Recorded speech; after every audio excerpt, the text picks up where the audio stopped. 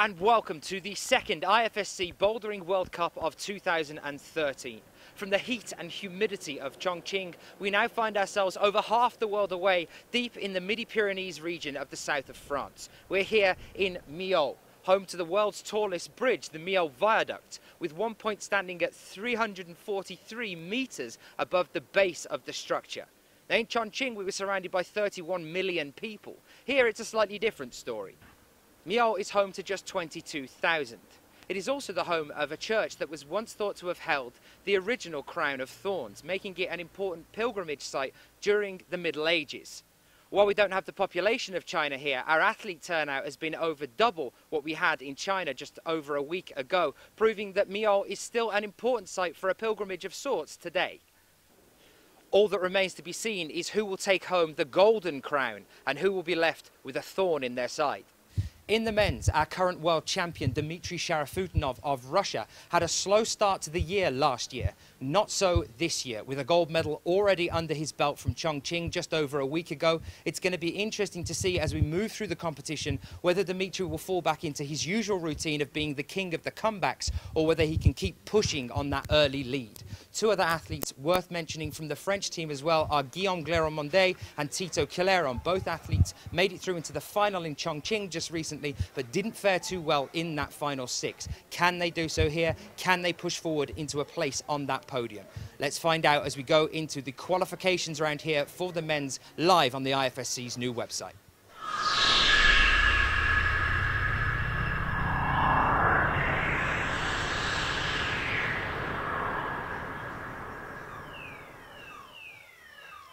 Well, welcome back, guys, for our first day here in Millau for the men's qualifications. Later than our usual, starting on the afternoon with the men's today as opposed to the mornings. We've had the women's already. Hopefully you came and joined us for that. If you didn't, and if you are just joining us, welcome to Millau. I'm Daniel Finn and I'll be with you all the way through this afternoon. About 5 hours worth of climbing to get through today in the qualifications for the men's.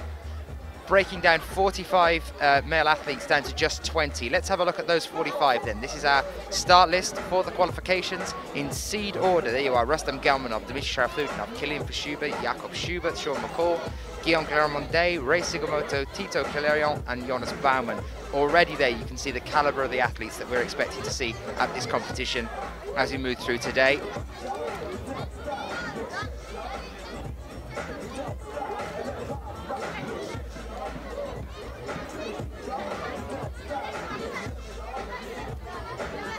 Also, again, Sakuru Hori, we saw recently in Chongqing, do exceptionally well. Jørgen Kruder, Jörg Verhoeven, Jan Hoyer, Lucas Enernosser, Thomas Taupor, Clement Betchen, Jeremy Bonda, and Edward Fihali. Ned de Baker in at the bottom there. Those are our first 18. A name that I know a lot of you are waiting for here on the third page, James Kissay of Australia. Also Stefan Julien, Nicky Delou, Ignacio Sanchez Gonzalez, Kim Yabi, Cedric Lechappe, the veterans of the sport, David Barons, Andrzej Mrzyzinski-Wiktor, and Benjamin Blazer on this page as well. 45 male athletes to get through, taking it down to just 20 for tomorrow's semi-finals, and then, as the usual, 6 for the finals tomorrow evening. Nakano Minoru there, Hossein Fai, Marco Yubes Angarita, Kevin Hemond, Nicolas Farsi, Ricardo Neves, Kevin Heiniger, Sebastian Valran and Franz Krakenberger, one of the younger athletes just making a move over onto the IFSC senior circuit. We saw some of those in the women's, and we've got some more for you today as well in the men's.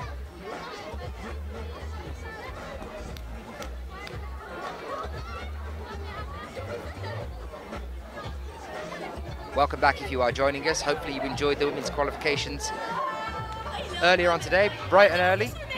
We started at 9 o'clock this morning. We finished up about 8 p.m. That's local time here in Millau. Some of the female athletes are still in the auditorium, waiting to see how the men compete. Karolis Rutakauskas then of Lithuania, followed by 2 British athletes, James Garden and Jonathan Partridge. Maiti Sandeep from India as well, Indian athlete here. We saw one of them in the paraclimbing at the World Championships just recently, but nice to get some Indian climbers here. Atsushi Sumuzu there, Sylvian Roche, Clement Lechaptois, Anton Johansson and Juozas Bobina, another Lithuanian athletes. Had 4, I believe, altogether turn up. And then back to page 1 as well there. So 45 male athletes. Do let us know if you are joining us. We can be found floating around the Twitter space by using the hashtag IFSCWC. Any questions you might have, do send them in to us. Any opinions, and I'll be chatting to guys on there as we move through today's male qualifications. I'll talk you through the boulder problems in a few moments' time as well. I had a brief chat a few moments ago with Manu, who's our chief route setter here, and I'll be talking you through the problems as they start to fill up as we move along the wall. Should be a very quick start to today. Starting with the highest seeded athletes. Tends to mean that we get quite a few flashes at the start. And in just a few moments' time, we'll be joined by our first male athlete, and that will be Rustam Gelmanov.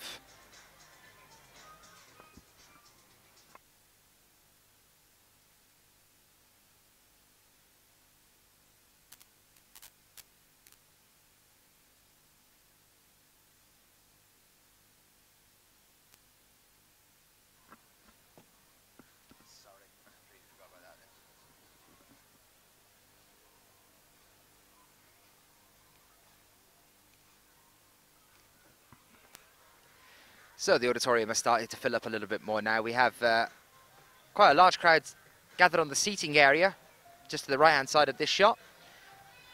Just to say hello to a few people just joining us. Will McClune joining us on the Twitter there, just asking about the boulder grades. I will, of course, go through them in a few moments' time. And also to Marcus Bengtsson, watching whilst being productive. And here is our first climber, Rustam Gelmanov, now coming out onto men's problem 1. And we kickstart things here with a 7B in terms of difficulty. I will keep reminding you as we go through the competition exactly what the grades are. Rustam Gelmanov, then the 25-year-old athlete, actually born in Kazakhstan. Now lives in Moscow, member of the Russian team, world ranked number 1. Finished up the World Cup circuit at the end of last year in first place, took the gold for the year. Was in the final in Chongqing just over a week ago. Had a bit of a tricky one on men's problem 2 or 3. And his amount of attempts actually dropped him down from being one of the early leaders of the competition to being in 4th place by the end of that competition. But not unusual to see Rustam in a final. 3rd place at the World Championships in Paris just recently. Took the bronze there. And gold medals looking at last year at Vienna and Log Dragomer as well. Very quick to start, very quick to finish here.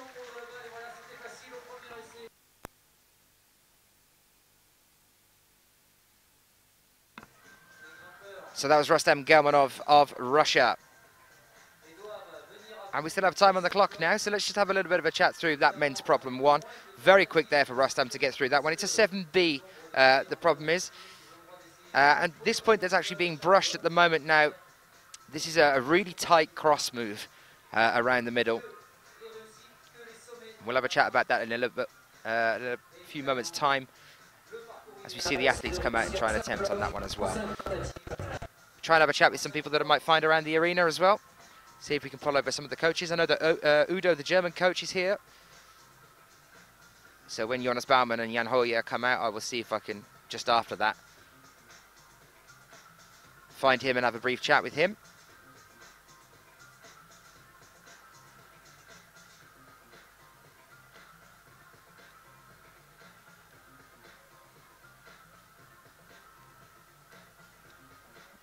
Do say hello to us if you are joining us from wherever you are in the world. Let us know where you're tuning in from. A lot of support coming in from Australia for James Casey. Great to see him back here on the circuit. I've been told that he'll be doing the next 4 events in total, including this one. So we're seeing him at Kitzbühel, Innsbruck as well. And you can see the results in the background there. Rustam Gelmanov already one top in 1 attempt to flash straight away for our current world rank number 1. There is Udo, the German coach, with his token camera. You can see him in the crowd there.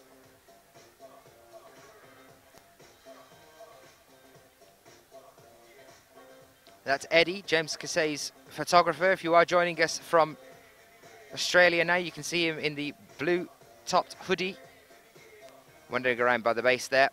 He's following around.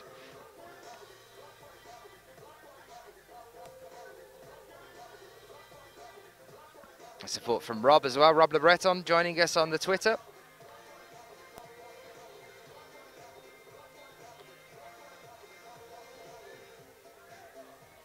Welcome to Millau. We're here nestled in the valley just beside the world's tallest bridge. Millau is also the capital for paragliding in France. Now some of the lead climbers are keen paragliders. Manu Romain is another one of them, French athlete. Kicking things off with the lead season very shortly this year. Cast Tan Kick saying already on the Twitter, that's one flash for Rustam.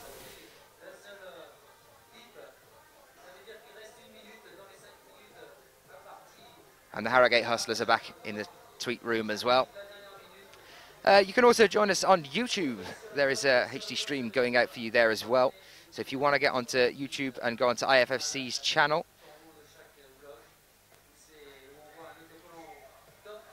you can watch us on there as well. Of course, if you are getting onto YouTube, do come over and join us on the Twitter. In a few moments' time, we're about to welcome our next athlete to the stage, and that will be Dmitry Sharafutinov. Took a gold medal just recently. You can see him there lurking just behind the wall. He now comes out for us. Dmitry Sharafutinov, gold medalist from Chongqing just recently, our current world champion. He also won gold at Munich as well. So looking at this, the last 3 bouldering opportunities on the IFSC, Dmitry has taken gold at all 3 of them. He finished up the year in Munich with a gold last year.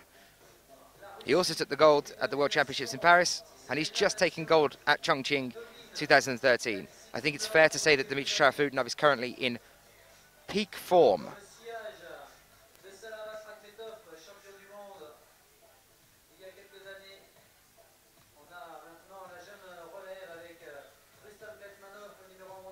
There are quite a few crimp problems later on as well. The Russians are renowned for liking their crimps.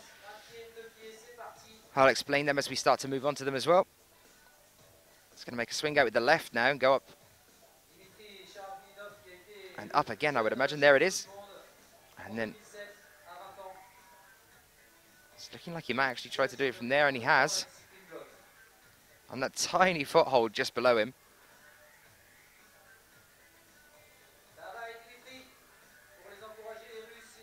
Slowing out where he's standing. There's the bonus hold now, just above him with the red tape marked on it.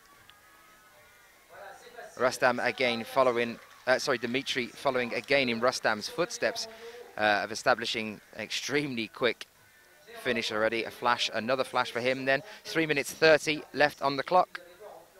Dmitry Sharafutinov, time to go and put his feet up for a bit.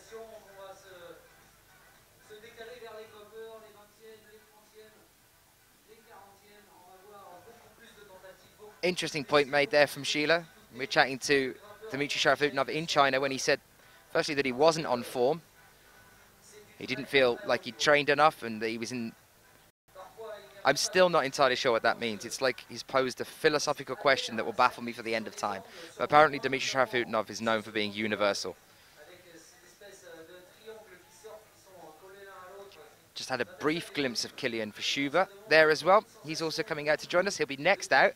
And Rustam will move on to problem 2, and we'll have a bit of a talk about what problem 2 is as well. It's always relatively slow to start here at the comps.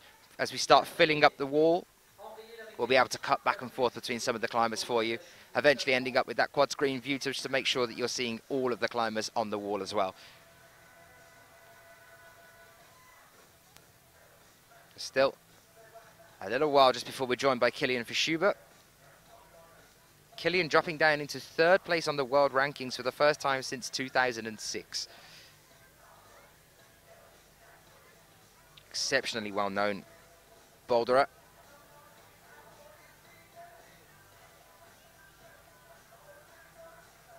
And there are the other problems. Just a brief glimpse of the other walls. There's problem 2. We'll be seeing Rustam Galmanov on that in just a few seconds' time. 5 problems for the qualifications, just like the women's. 5 minutes to complete it in. And then we'll have our 20 athletes that make it through into the semi-finals.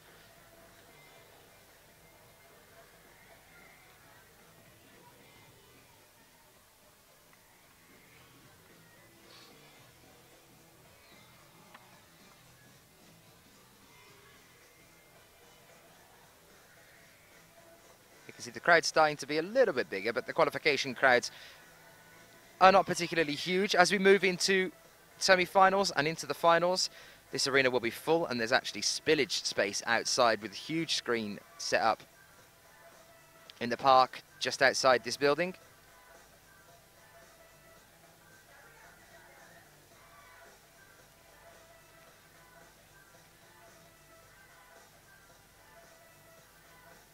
A brief glimpse then of one of our female athletes that we saw earlier, one of the French female athletes.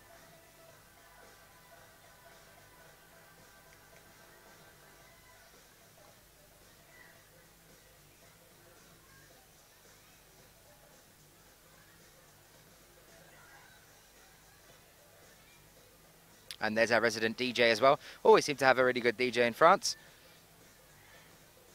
15 seconds then, and we welcome back Rustam Galmanov and Kilian Fischuber in a few moments' time. Some huge names here. Got Tito Calerion as well, and Guillaume Gleramonde coming out for us. Both athletes making the final in Chongqing. Let's see how they do here in front of a home crowd. We are back now on the wall with Kilian Fischuber and Rustam Galmanov. Well, here is Kilian, currently world ranked 3rd. At the end of 2012, he was 2nd, and at the end of 2011, he was 1st. Took the silver medal at the World Championships in Paris last year. 2 golds last year, one at Vale and one at Innsbruck on the bouldering circuit there. But his reputation as a bouldering champion is almost unsurpassed. We're starting to see Rustam Galmanov push for that one now, and also Dmitry Sharafutinov.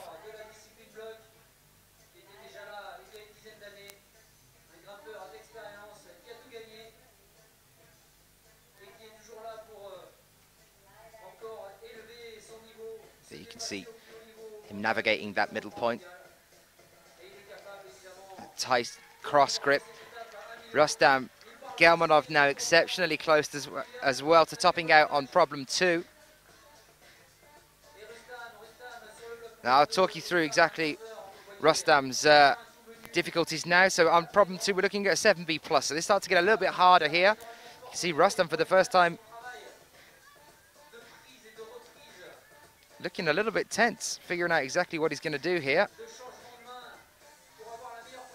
Well, there you can see a look at where he's got to get to. He's got to get up to his right-hand side now. There's a small purple hold, which is the top. He swung for it hand on, but unfortunately no top there for Rustam Galmanov. So there's an attempt used there as well for him. Got the bonus, obviously. He was higher than the bonus there. Moving for the penultimate hold.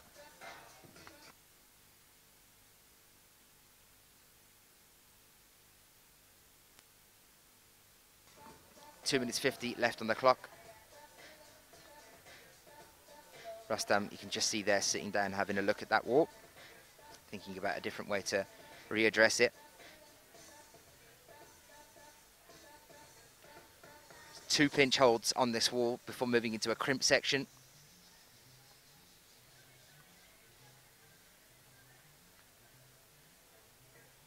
And it's about making that top as static as you possibly can. It's the final hold, as we saw when Rustam just popped up for it a moment ago.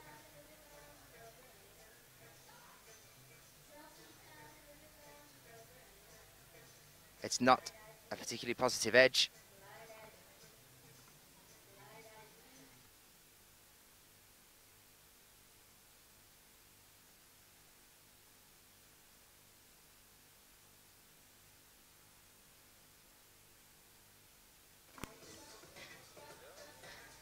So here is problem 2. This is what we're looking at here.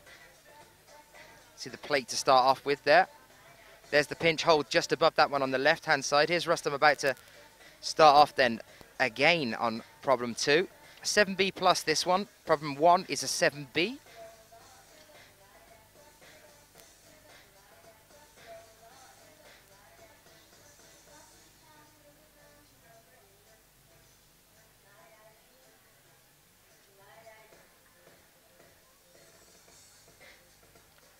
So we start then with Rustam, a little bit of a dyno up to that pinch on the right-hand side, into a bit of a crimp section here. Some leverage up, foot up onto the pinch there as well. If he uses the right, he should be able to now lever himself up. He's going to need to start traversing a little bit right here. There's one hand. And again, down.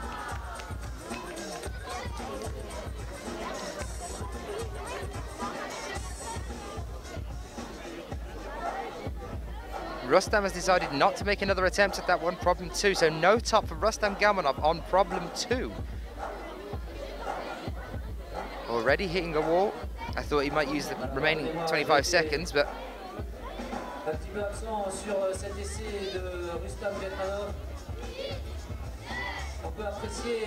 I hear some of the crowd as well. You can see that the seats are starting to fill up. You can see they're just walking around in the background as well. One of our French athletes we were talking about a little bit earlier with the French coast, Sami. And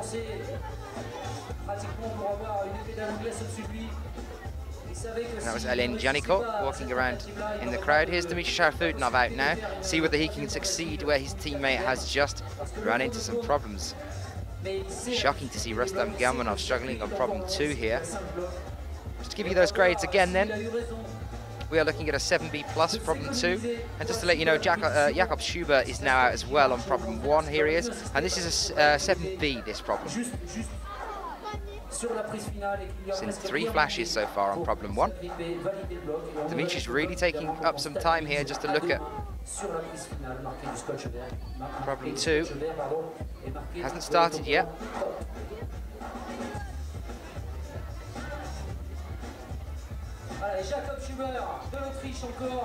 Jakob Schubert starting here.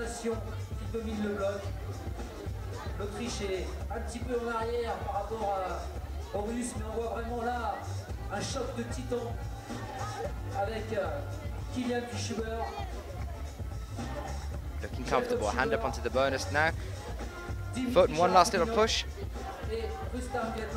And there is another flash for Jakob Schubert of Austria. Well, his first flash, but another flash on problem 1. Dimitri now up to this point on the wall. Let's see whether he decides to stay right here or whether he's going to lean out to the left and use that other pinch hold as a foothold, like we saw Rustam doing a few moments ago. He has been out to the left. He's going to need to figure out how he can transfer his weight over onto the right foot, because this final hold, you can see there in the top right-hand corner of your screen, not a very positive edge at all. He's going to need both hands on it. And Dimitri down as well.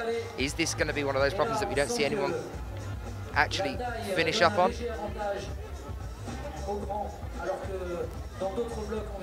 Incredible to see our world champion and our world rank number 1 both struggling this problem so early in the competition. Il faut plus de souplesse, plus de force, parce qu'on a forcément le centre de gravité qui est plus en arrière. If you are just joining us, we've just started, just getting things underway with the men's qualifications round here in Millau, in the south of France. On est plus en difficulté pour lutter contre la pesanteur quand on est grand et quand il y a des mouvements en 2 regroupés. Hopefully you caught the women's qualifications earlier today as well. The results of who has made it through into the semi-finals are now up, available on the website for you as well.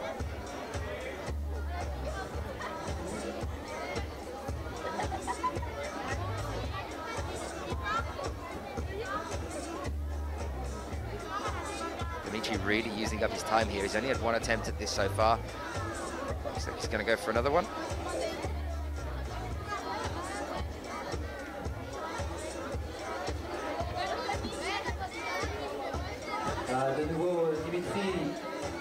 ce milieu du bloc qui maîtrise totalement l'entrée du bloc sans problème, alors qu'on le voit, il y a besoin d'une grande précision sur des mouvements aléatoires.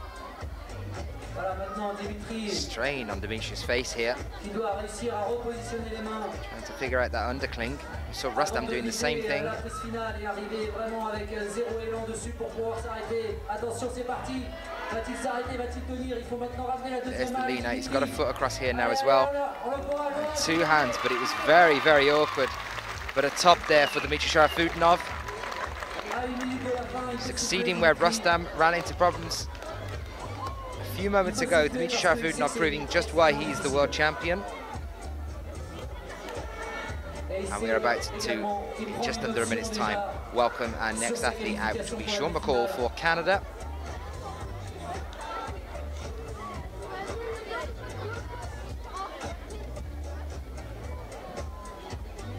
So the volunteers just making sure that the wall is clean. It'll be interesting to see what happens with problem 2 as we move on.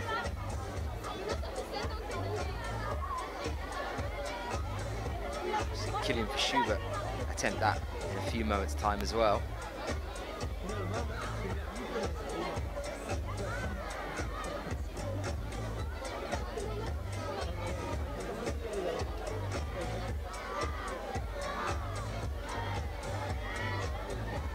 So Rustam back out then, moving on to problem 3 now. We welcome Killian Fischuber onto problem 2. One that's caused issues so far, and Sean McCall onto problem 1 for Canada. Comment then on the Twitter from Ola Love saying Dmitry Sharafutinov always finds his way to top. Wow. It was an impressive finish considering how awkward the positioning looked at the end there. Here's Sean McCall starting off. Canadian athlete, coaches the Canada youth team as well. He's living in Europe at the moment. Et Sean McCall déjà en action. Sean McCall, dont j'ai parlé tout à l'heure. And no flash from Sean McCall. He seems to be back on the ground again. So we broke our run of flashes on that one. Killian Fischuber right. A very, very quick flash there for Killian. No problem at all for him on problem 2. Transferred his weight, used a left foot instead of a right. And smeared with the other foot to secure his position. Keeping quite a bit of weight still on the final top hold as well. Fantastic effort there from Killian Fischuber. Rustam Galmanov here now. Very close to topping out on problem 3. Problem 3 we're looking at here is a 7B+.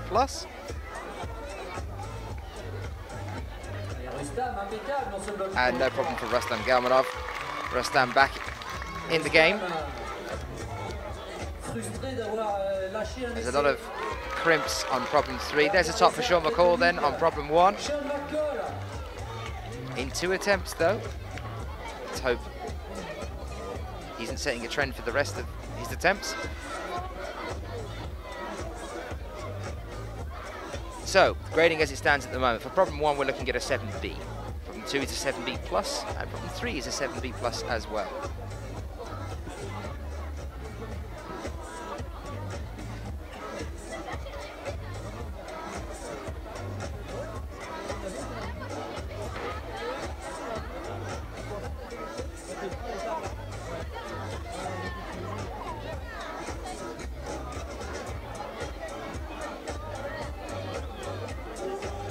Quite a crimpy start you can see there for problem 3 down at the bottom.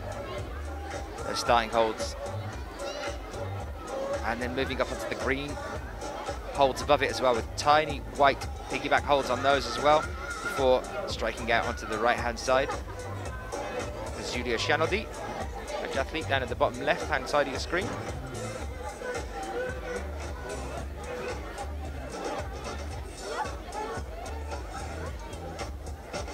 There's Melanie Sandoz as well in the top left-hand corner of your screen. She's our world champion at present, out with a finger injury at the moment.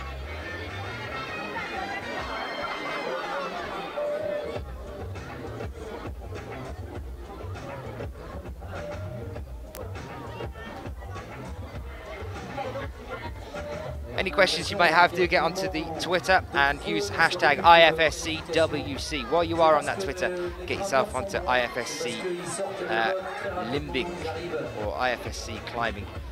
It's at IFS climbing. And that's the IFSC's official Twitter. Get on there and click on a like. I'm told we've just broke 17,000 follows on that one. Sven Gakowski saying we need the stream on YouTube for Germany. Absolutely.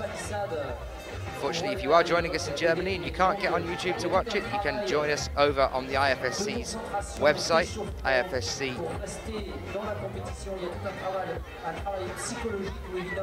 Streaming everything out onto their own website there, brand new and improved website.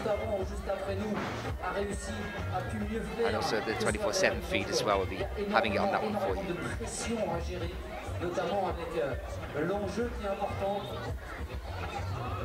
Et donc, la psychologie est très importante. Il faut vraiment rester concentré dans sa compétition.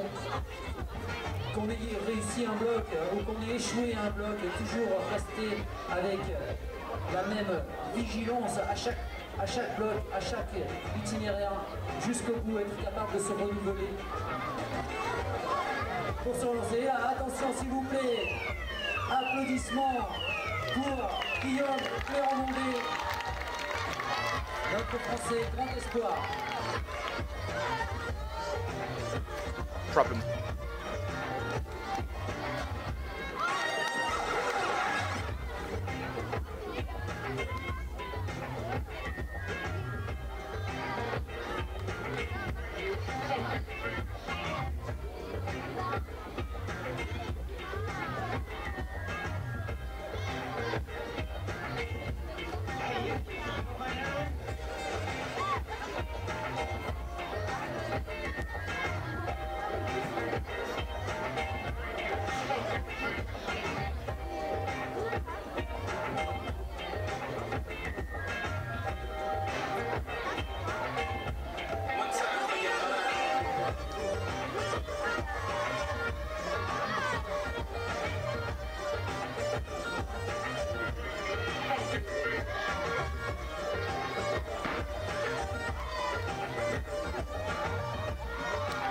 Schubert. Looks like he might have just got himself a flapper on problem 2. Shouts of support from the crowd. Dmitry Sharafudinov then just missed a crimp above on the left-hand side, reaching up with the left. Choosing to bypass it instead. There is a top there though from Guillaume Cléron-Mondé, 26-year-old athlete, world ranked number 6th at the end of 2012, currently 6th in 2013, but was 3rd in 2011. Let's hope he can get back up to that as well this year. His last gold medal was at Barcelona in Spain in 2011.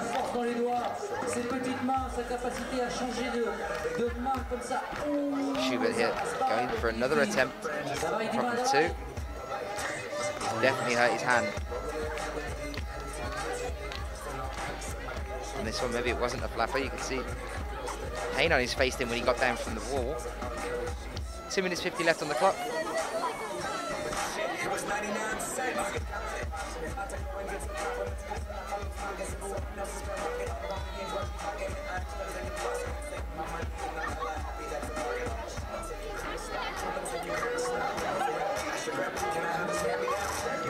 Dmitry Sharafudinov, just having a look at his results from last year.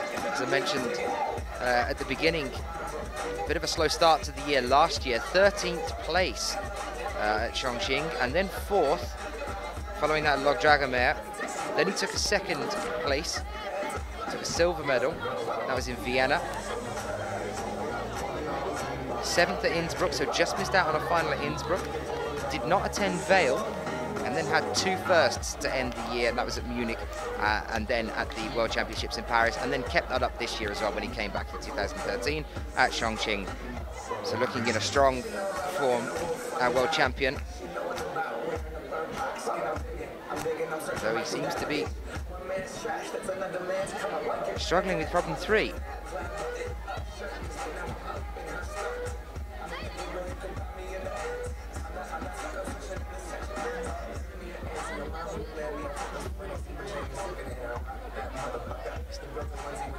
Bypassing that white hold now, going straight out, striking out with the right for the bonus before taking the white with the left. Right with the, you can see it's angled that way. And now, there we are, there's top four, Dimitri. Quite sure what exactly happened there before that point. Jakob Schubert here, though, still struggling with problem 2. 1 minute alarm has just gone. On voit Jakob Schubert qui est en difficulté, qui est déjà mis en échec sur ce bloc numéro 2, un petit peu comme chez les filles ce matin, le bloc numéro 2 qui était terrible.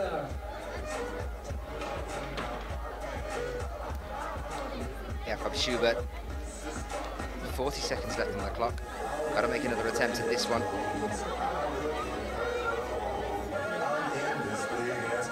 Good start on this one. Jakob, the only athlete still left out on the wall in front of a silent crowd at present.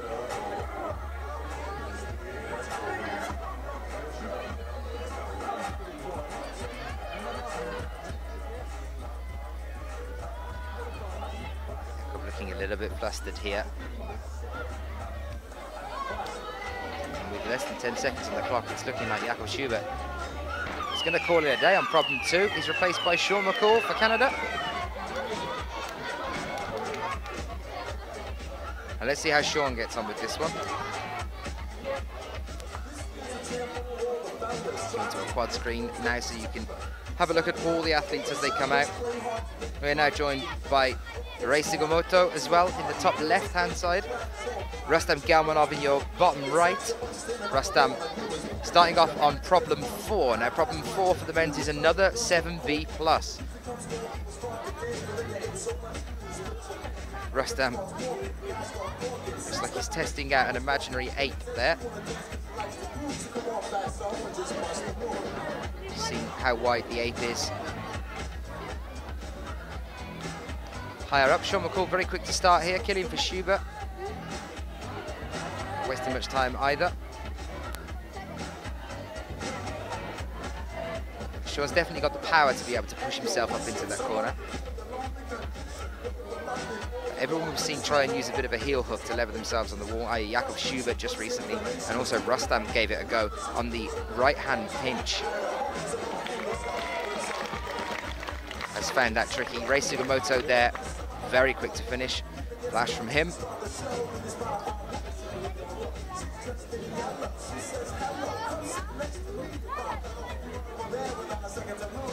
Rei's an interesting one. He has been making finals for quite some time. 4th at Vale in 2011, then 4th in Vienna in 2012, 6th at Vale 2012, 5th at Munich, and then 6th at the World Championships in Paris as well. So we're used to seeing Rei Sugimoto in finals.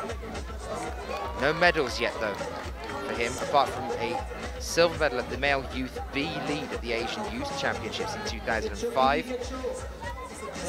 Rustam Galmanov working on problem 4 here with the toe hook.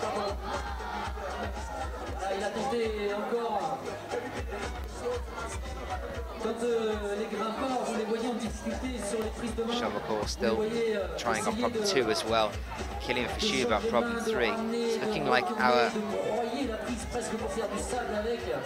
top of the pile, our most experienced and world-ranked highest athletes are really struggling with the bouldering problems here.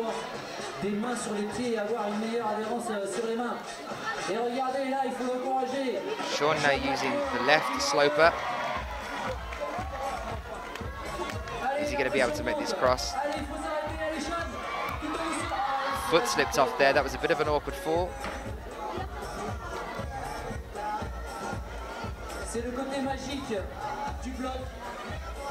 Rustam's still on the ground again. There's the dyno to start off on problem 4. Match on the bonus now, so he's going to bring that left hand across onto the bonus. Foot across onto the plate. Now, if he was able to swing his foot up first onto the plate, I think that's definitely the tactic of being able to secure the pinch hold just above it with your hands. Killian Verschuber.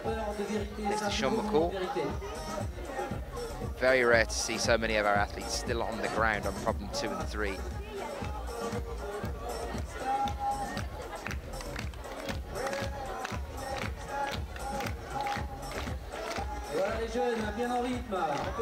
One minute 10 seconds left on the clock. These guys are going to have to do something here. Any estimations you might have as to who is going to be in our final 6, do send them into the Twitter. Interested to see, now that we've had such a mixed start to this men's qualifications, what you think is going to happen from here on in.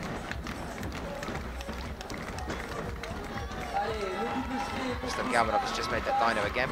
He was with Sean McCall and Killian Verschuber as they make another attempt. Probably be their last attempt on this. Killian just not quite able to hold that reach out for the bonus hold. Sean McCall tries to pop up for it with a bit of speed there, but it's looking like they're both calling it a day here. Killian Verschuber and Sean McCall stopping with 20 seconds still left on the clock, and so is Rustam Galmanov. No top there for Sean McCall on 2, for Killian Verschuber on 3, or for Rustam Galmanov on 4.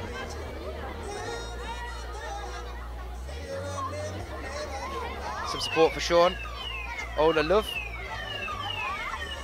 Holly B says serious pinch power for that dyno. I'm imagining that's problem 4 with Rustam's dyno onto those pinches. Dimitri's about to now have a go at starting. Another French athlete out now then for you. That is Tito Clairon in the top left-hand side of your screen. Guillaume Clairon-Mondet on the top right, next to Jakob Schubert there, but you can see him also, Jakob, in the bottom left, next to Guillaume, and then Dimitri Sharafutdinov on problem 4, just about to make a start, moving towards the starting holds here. It didn't seem like the problem for Rustam was the pinch.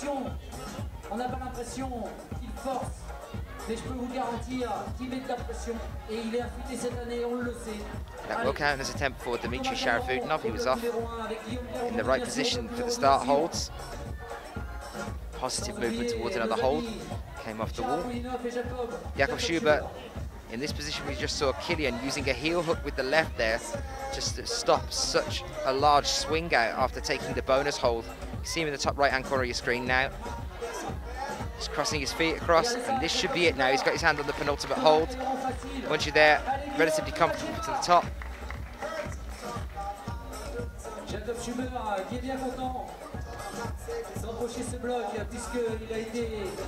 So a top there for Jakob Schubert. After the difficulties he had at 2. Dimitri Sharafutdinov still on the ground though here. Mais surtout, imaginez-vous à leur place, on gère son énergie.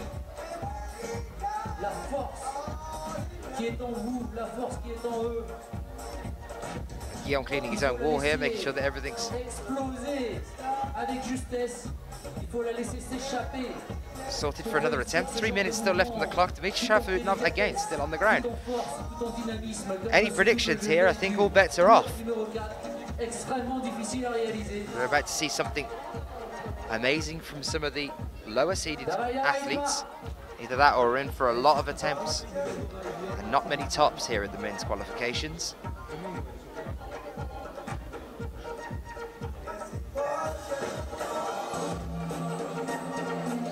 Allez, cette fois-ci, ne le lâchez pas, soutenez-le jusqu'au bout.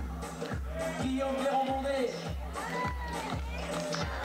Allez la France, allez Guillaume, allez Guillaume. Et ça passe pour Dimitri. Crowd really getting behind Guillaume here. He's made it to the bonus on this one. Not quite comfortable enough to carry on pushing up there. Dimitri, though, now has made the pinch here. The dyno up to that one.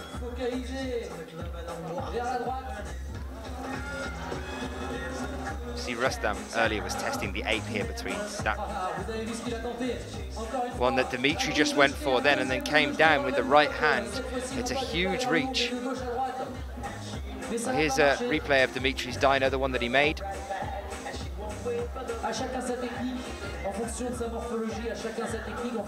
Big jump, a lot of power in the fingers there to hold a pinch like that. As was pointed out a few moments ago by Holly B. Dimitri is still on the ground, fairly to top. That is a huge reach from that pinch hold in the left hand over onto the next one. Et ensuite, instinctivement, de laisser faire son corps, de se laisser grimper 10 left on the clock. avec la plus grande Still on the ground here. C'est ça toute la difficulté en évacuant évidemment le doute parce que son premier adversaire dans tout sport de haut niveau, c'est d'abord Dimitri's made the pinch again here. On n'est pas assez Trying a different method of crossing. Absolutely incredible way of holding that then a few moments ago. Ça y est, il sait qu'il masterise, il sait qu'il marque des points, parce que là il sait qu'il a réussi quelque chose de très très difficile.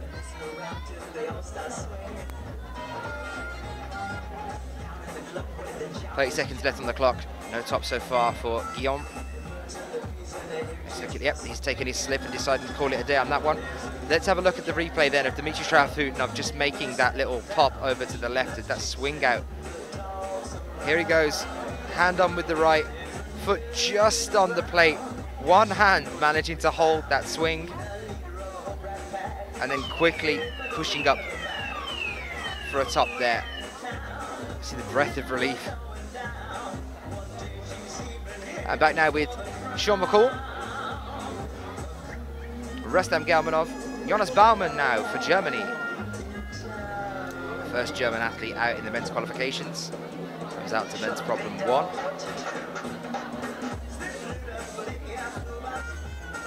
Rei Sugimoto started very strong on problem 1.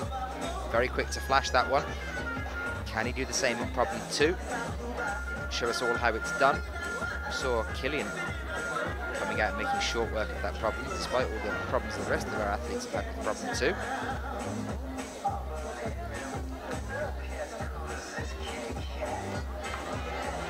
Jonas Baumann, 26 years old from Dortmund, world ranked 9th.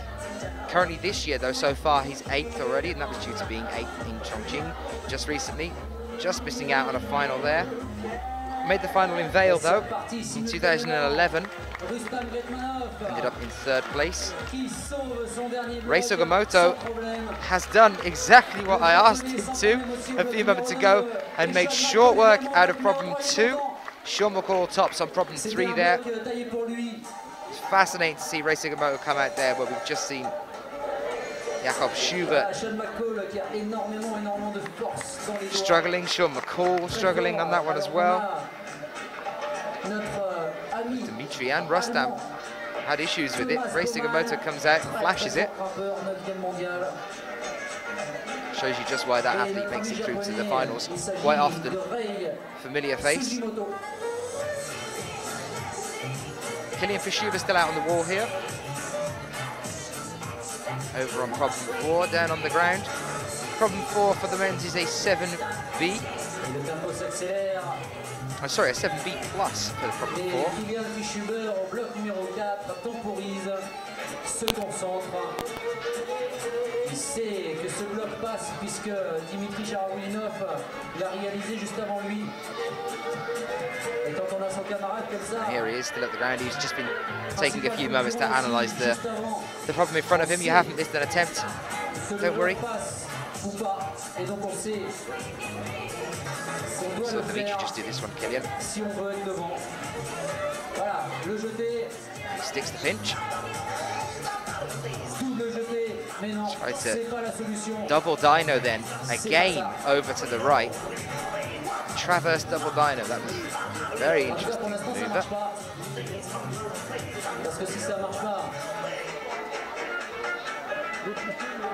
Pour Kylian, ça marchera peut-être pour un autre. On a vu ce que nous a fait I believe that plate that you can see on the right-hand side there, that's definitely for your foot. We saw Dimitri Sharafutdinov land that with his foot a few moments ago, but I think that has to come almost at the exact same time, if not before, your hand lands on the orange hole that you can see above there as they move to the right-hand side after the double dyno, the original double dyno. 1 minute 40 left on the clock. Emil Grasil now joining us on the Twitter saying good luck to the German boulder team and congrats to the German women for the semis. 1 minute 25 now. Kilian using a toe hook there to keep himself on the wall. Got to get that foot across onto the plate. Interesting, he didn't seem to want to bring a foot up onto that one at all then. I can't believe that he's missed it.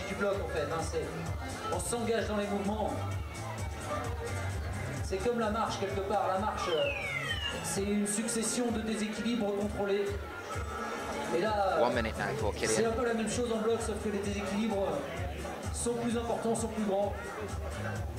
Et qu'il ne suffit pas de se laisser, de se pencher en avant et de rattraper le déséquilibre du pencher en avant pour avancer, pour marcher. Et là, le déséquilibre, on doit le créer, on doit le provoquer par... So Kilian makes the dyno again. Let's see whether he changes a tactic here. Still using the toe hook to keep himself in. He went for the plate this time, which is a little bit too quick. If you're going to go again, Kilian, you've got to do it now. 30 seconds left on the clock. Once that dyno has been made, if you can get a foot on that one. It's a relatively quick boulder to finish.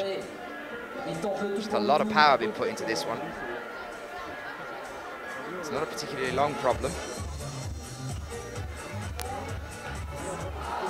Just a bit too far with a swing out there, and I think Kilian's going to call it a day on that one. 8 seconds left on the clock, and Kilian decides to stop there. Dimitri now comes out, and he'll be starting off our second athlete to start on problem 5.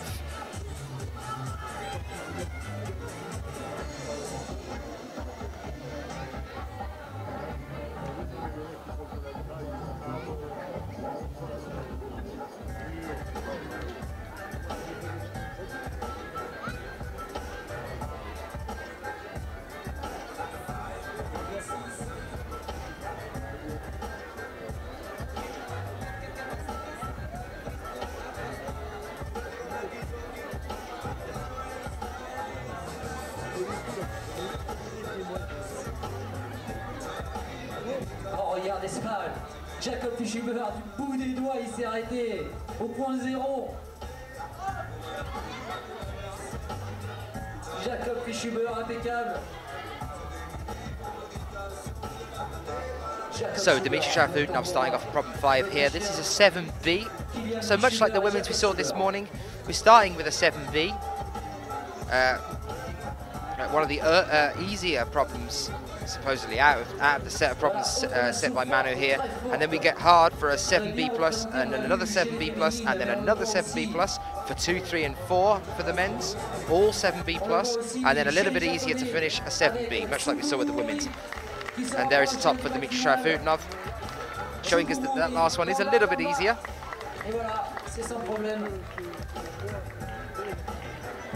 Hori Sakuru top there for him on problem 1. 2 French athletes side by side here now on your top right hand screen. Guillaume Clermont-Mondé.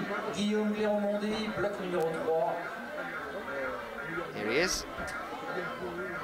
Struggling to make that pop there. Up to the bonus hold on problem 3. Jakob Schubert still on the ground as well. He's about to make another attempt over on problem 4 now.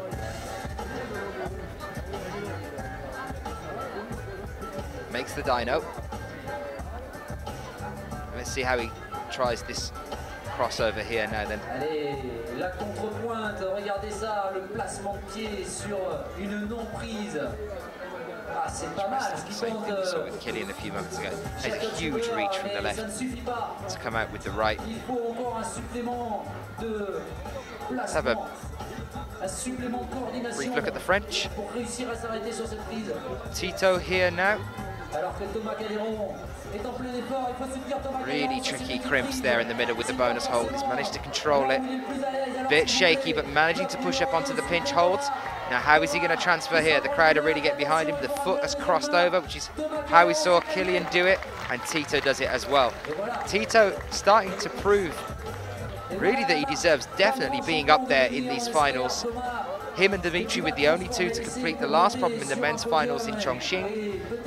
And again here, one of the hardest problems we've seen here, problem 2, Tito just managing to find a way to do it. The other thing about Chongqing is that Tito managed the final problem in more or less a static manner, which is supposed to be a much more dynamic move towards the end of Chongqing. Tito, although he might look shaky sometimes, got an incredible amount of strength, just able to keep holding on even when he looks like he's just about to come down. Allez, Guillaume, qui est pas mal non plus dans le tempo. Allez, Guillaume. Allez, Guillaume, allez.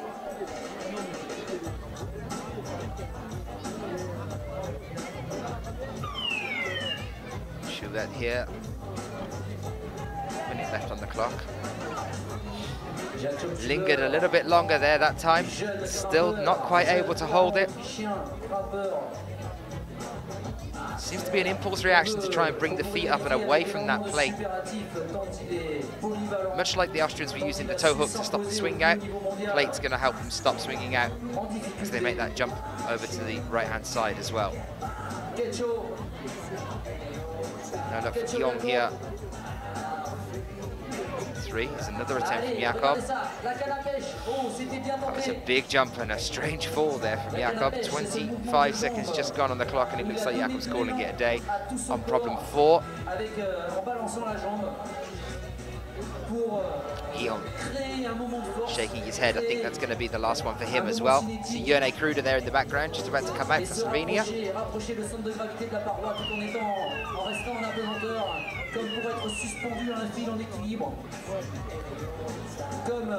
Kilian Fischuber now on his final climb of the qualifications, out on your bottom right screen here. Problem 5, the 7B. On the other 7B, at the other end of the hall, Jone Kruder for Slovenia. Out on problem 1. Just coming out to start his climbs here today. 22 years old, Jone. He was first at the Male Youth A Speed European Youth Cup in Velika Tarnovo in Bulgaria in 2006. So a bit of a history as a speed climber there as well. Was 10th in Chongqing just recently. 9th at Munich at the end of last year.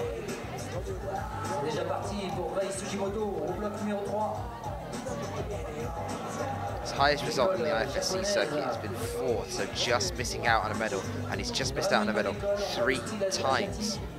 Jone Kruder, once at Wien in 2010, once at Innsbruck in 2010, and then at Vienna in 2011. Ending up 4th, not quite making it onto that podium. I managed to chat to him in Chongqing just briefly, and he was saying that he feels like this year is his year. He's just got to get his head in the right frame of mind. There's no problem with strength there for him. He thinks it's more of a problem of reading a beta. Jonas Baumann, though. Fantastic finish on problem 2. We saw Rei Sugimoto do exactly the same thing a few moments ago. Maybe problem 2 isn't going to be such an issue as we move through this one. Maybe we could see some of the high-ranked climbers hitting a wall here. Greg Karolak saying all the eyes in Poland are on Andrzej Mrczynski-Victor today. He'll be out in a few moments' time. It's nice to see some support here from Poland. Do let us know where you're joining us from. You can get onto Twitter and use the hashtag IFSCWC. Anything you write on there, I'll be able to see it and we can have a chat. Kilian Fischuber still on the ground on the 7B here. Problem 5. Schwammerkor as well. Problem 4.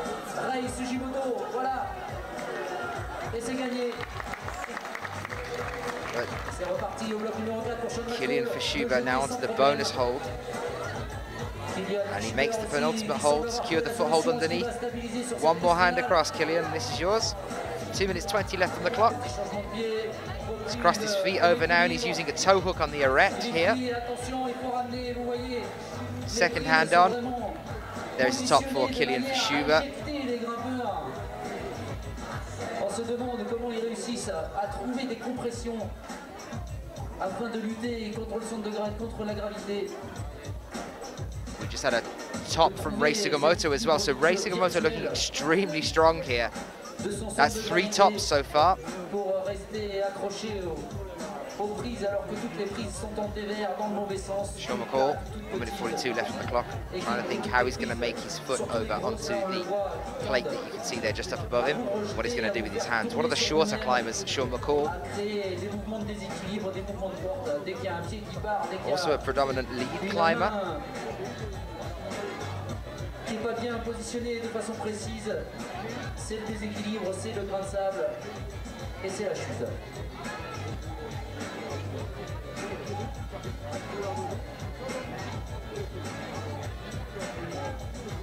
Voilà, on peut saluer évidemment le club Couleur Caillou qui fait beaucoup pour l'escalade. Sean McCall makes the double dyno there then. Midi-Pyrénées et notamment en Aveyron, puisque c'est le club d'escalade de Millau qui organise. Voilà. Swinging out to the right hand side, but just a bit too much on that swing. De faire encore un essai. On va voir qu'est-ce qu'il choisit.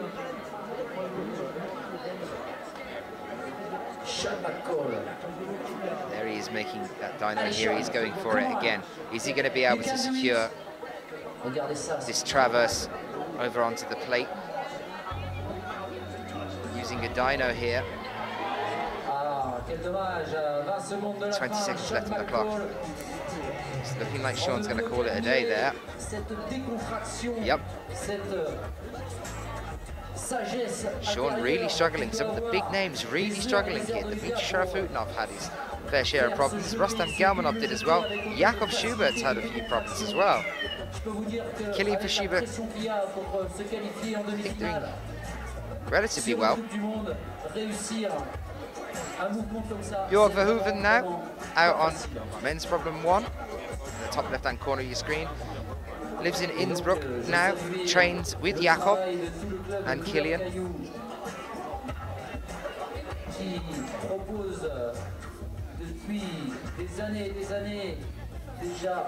27 years old.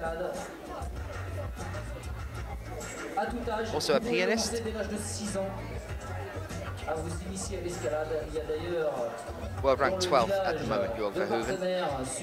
His last gold medal was at Arco in 2012 in a lead, sorry, was in Imst in 2012 in a lead event.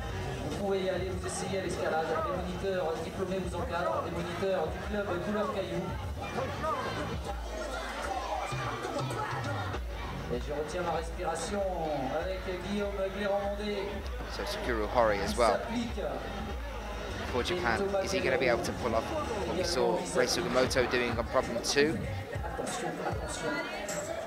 Will he be another athlete to top out here on problem 2? Jakob Schubert making relatively short work here, using a toe hook like we saw from Kilian. Very similar positioning there, but there's a top for Jakob Schubert on problem 5. Guillaume cleaning the wall here. Sakura taking some time to look at problem 2 before making another attempt.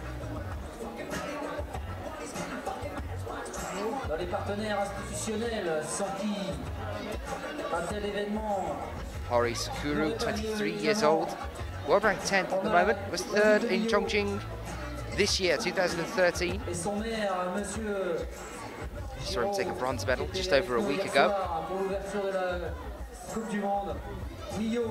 So did better than Rei did. But Rei has definitely come out as a force to be reckoned with today.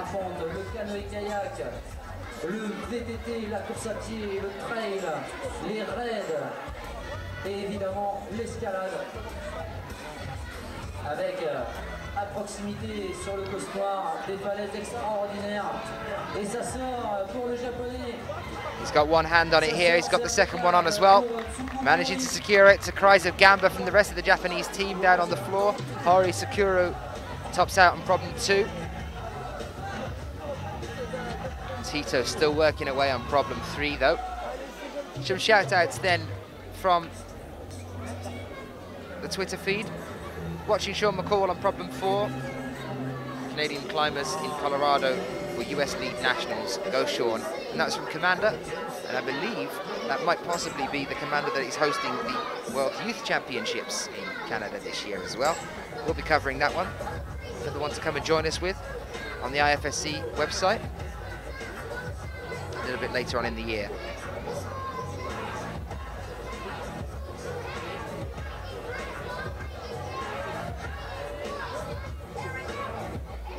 Guillaume makes the dyno here. Interesting tactic there. How is he going to make it over onto this plate? The slope is just an awkward enough angle to mean that 2 hands on that are going to bring you down off the wall.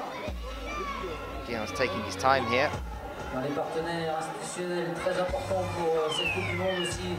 Nous avons bien sûr le Conseil Général, dont nous pouvons saluer la présence du vice-président du Conseil Général Aveyron, Christophe Laborie, qui était avec nous hier soir et qui sera là sans doute ce soir et pour les podiums demain soir. Tito again here, 40 seconds roughly left on the clock.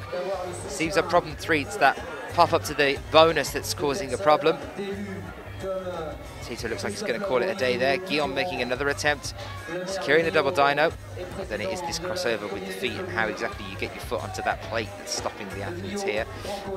That wasn't too bad. Interesting fall. We like watching Guillaume's falls. We saw one in Chongqing that was quite interesting. Here it is again.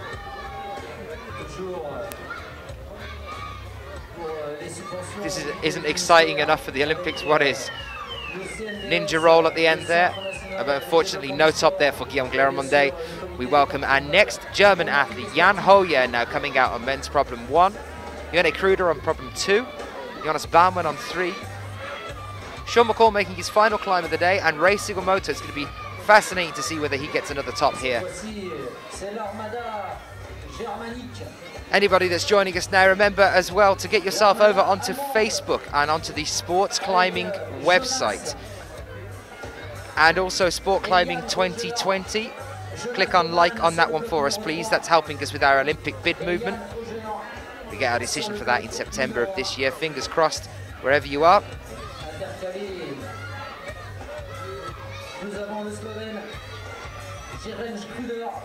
And that is the same Commander that's joining us on the chat, on the Twitter.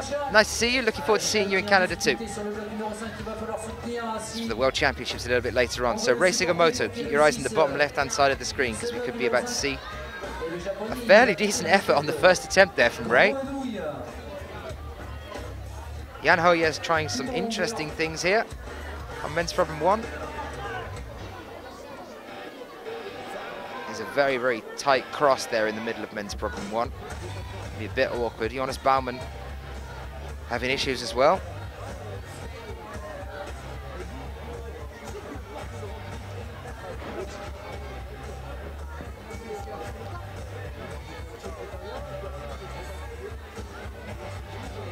Voilà, le japonais Oritsukuru qui brosse lui-même ses prises. Et Sean qui se rapproche. Attention, Sean qui s'applique. Le ramener, Sean qui est un extrêmement souple. Trying the more usual approach here. Now he's made it to the bonus hold. There's a foot onto it. And there's the top for Jan Hoyer for Germany as well. Ray Sugimoto still on the ground here. Just under 3 minutes left. A top for Sean McCall. After a tricky run from him.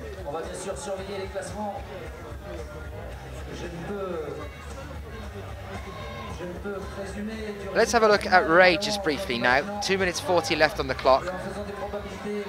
He made a fairly decent effort on his first try on this one. At this crossover here, you can see he's tried 2 hands on the bonus hold. We've seen a few athletes try that and come off. It's really strange, that move across onto the right. It's kind of dynamic as well as being technical. Having to land that foot on there and then catch that reach at the same time. It's Here's Yone Kruder then, sorry, on men's problem 2. Pinches going into the crimps, and that awkward finish by crossing your feet over. Jonas Baumann here for Germany.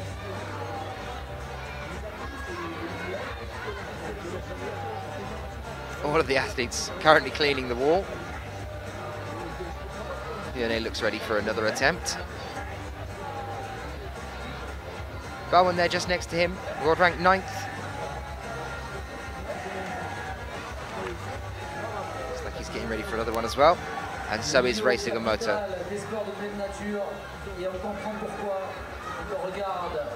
Kruder taking some time to go through some beatering before he makes another attempt. Rei Sugimoto already making that 3rd, I believe, attempt now on this one.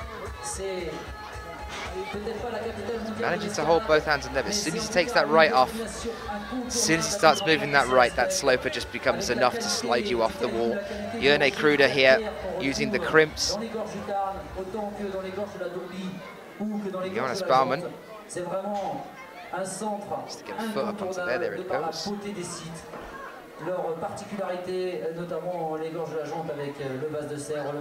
Try possibly putting the left foot on the higher starting hold there before trying for the bonus hold above it. It might give him just enough height to try and do it a little bit more static than he's doing it at present. The angle of the incline, that pop out for the bonus hold, bringing the athletes down from the wall.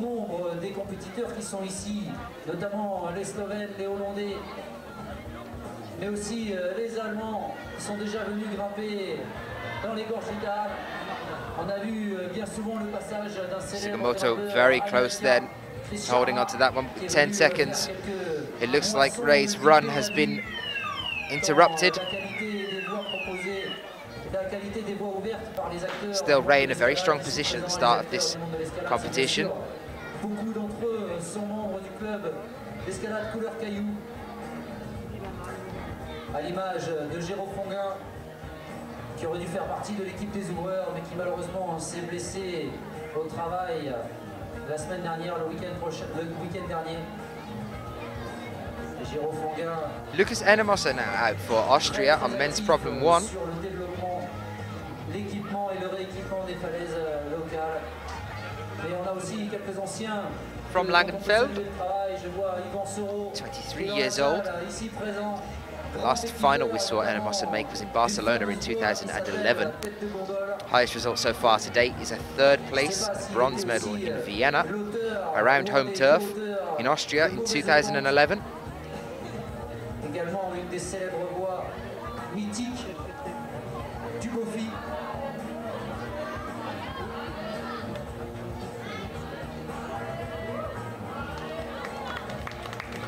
Et Jörg Verhoeven, le plus grand grimpeur du circuit en bloc. Jörg Verhoeven de Hollande, les Pays-Bas. Comme.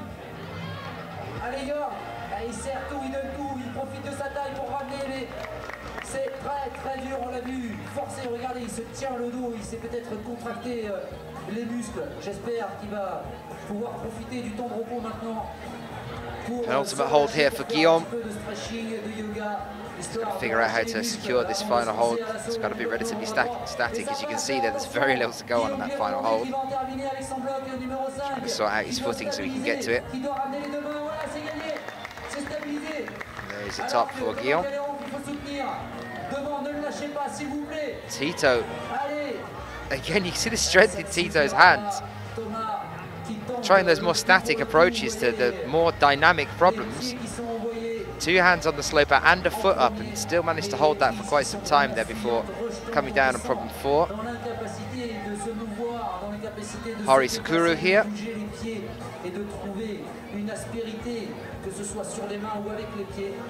On a vu toutes sortes de tentatives de grenouilles allongées, de canne à pêche, de jeter de main, de double jeté, de lancer de pied, mais pour l'instant, il n'y en a qu'un seul qui a trouvé la solution dans le bloc numéro 4.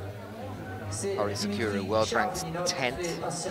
In 2012, he was world ranked 12th. He's currently 3rd after Chongqing. Taking the bronze there. And he's been as high as 4th before as well in 2011. He's an athlete with a history with the IFSC. Came first, took the gold medal at Canmore in Canada in 2011.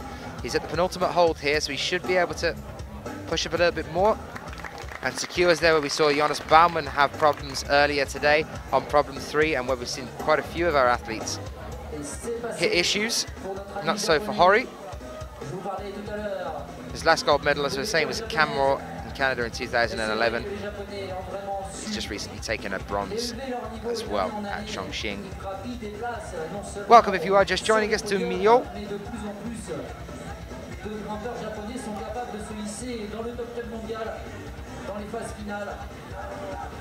Tito with 1 minute 15 left on the clock. Still trying to sort out what he's going to do here.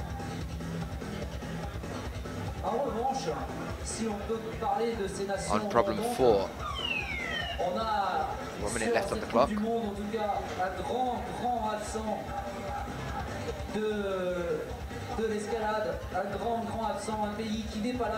Makes the dyno. He's going to try 2 hands again, it looks like he is. Both feet were off the wall then, and he still managed to hold that for a little bit longer. Let's hope in the last 40 seconds we can get a really good effort now from Tito. Any support if you are joining us from France? I want to send that support Tito's way. Let us know on the IFSC feed. Now that, I believe, is the more intended way to do it, though that 8 is absolutely huge. 20 seconds left on the clock, and it looks like Tito's calling it a day on that one. But when I spoke to Manu about it, our chief route setter here, as you can see, now on this replay, going straight up. Oh, actually, sorry, no, not that one.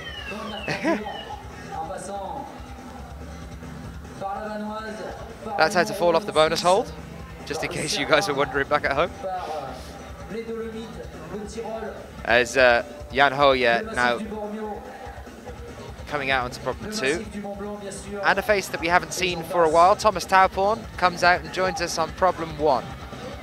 He took the bronze in Locjagemer in 2012. 22-year-old athlete. Thomas then competed on the lead circuit last year, making it through to the finals twice, once at Chamonix, where he ended up in 7th place, and once at Imst, where he ended up in 8th place in the lead finals. So we take 8 through to the finals in lead. Only 6 here though, so these athletes, all 45 of them, are competing for just 20 places in the semi-finals tomorrow. And that'll be taken down to just 6 in our finals as well. Rei Sugimoto's last climb, if he manages to top out here as well, he's going to be right up there in the top 5, I would imagine, with 4 tops out of 5. Just secure him a place in the semis. Bit of an awkward positioning there for Jan Hoye. Thomas Tauporn makes it to the bonus hold though. Just a change of feet away from the top, and there it is, Thomas Tauporn with the top there on problem 1. Rei Sugimoto, 1 hand move away from the top on problem 5 as well. Just sorting his feet out here.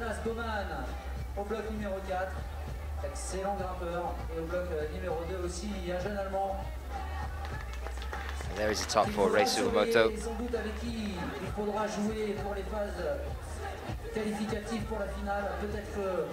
Yone Kruder here then on men's problem 3. So saying earlier, saying that his main problem seems to be reading beta.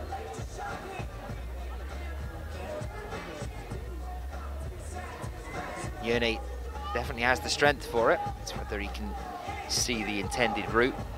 We've seen Yone campus on problems that weren't meant to be campused.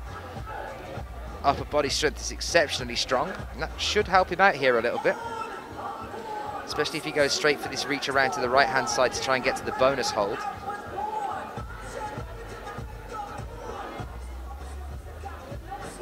Got his feet mixed up there on a little bit.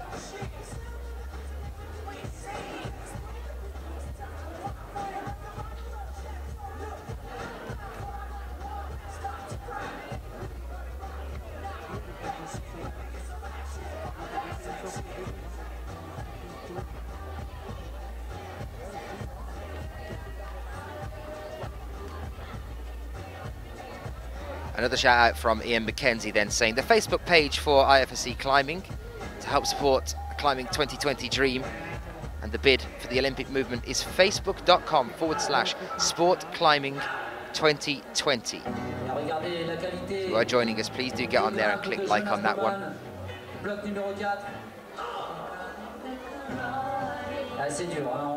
Two German athletes, Jonas Baumann and Jan Hoyer, still on the ground here, as well as Jone Kruder.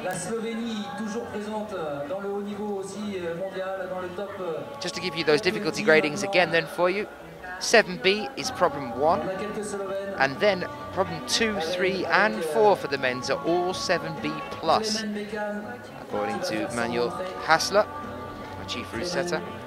And then problem 5 with the big slopers on the way up there is a 7B again.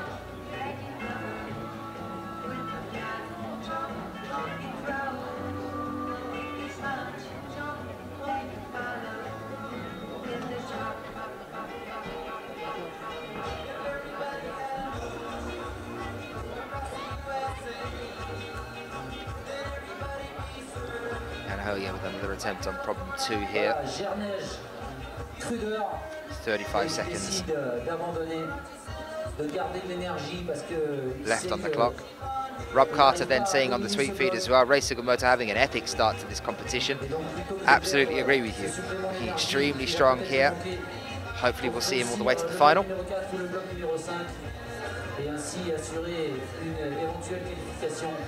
And the housekeeping comes in. All of our athletes seem to have left it there on this one. The next athlete out on men's problem 1 is going to be Klemen Bechin of Slovenia. Another face that we're used to seeing.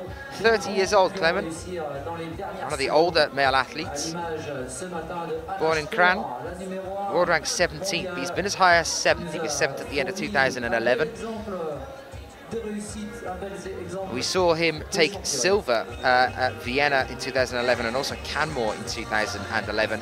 He has also taken a gold, but it was in a lead competition in Kranja in 2008.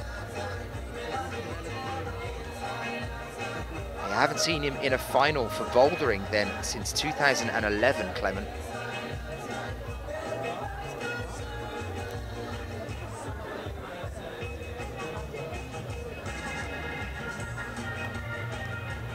Lucas Enesbosser now here.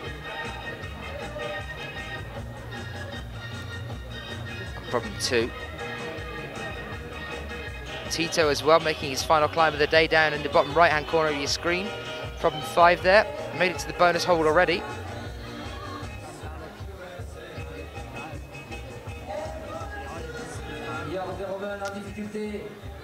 Lucas, unfortunately struggling with those crimps around the bonus hole. That seems to be the crux of that wall. Top there for Klemen. A round of applause from the French crowd watching here as well. And a round of applause also for Tito, who tops out on problem 5 here as well. So hopefully it's looking like we're going to be seeing Tito in the semi-finals.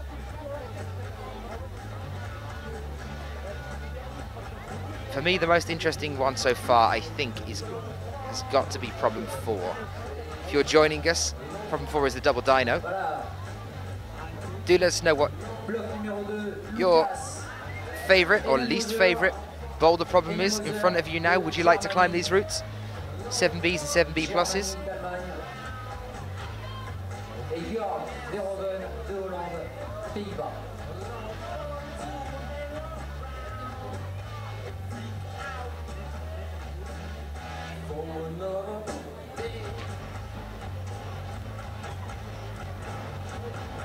A very interesting point there from Ian McKenzie as well, saying Dimitri has so far well and truly established himself in the IFSC World Cup qualifiers.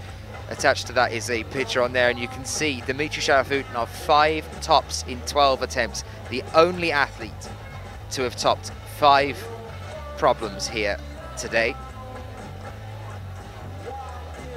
Incredible efforts from him. Just below him at the moment is Jakob Schubert with 3 tops in 3 attempts. Well, thanks for posting that, Ian. détendre l'élastique. Ce sont en général les grimpeurs coréens, chinois ou japonais qui sont parmi les meilleures nations asiatiques. Ce sont des véritables ressorts. Mais là, Massa again struggling with that bonus hold on problem 2. Jorg as well for Hooven. You can see how small that bonus hold is on problem 3 there. If your feet aren't positioned right and you're not able to get yourself over with your right foot onto the other hemisphere, you can see on the wall there. Quickly move past it.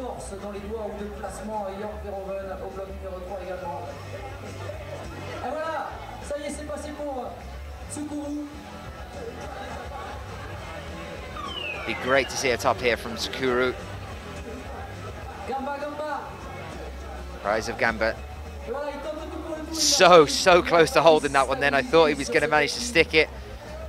Just dinged off that hold at the very end. He managed to get a foot onto the plate as well. 45 seconds left on the clock. Is Horry going to have another go at this one?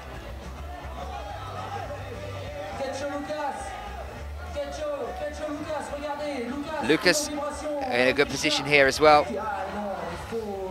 Unfortunately just coming down. Questioning then from the IFSC feed. What do you hold first on problem 2, the bonus hold or the crimp below it? Now the intention, according to Manu, is to go for the left crimp first, and then right onto the bonus, a bonus second. When I was discussing Manu, when I was discussing it with Manu just recently, he was saying that obviously you can do it either way, it depends on the climber and whichever way they feel like it suits them. But the intention is definitely to go for the left one first, which is the lower one on the wall, and then go for the bonus. And that tends to be what I've seen so far anyway, is what most of the climbers are going for first.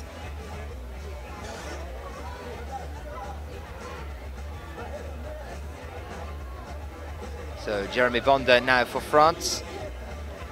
We saw him in the final at Vienna last year, 2012. Only 21 years old, world ranked 18th. Actually, that final in Vienna in 2012 is his highest result to date. Ended up 6th there at the end of the competition. That was an incredibly eventful final, probably my favourite final so far, actually. If you want to see it, get yourself onto YouTube. Have a look at some of the replays there. Plenty to be found on the IFSC's channel. It's Thomas Taupoin there with a top on problem 2. A very quick top as well, and that's 2 flashes for him now. Jan Hoya making a start on problem 3 here as well. Jonas Baumann. All the Germans are out. Jörne Kruder.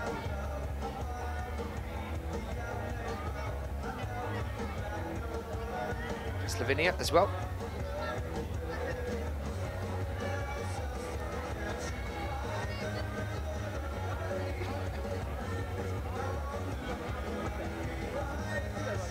Three minutes, 15 seconds left on the clock. Jan Hoya still on the ground. Rethinking problem 3. 3 seems to be a tricky one as well.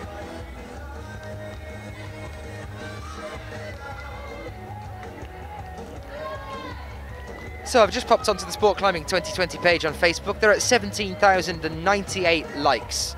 And within the next 5 minutes, let's try and push them into 17,100. All the support we can get, guys. Have to mind the feed as much as we possibly can. Get you guys over to there.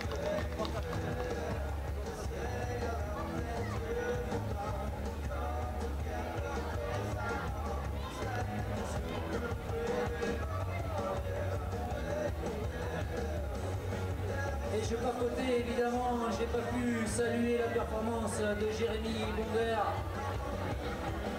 un 3e français qui a réussi le bloc numéro 1.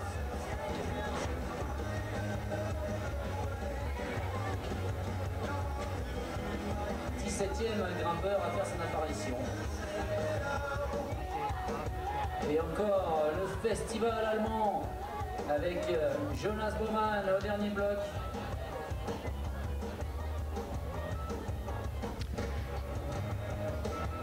1 minute 45 on the clock. Jonas just making it up. Needs to secure this here. Got to sort his feet out. One hand up on there. Don't rush this one. Nice and static. Génial, mais regardez, il est quand même. Il y a une prise de risque là-haut. Voilà, il hausse les épaules lui-même. Il se dit c'est juste. Et là on voit le grimpeur slovène qui a l'air d'avoir trouvé la solution, qui peste parce que il l'a senti qu'il était vraiment pas loin de réussir ce mouvement qui pose tant de difficultés à tous les autres, à tous ses prédécesseurs. Ce serait une surprise de le voir réussir ce bloc numéro 4, mais c'est aussi ça la magie du bloc. C'est pas parce que le numéro 1 mondial a échoué que le 10e, le 15e ou le 20e mondial n'est pas capable de passer. Il suffit d'avoir simplement le bon tempo, la bonne force au bon moment. Tac, ça tient. On va voir. Et regardez, le jeu des pieds. Il sait qu'il a la solution.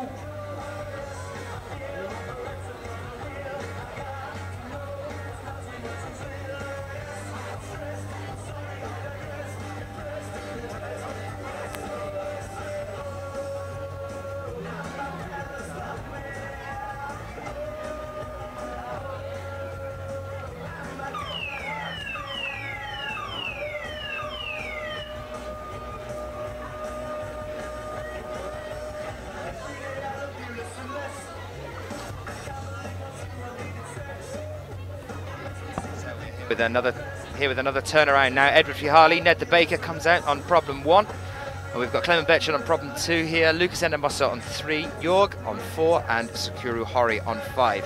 And joining me now, sitting next to me on the commentary seats, a man who has done and used to doing some commentary with me beforehand as well, Sean McCall now from Canada. Sean, talk to me about the climbs here today. They were pretty hard. This is obviously my first World Cup of the year, and got on my first one, slipped right away, out near the last move. Only 2 attempts though. Bit, yeah, no, it was the first unfortunate. And then I topped it, and then the second one got bonus, and then just shut down for the last move. So it's a little bit hard to come back from. And then I did the third one nicely. Fourth one again, shut me down. Couldn't do the last move, second to last move, and then the last one I did in 2 tries. So overall, I mean, I did 3 boulders, hoping it's going to be enough for semifinals. I didn't climb super well. It's looking that way at the moment. I didn't climb super poorly either, so I'm happy. And we're having quite a few problems from quite a few athletes here at the moment. 2's been a real mixed bag. I mean, there's been some athletes that have come out and just flashed it straight away, and some that have done exactly what you've done and just spent time hammering away at sorting out how you're going to make that transfer onto the final hole, just not quite being able to do it. What was it for you there? Do you think it was anything to do with the beta, with crossing the legs at the bottom, or is it just a really tricky position to be in on the wall to make that cross? I mean, there's 2 ways to do it. You can either go up to the zone hole with your left hand, like Clement's doing right now, and then cross into the undercling, or you go into the one beside it and then crimp really hard on the zone. The zone, when you use it with your right hand, is really, really small, and it really hurts your fingers. So unless you're really light or you're having one of those lighter gravity days, it really hurts on the fingers. So I got up there twice, and I can still, feel my finger a bit. It's not injured or anything, but I'm not a huge fan of that. And then the last move is just hard. I couldn't get the weight distribution. Shifting because it's not a very positive edge, is it, on the final hole there at all? Final hole's really bad.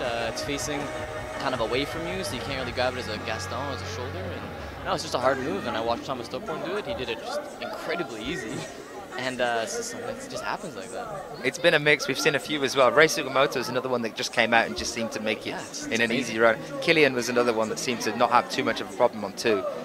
But then, we've seen Rustam have issues all the way along the wall as well. Some he's just managed easily and some running into problems. This one I want to talk to you about as well briefly. This one that we've got Jorg on at the bottom now, bottom right-hand corner of the screen, guys, as you're watching. Talk to me about this reach out to the side. Now, the plate is there, obviously, for the foot, but, I mean, is it just almost impossible from where you are on the wall? Is it very uncomfortable to get to? I find the hard part was actually matching the zone and then keeping your feet low to be able to jump over onto the volume. And then yeah, the foothold I felt like it was awkward to hit. I would have wished it was a little bit, I don't know, a little bit to the left for sure, maybe a little bit higher, a little bit lower, I don't really know, but I'm sure one of these things is super hard as a route setter to open to be like, okay, I wanna make them jump across and hit a foothold, or where am I gonna put this foothold? And how to make it even for tall people, how to make it even for shorter people, and yeah. I mean, overall, I think they probably did a good job. I just wasn't a huge fan of it while I was on it. Well, this hold as well that we're about to see your go for here. Constantly athletes coming off on that one. I mean, it's a tiny little hold there attached onto the volume. Is there any form of edge on that one at all? Or I mean, there's a tiny bit of an edge. Like if you were jumping straight up into it, yeah, you could hold it with one arm. But the fact that you're coming from the left and your left hand is on a sloper, I mean, you're swinging so far to the right, and unless you can catch your weight on the foothold with your right foot, or switch your left hand into a reverse cup on the top of that sloper, you're gonna be falling. And then 5 for you? And then 5, yeah, the first try I tried to cross up into the zone, and there was no left foothold, so I didn't jump high enough and slipped, and then the second time I ended up matching, and it's a cool problem. It's not one of the harder ones, probably one of the easiest, second easiest maybe, and the hard move is matching the finish hold and getting settled onto the zone hold. So talk to us about the break that you've had then, obviously, between last year and this year. Obviously, you've been back to training. I know that. I don't even need to ask that. I know what you like with your training. So what have you been doing? Well, let's see. My last World Cup has to be lead in Cronge, and then after that, I was at, where did I go? I was at the last Viva Legends only at the beginning of December, and then I pretty much stopped climbing for a month. It was nice to take a break. It's one of the best times of the year. I get to eat whatever I want. I eat loads of candy. I eat loads of chocolate. I go out. I have a good time. I get to see my friends. It's good. It was a good break. I went back to Vancouver. I had to be in Vancouver for a month to renew my visa so that I can live back in France, in Toulouse, with my girlfriend. And then now, yeah, I started training in January, and I'm back into the World Cups, and it's going to be a really packed season this year again, just like last year. Well, the only thing that I wanted to ask you about, other than that as well, was the World Youth Championships as well. Are you training the team for Canada again this year? You're going to be over there on the home turf up in Vancouver Island? I've been selected as one of the assistant coaches for the junior team, and right now we're in preparation. Right now we're sorting out what to do for the training camp. So the way it works in Canada is, yeah, you have a whole bunch of local coaches, and then the national team coaches don't really, like, not even take control of the team, but they don't really start training with the athletes until even after our nationals. And then we send them out a program. We say we'd like you to work on these things so that you can be ready for training camp. Then we have a training camp all together. It's going to be about 1 month before the World Championships. Then they keep training, get ready, and then of course there's a whole bunch of coaches at World Championships for that weekend. Sean, thank you very much for talking to us. Thanks, Dan. At the pass over, I've got people queuing up to come and have a chat, which is amazing. It's exactly the kind of thing that we want. Thank you, Sean. Sean ate a lot of chocolate, or what? Well, joining me, if they recognise that voice straight away, hopefully, is Kilian Verschuber, sitting next to me now. Kilian, fantastic run for you as well. A bit of a tricky one, though, here today. We've had a real mixed bag with the athletes. Some just managing it really easy on certain problems, but then some really having a tough time as well. 2, for me, was the one that you really just sort of blew everyone away with, because we'd seen, obviously, Dimitri come out and struggle with it. Rustam had really struggled with it. What was it like for you on the wall on problem 2? Was it a real tricky one, or did you just seem to get the beta straight away and just know where you were going? Yeah, I think in general all the boulders were really hard for a qualification round, except the first one maybe, and number 2 was really difficult, and I think the right beta made a lot of it, if you did it or not. I think I had the right sequence, and that really distinguished if you could climb it easily or not. And then moving along the wall as well, any other ones that you particularly thought were very difficult, the ones that you just stumbled on or found issues with? I think 3 was the first one that we saw you start to really hit problems. Yeah, 3 was really hard with a really bad pinch with the left hand, and I knew I was not too good at that, and yeah, it caused me a lot of problems. And 4, I don't know, I don't know the right sequence for the 4th boulder, but so far only Dimitri has done it, so it must be a really difficult one. And the 5th one, well, the last move is not very very nice. It's just hard to match the last hold, but yeah, I managed, and I'm glad that I could do 3 boulders. There's quite a few not very positive edges at the on the final hold. It seems to be kind of a trait of Manu. We saw it this morning with the women's as well. He likes to have the last move be the hardest on the wall. It's causing issues. Talk to me a little bit about, you just had the Army, the World Championships over in, yeah, and how did that go for you? Well, Annecy was a really nice competition. The French Army organized it really well, and they were really happy to have us, and we enjoyed the competition. The boulders were really nice, and yeah, it was cool to go there. And Anna as well, obviously she's doing fantastic already this year. She's got the gold from Chongqing behind her, and now moving out into this competition, looking very strong again here. Both in a good mindset, you think? You had some nice time off, you've been over and done different things? Yeah, we had a really great winter. We had some nice ski days and really some nice days in the outback skiing, and yeah, that always gives us a great change for climbing, so we don't spend all the time in the gym training. And in this winter holidays and in February we went rock climbing to Hueco and to Sicily, and yeah, I think it's all about the change that keeps you motivated. Killian, thank you very much for talking to us. I wish you all the best of luck for the rest You're of the welcome. comp. Thanks. I'll try and grab you and have a chat later on when we go through the semis. Thank you. Killian Fischuber there, currently world ranked number 3, but the man who from 2006 till just recently held a 1st or 2nd place on the world rankings. Huge amount of time there, huge achievement, huge, very well-known climber. Fantastic to have him in the booth and coming to have a chat with us. I believe Jakob is lingering around somewhere as well, just over there having a chat with Sean, so I think I'm going to have a chat with him in a brief moment. For now, let's go back over onto the wall for a moment. Here's Jan Hoyer, 30 seconds left on the clock. Trying more and more different ways of crossing over onto that plate there. He's just lost his bib number, I think. You're right. I thought you said something. Yeah. Cool.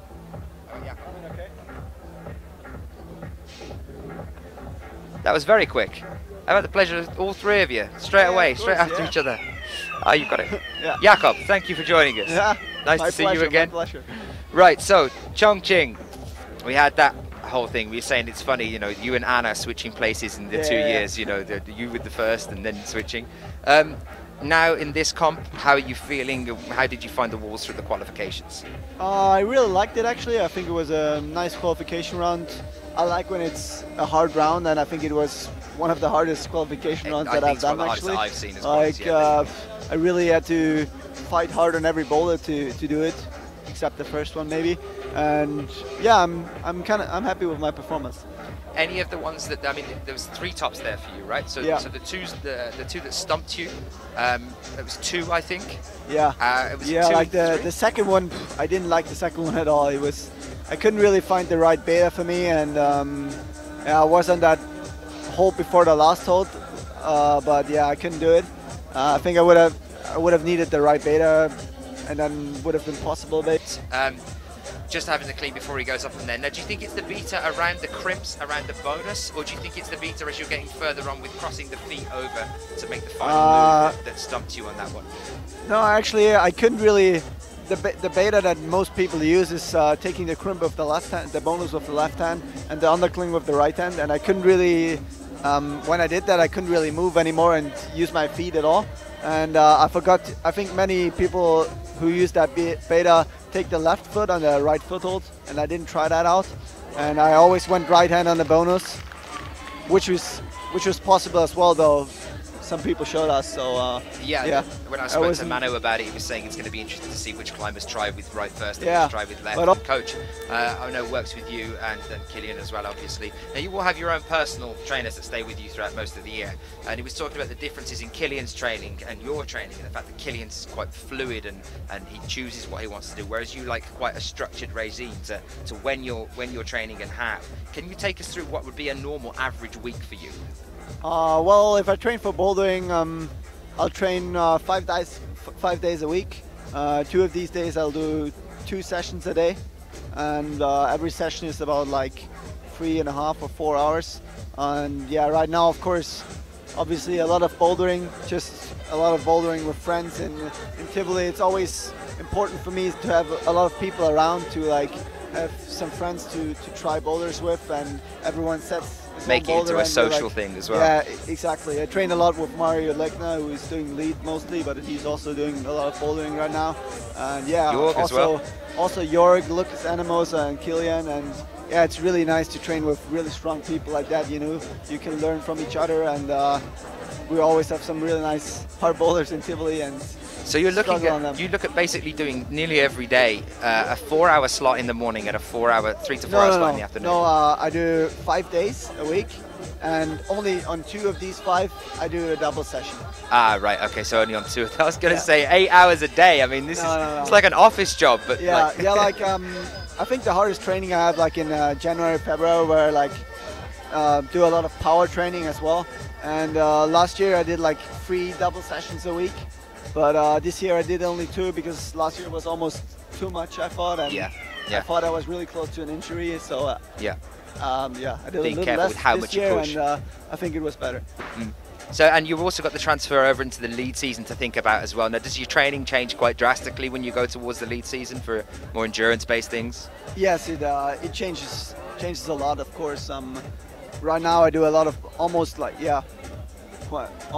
days of bouldering in a week, and it will change to like 4 days of lead and 1 day of bouldering. Yeah. So you do keep it up, even though even when you're going through the lead season, you will always still designate a day roughly to make sure that you're still keeping on top of the bouldering. Is that for the final World Cup that comes at the very end?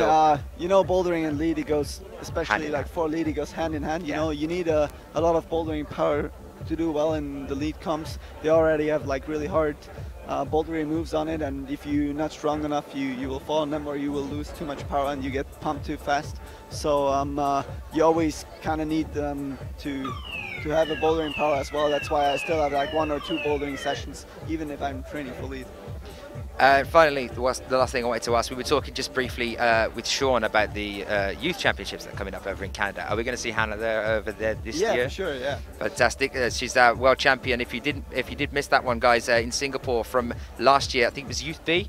Yes. She's just started, hasn't she, on the no, it was second year Youth B actually. Oh, so second year Youth B. It's going to be hard for her so this it'll be year. Youth A this like year a now really coming up. strong category with also another, like some really strong girls from Austria as well as her opponents. But yeah, she trains hard. And well, guys, if you did miss that one, make sure that you get yourself onto IFSC's YouTube page and you can have a look back at that for the World Youth Championship there as well. Jakob, I'm going to let you go and get some rest and relax for the rest of the day. And I'm going to try and grab you during the semis or finals, obviously, and have a chat to you as well. Jakob, thank you for talking with us. Take care. Excellent. On parlait de différentes méthodes, de différentes possibilités. Et les grimpeurs doivent se laisser à leur inspiration. Utiliser le répertoire gestuel, qu'il s'agisse de crochetage de pointe. Well, just in time. I know a lot of you are joining us from Australia. Here he is, our Australian gem in the men's competition. It is James Cassay, now coming out on men's problem 1. It's lovely to talk to Jakob Schubert, but now back to the live action. So Cassay now out for us. We saw him last year a few times, made it through to the semis on a couple of occasions as well. 28 years old, James from Langwarrin. Anyone joining us from there, give us a shout out. He made it into 13th place twice last year, coming through into the semi-finals, and quite high through the semi-finals as well. Hopefully you can cut that in half at least this year and make it through to a final. It'd be great to see him in one of the 4 competitions that he's told me that he'll be doing so far this year. Unfortunately, just a bit too much of a break to stay out over in Europe before the final competition as well at the end of the year. But there is a secured top there for James Cassay. A good start to start of the year. Let's go over to our French athlete, Stéphane Julien. Sorry. I don't believe, is it Stéphane Julien? No, Jeremy Bonda, sorry, yeah. I thought it was. I got myself confused then. So Jeremy Bonda now coming out. It's so close to a top as well on problem 3. Managed to make a crossover onto the bonus there. It's going to be interesting to see that actually. Try and have a look at Jeremy as he makes another attempt in a moment to see how he's managing to get that bonus hold and move up round there as well.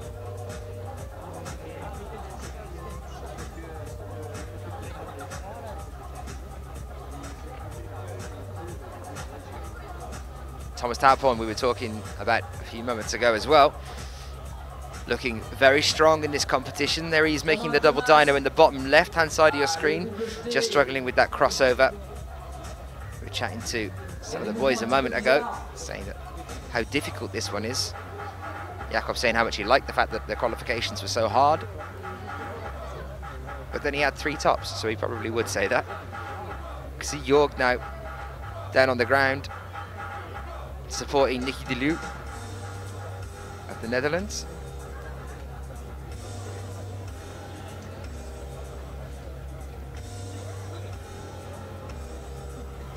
Any questions you guys might have, don't hesitate to send them into IFSC WC. That's the hashtag you were using on Twitter.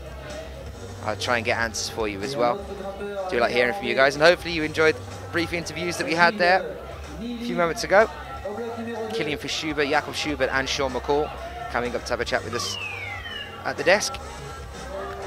There's a top for Nicky de Leeuw on problem 3. This is what we were talking about with those boys a few moments ago, actually, where some athletes just seem to get problem 2 relatively easily. Other athletes is causing a real problem for them. Jan Hoyer now crossing into the final position here. He's got to switch his feet. He didn't use the arete with the toe hook there. Manages to hold it without sorting his feet. There's a top there for him. Problem 5. It's a good way to finish. Jeremy Bonder here.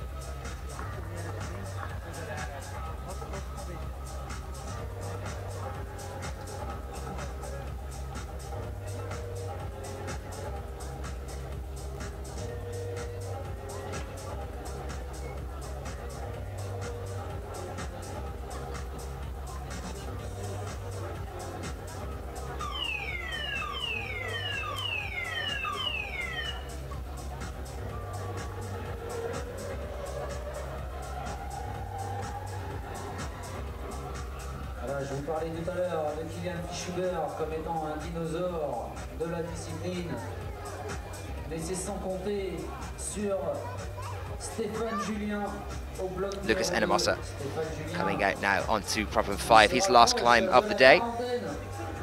Mais qui est toujours là, équipe de France au plus haut niveau mondial, bloc numéro 2, Stéphane Julien, grimpeur de Clermont-Ferrand.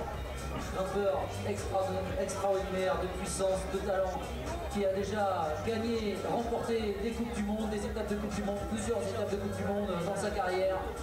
La plus grande carrière chez les Français dans cette discipline. Un monstre de condensé, un monstre d'expérience.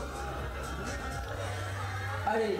Well, Ned de Baker sets off here on men's problem 3.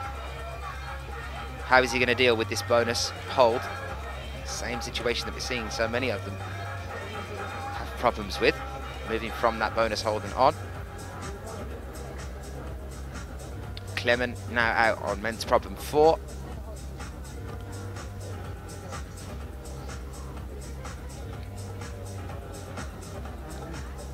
Ignacio Sanchez Gonzalez now of Spain as well, 28-year-old athlete, world ranked 30th.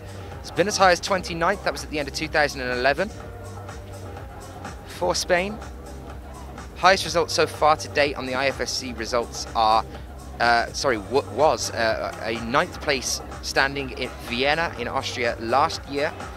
And that is the best that we've seen from Ignacio. And in a few moments' time, after this round, we'll have a brief look at the standings as they are at the moment, the results from the men's. If you're here to support Ned in the chat room, let your support be known.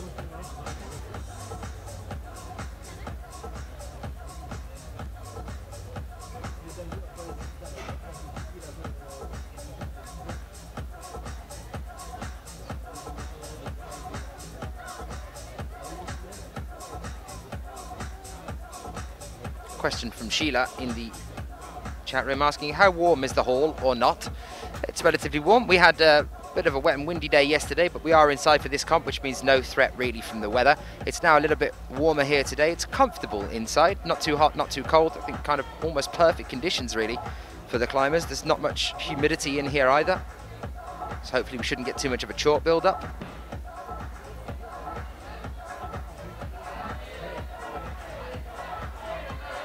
Rob Carter shouting, "Go Ned on 3."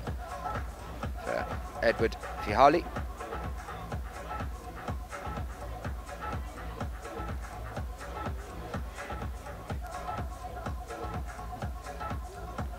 And a lot of support as well coming in for James Casey. We'll see him in just under 2 minutes. At the moment we're with Klemen Bechin of Slovenia. He's just taking a moment to scrub down that sloper and see whether he starts to rely on it a little bit more now that he's given it a clean. Everyone's cleaning here. There seems to be no climbing going on. If you are just joining us, this is the 7th annual Brushing a Wall competition World Cup.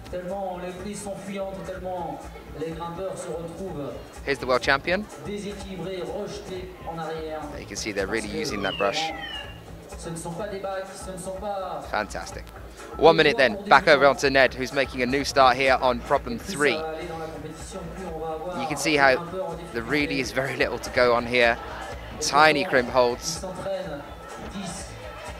50 seconds for Ned now. Just that reach out there seems to be a little bit too tricky. Out to the bonus hold.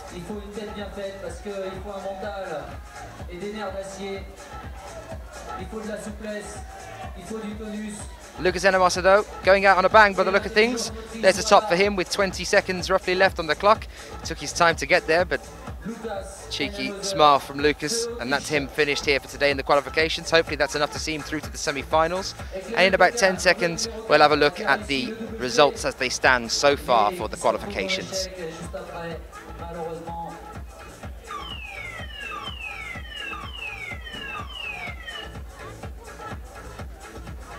Well, actually, we're going to hold off on that one for a moment because we're back on the wall with James Casey.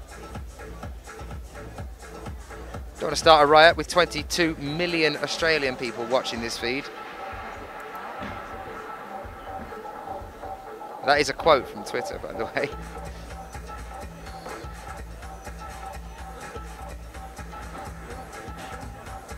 So Jeremy Bonder back out now on men's problem 4. Final climb today for Thomas Tauporn. He's had a good run here. Looking like we'll be seeing him in the semi-finals. Qui va attaquer au bloc numéro 2. Au bloc numéro 1, on a Kim Javi de Corée. Au bloc numéro 3, on a Niki Teleou de Hollande. Bloc numéro 4, Jérémy Bonder. Et bloc numéro 5. So James Casey making a first try here. Kim Yabi coming out now as well on men's problem 1.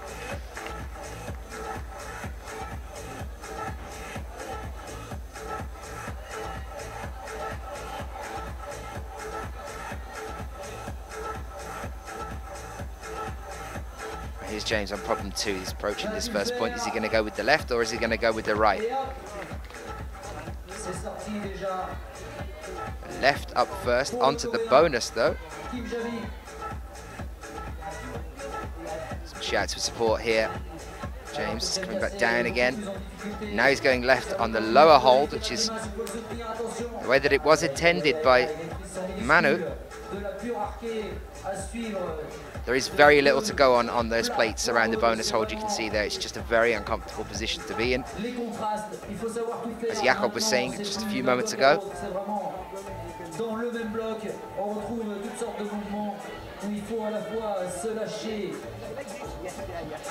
Great to see some support as well for Nacho, or Ignacio Sanchez Gonzalez from Ignacy Tarazona here in the chat on the Twitter. Toute la puissance dont on est capable pour pouvoir tenir, s'accrocher, que ce soit des prises plates ou des arqués. Et on a surtout cette alternance de style, cette alternance. James still on the ground here, tracking through this one. Jeremy Bonder now over on men's problem 4. Deux prises plates et deux prises toutes petites, crochetantes, mais toutes petites en arqué. Ça ne peut que perturber davantage les grimpeurs si en plus vous rajoutez dans la recette une dose de mouvement aléatoire. Ça complique la chose évidemment, à l'image du bloc numéro 4. Bodder makes the dyno here. C'est tout simplement un mouvement où il faut beaucoup d'engagement, il faut beaucoup de prise de risque, de déséquilibre. Another one of the smaller climbers. You see how big that leap across there onto the right is. 1 minute 40 still left on the clock, enough time to have another go at this one. And Nicky Delou is back out as well on problem 3. James having a tough time on 2 at the moment.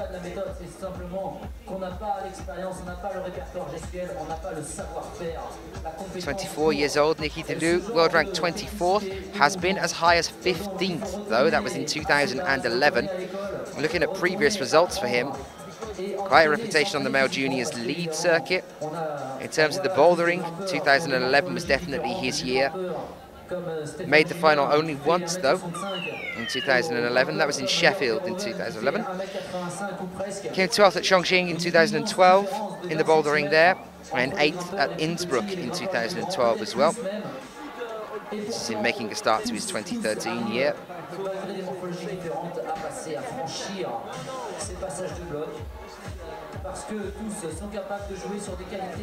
40 seconds now. James is going to have to really make a push here.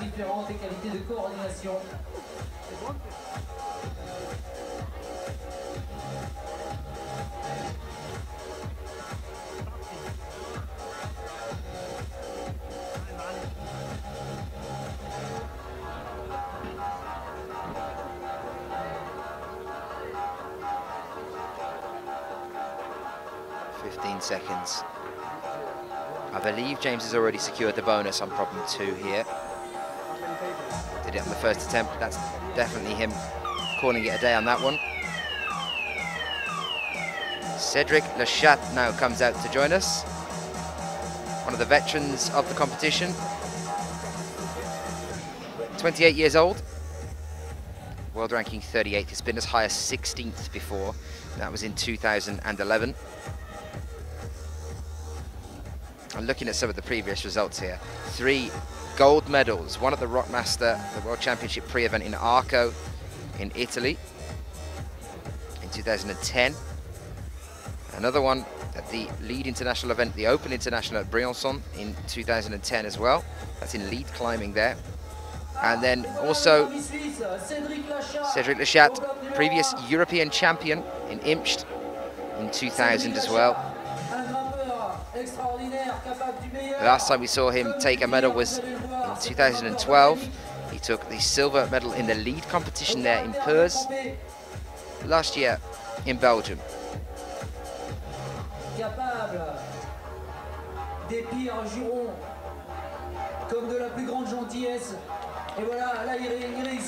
Very quick top there for Cedric. Qui évolue au top niveau mondial depuis déjà bien des années, que ce soit en difficulté ou en bloc.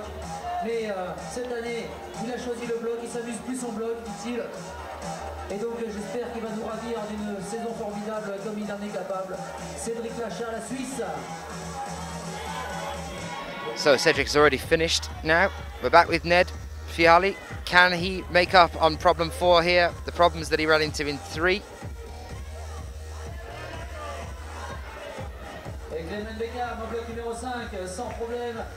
Ned also not been given the bonus on 3, so hopefully he can get that one on this.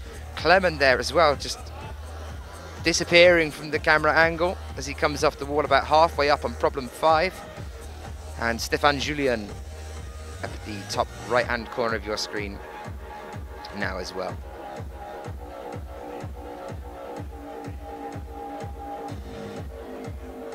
Here goes Ned for another attempt here.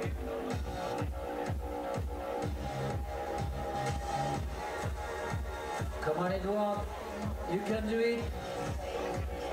Double dyno.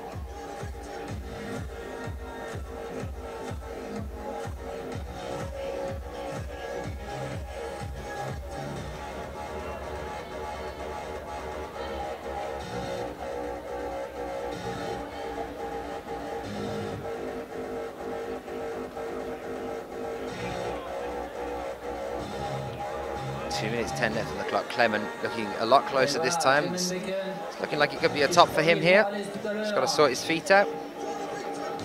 Using a heel hook there to secure that one, and then a top for Clement Bertrand on problem 5. Still with Ned though, over on problem 4, and Stéphane Julien as well on men's problem 3.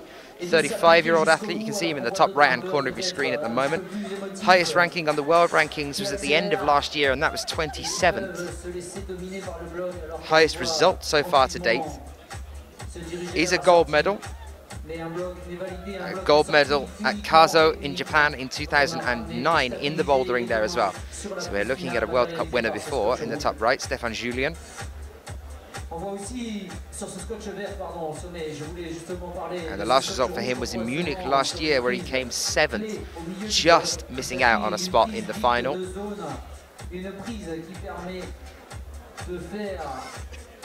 Let's hope he's hungry enough to win one here on his home turf.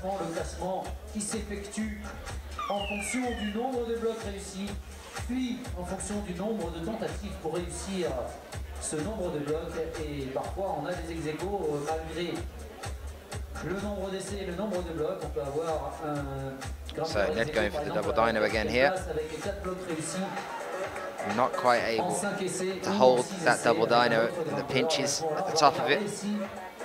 Stéphane Julien going for another attempt on men's problem 3 here now as well.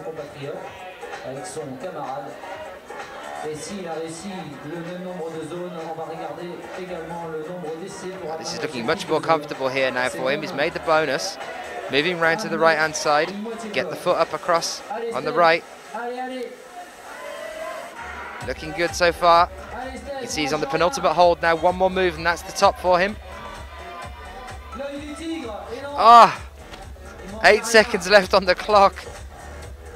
Just tried to rush a little bit too much onto that final hold there.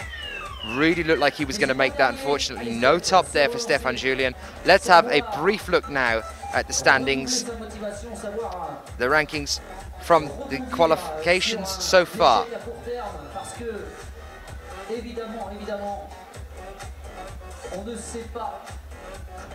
Qu'est-ce qu'il faut, combien de blocs il faut réussir pour passer en demi-finale. Et tant que la compétition n'est pas terminée, eh ben, tout peut basculer. C'est aussi ça la magie du bloc, c'est le suspense qu'il y a, car on peut renverser la vapeur à l'image. Just a few moments, we'll bring those up for you. Dave Barons, you can see, has just emerged from behind the screens, the GBR climber.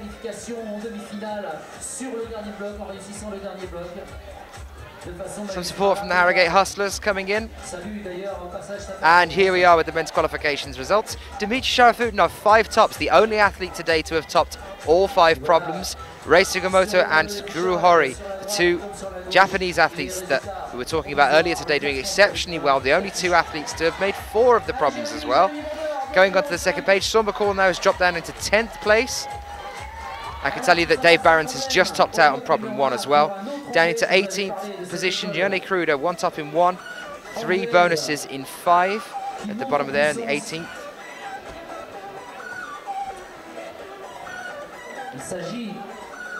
And here we have a cut-off point of 3 equal 19th place positions. And they are James Cassay, Stéphane Julien and Edward Fihali at the moment. So Ned the Baker, Stéphane Julien, James Cassay, I know I've got a lot of support from James at the moment. Watching. And we rejoin the action here now with Nicky Delou on problem 4. James is now out on problem 3. Kim Yabi on problem 2, and we've just seen a flash from Dave Barons on problem 1. Comment for someone on Twitter saying, I hate Twitter, but I love IFSC.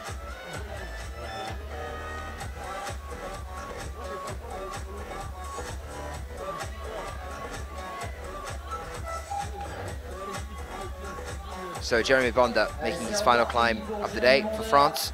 On problem 5, he's in the bottom right-hand corner of your screen. James Cassay now then on problem 3. Is he going to be able to make this bonus hold and move up? Relatively secure here. We've seen a lot of athletes fall. Maybe that's to do with the height. He definitely used the right foothold there, moving up. This is looking good for James. He's crossed his feet over.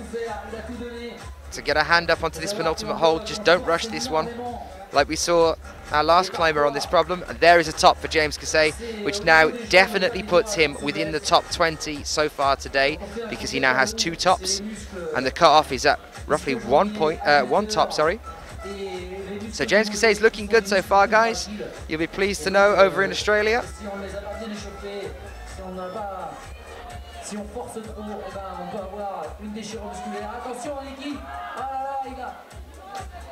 The route setters there just fixing a problem on 5, securing that one. I'm not sure whether Jeremy Bonder has actually finished already. I'm sure he has. If not, the time will be allotted. We saw that happen in Chongqing with Rustam.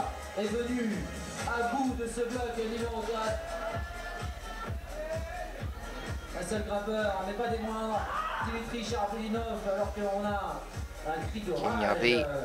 not having a good time on problem 2 here, though.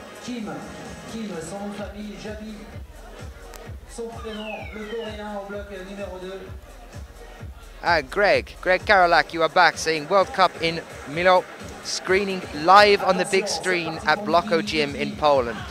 Hello, Blocko Gym in Poland. Hopefully you're all having a good day of climbing. We're definitely having a good day over here. And in a few moments' time, we'll be with Andrzej Merczynski Victor, as he comes out to make his attempts on the 5 problems we have here. And nice to have so much support from Poland today as well. Kim Yabi here then, another attempt on problem 2.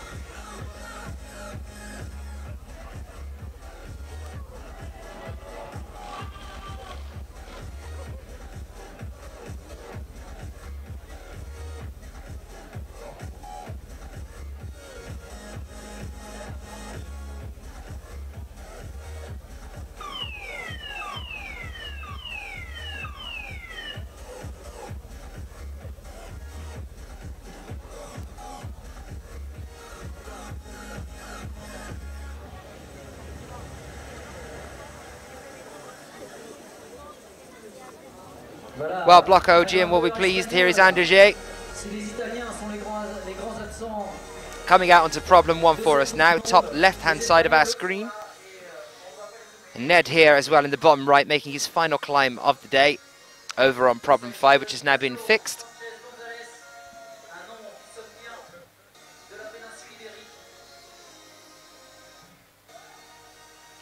Support as well for the Polish athlete from teleporters.com on Twitter as well.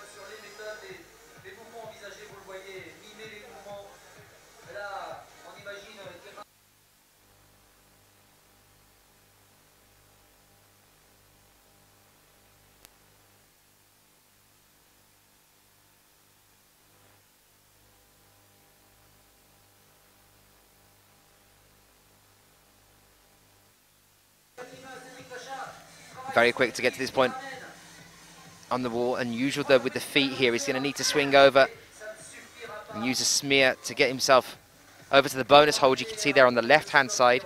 28 years old from Krakow. I've been to Krakow. It's very snowy. World ranking 41st at the present. He's been up to 38th in 2012. Also a speed climber. 2 5th-place positions, one at the international event at the Rockmaster in Arco in 2004, and another at the UIAA World Cup in Val d'Oan in 2004 as well. Here is Cedric Lechat again on problem 2. 3 minutes left on the clock. That's a very high position there. We saw Stefan Julien taking a different technique over on men's problem 4. Ned's really having a tough time so far in this comp. Unfortunately, just doesn't look comfortable at all here.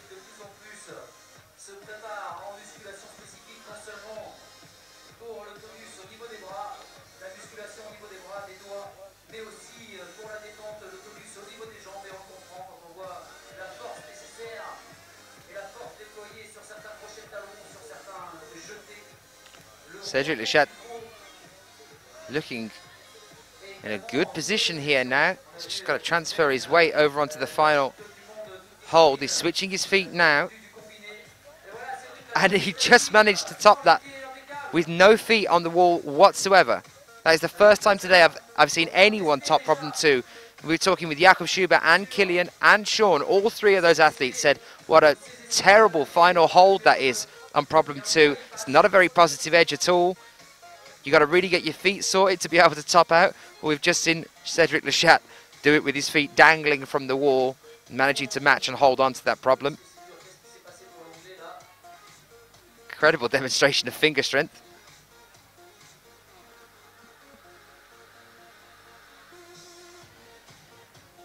One minute 25 left on the clock. Ned's got to get himself back up onto the wall here now, as has Stefan Julien.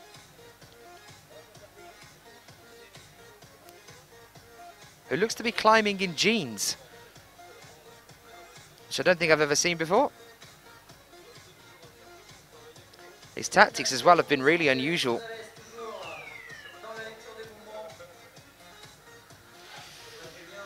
Not comfortable going up for that that double dyno onto the pinch there either.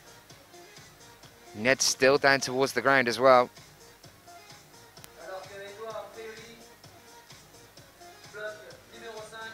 Zach Henry asking, did I miss the lead climbing? I think that's a joke.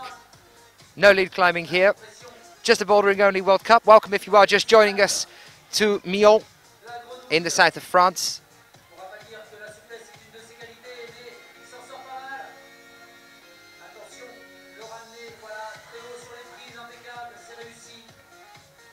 .20 seconds left on the clock. It's looking like Ned's calling it a day, as is Stefan Julien. The housekeeping are coming out for their own World Cup. And we're about to be joined by David Barons on his second climb of today. A flash for him on problem 1. How is Dave going to get on with problem 2 here with these crimps halfway up the wall? Seems to be the one that's stumped our Brit athletes so far.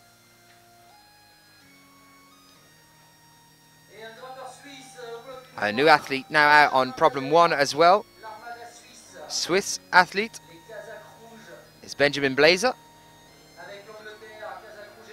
22-year-old athlete, world ranked 44th and has been 44th since 2012. As high as 35th though on the world rankings, that was in 2011. And the highest result so far to date for him, his best result was the 6th of the male juniors lead. So lead climbing here. IFSC European Youth Series in Kran in Slovenia in 2009. Best result on a bouldering cup as well that we have for him here. Is 16th place, and that was at Munich last year. So hopefully Ben is about to make an effort at sticking with us this year as well.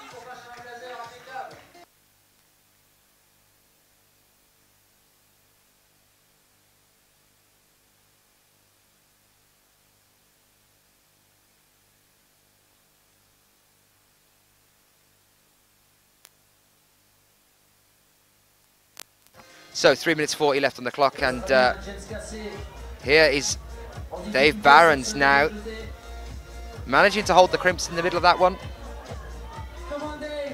He's got the bonus hold as well, and he's reached out and just slipped right at the last there, but that's a really fantastic effort there from Dave. Don't tell me you've strained your shoulder already. You can see the reaction there from him after slipping and coming down.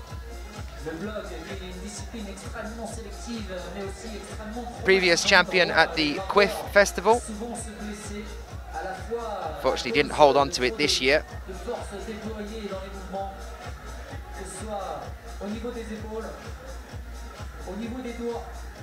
James Kazay is still on the ground at present, just analysing problem 4 before he makes another attempt. Kim Yabi not had the best run so far here either. Let's see how Dave Barons gets on with another attempt. Problem 2 in a few moments' time. Your beta was fine up until that point, then Dave just got to get back on the wall again. You got 2 minutes 25.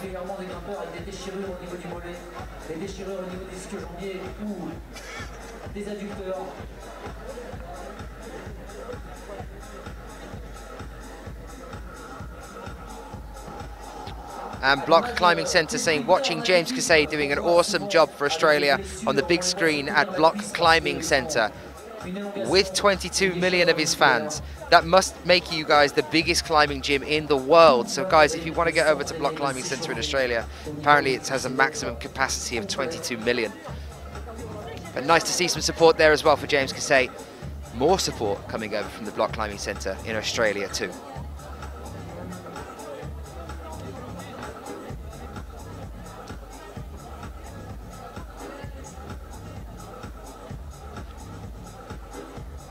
Nicky Delou making a final attempt on problem 5 now. 1 minute 25 left on the clock. James Casey is about to start again as well on problem 4. And he's made the double dyno as well, James, now. He's definitely got the height to be able to try and make a decent cross here.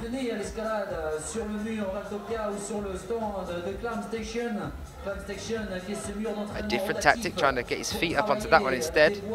Looks like he's not quite sure what he's doing here with the beta. He's got to get a foot across onto that purple plate. I'm sure he's spotted it, but it's just a matter of getting there now.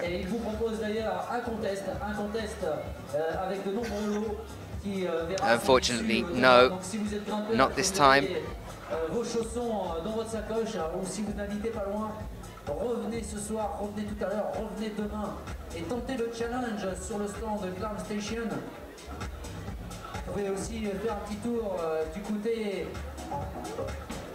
de Mountain Rider, l'association écolo qui sensibilise les Yabi, mais pas que les grimpeurs, les randonneurs, les marcheurs et tout le monde à l'éco-citoyenneté. He's shaking his head. He went to go and grab some chalk there before making another effort, but it's looking like that's it for him. He's calling it a day. James Casey is as well, so unfortunately no top in problem 4 there either for him. Still in good standing so far, James, and he's about to re-attempt problem 5 as well, which is one of the easier problems here. 1 and 5 are the two 7Bs, and 2, 3 and 4 are all 7B plus. Cedric Lechat now back out on problem 3. He's had a good run so far here.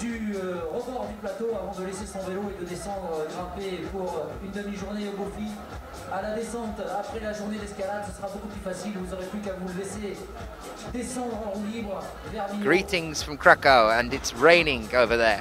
And good luck to our Andrzej Mrzyzinski Victor. He is now back out on the wall. You can see him there on the left-hand side for Poland. Making an attempt on problem 2. This is where it really starts to get tricky now for these guys.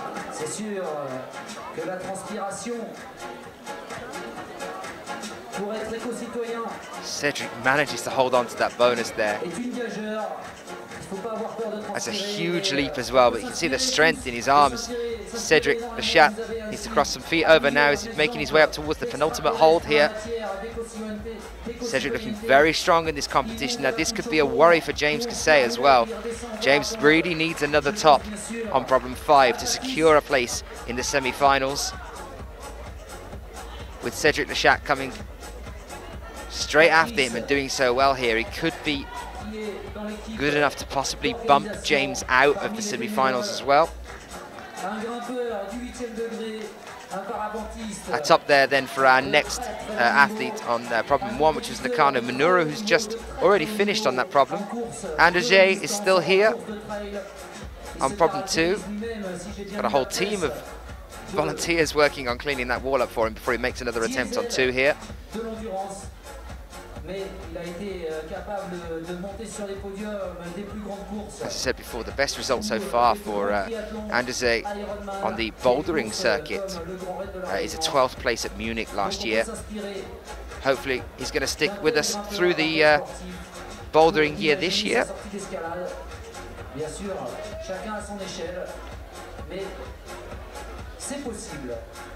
Now, I know he came down at the point there around the bonus, but he seemed to be able to secure the bonus, and he didn't look too uncomfortable on the wall there either. He looked quite confident. He's still got plenty of time to make some more attempts here as well. It's just a matter of how he's going to get up past the pinches to be able to be standing on top of them, to then move over to the right-hand side and top out here as well. A question from Luke Hobbs in the chat room. Did Dave top problem 2? We couldn't see. Unfortunately, no top there for Dave Barons on problem 2. He'll be out on 3 in a few moments' time. Hopefully has better luck on that one there as well. How are my Harrogate Hustlers?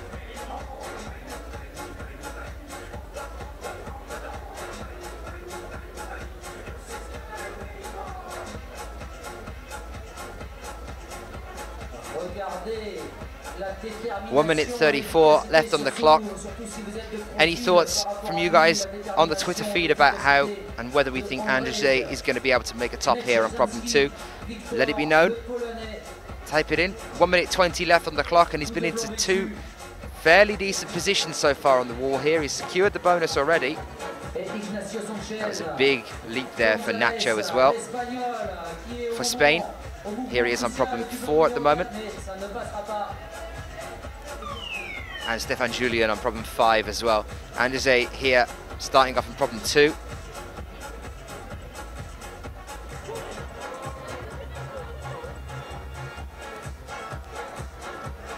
.50 seconds.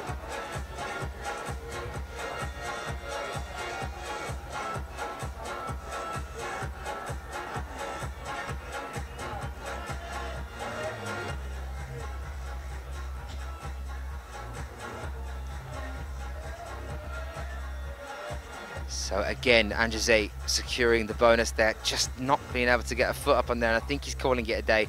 25 seconds left on the clock. He just shook his head, but he's picked up his chalkboard. Maybe he's going to go for it again. No, he's taking his slip. Unfortunately, no top there for him either. And also for Nacho Ignacio Sanchez Gonzalez. Takes his slip with 5 seconds left, and we get ready for another turnaround as well.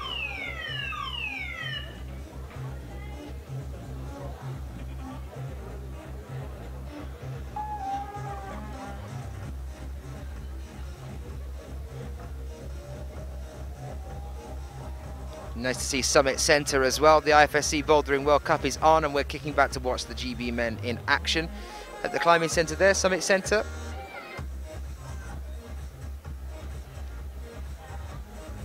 Ho-Sin Fai now comes out from Hong Kong. The only athlete we have from there. He's coming out on men's problem 1 now, and he's up at the top left-hand corner of your screen. Only 24 years old. He is in 14th place on the world rankings this year after coming 14th in Chongqing. It's quite easy when we're on the second competition of the year. We can just state the result from Chongqing and we know where they are on the World Cup rankings so far this year. He's world ranked 53rd. Highest result is 3rd place in the male youth A speed at the Asian Youth Championships. So bronze medal at the Asian Youth Championships in 2005. Highest result that we've seen from him on a bouldering circuit specifically is 14th, which is the one that we saw him at Chongqing just over a week ago. It's his best result so far to date. Dave Barron's now out on problem 3. James Kasey on problem 5 as well. Last climb from James. James needs to get something on this one. 3 minutes 15 seconds left on the clock. If he can secure a top here on problem 5, he really is going to secure himself in the semi-finals. If he doesn't, it might be a bit risky for him here. He's right on the cut-off point with 2 tops so far. Can he get a 3rd? Any support for James? Give us a shout out on the Twitter feed. If you're just joining us, get yourself over onto the Twitter feed. You can come and join us by using the hashtag IFSCWC.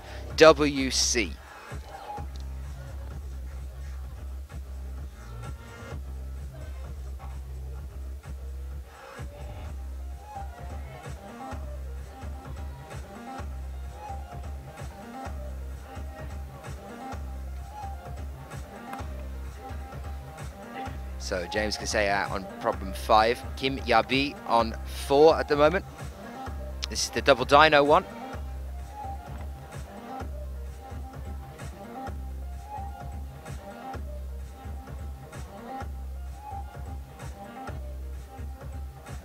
Dave.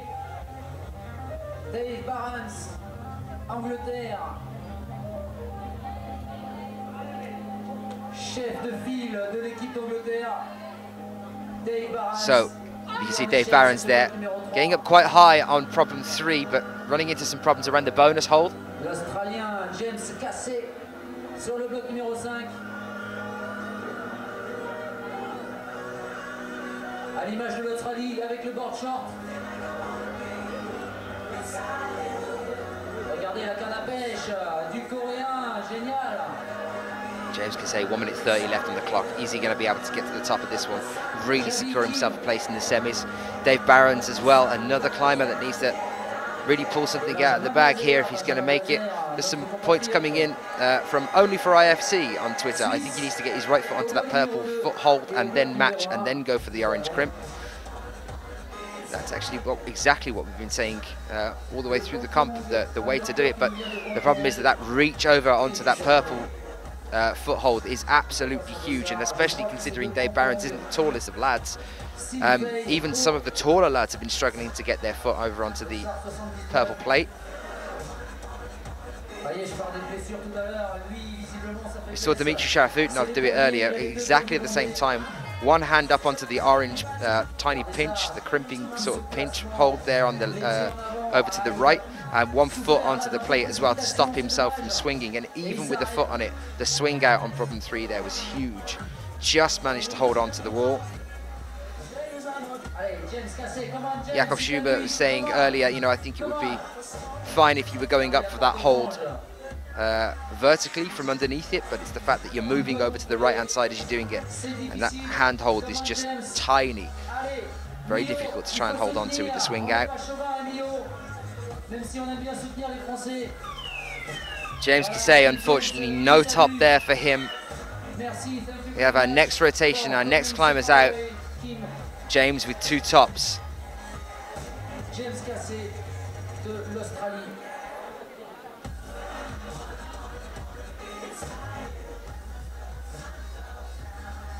And Jose back out now for us on problem 3.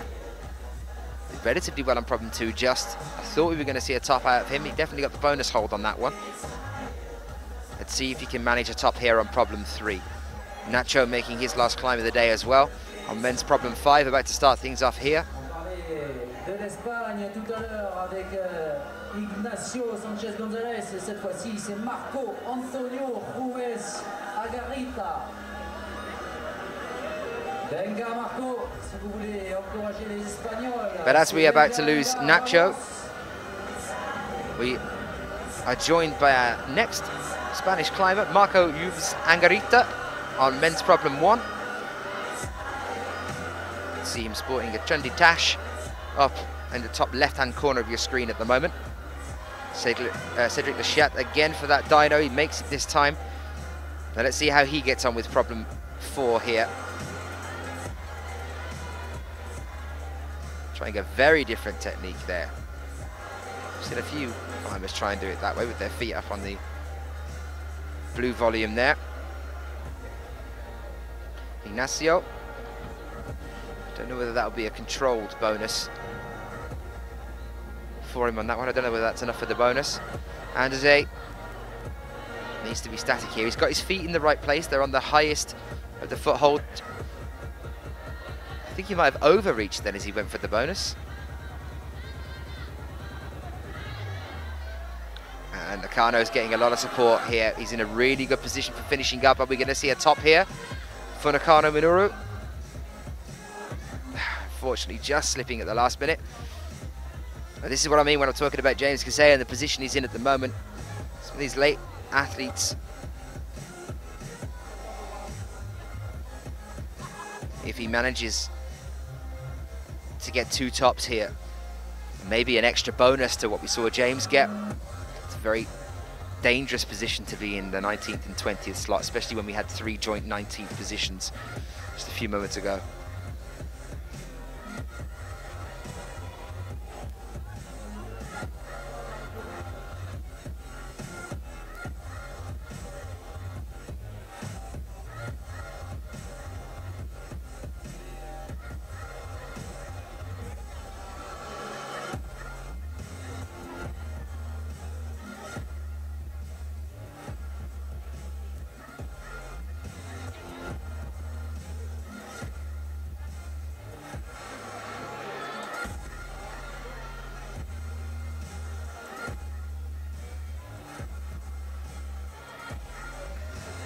So Cedric Lechat made that double dyno again here now.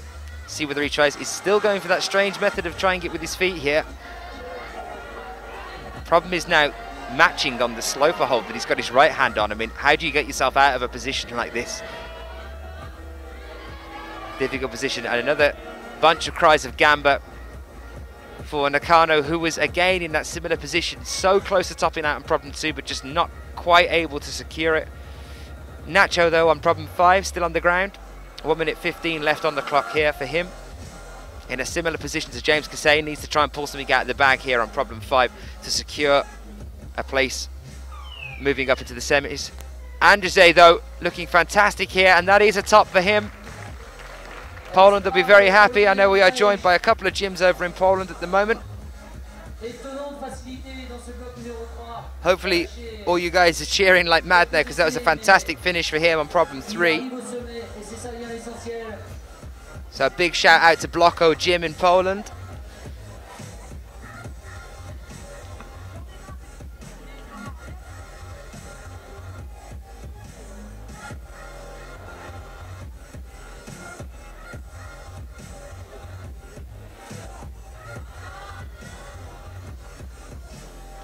.20 seconds left on the clock. Nakano making another attempt now. This is going to be his last attempt. He's going to have to be quick to get up there as well if he thinks he's going to try and get a top out of this one.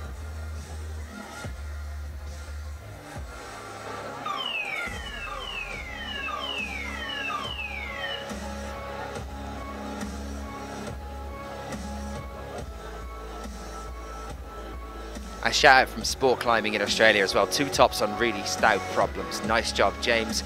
Fingers across for the semis. Absolutely. Let's hope that we see James moving through as well. We've seen him in semis before. It'd be fantastic to have him in the first competition for him in 2013 as well. Joining us there.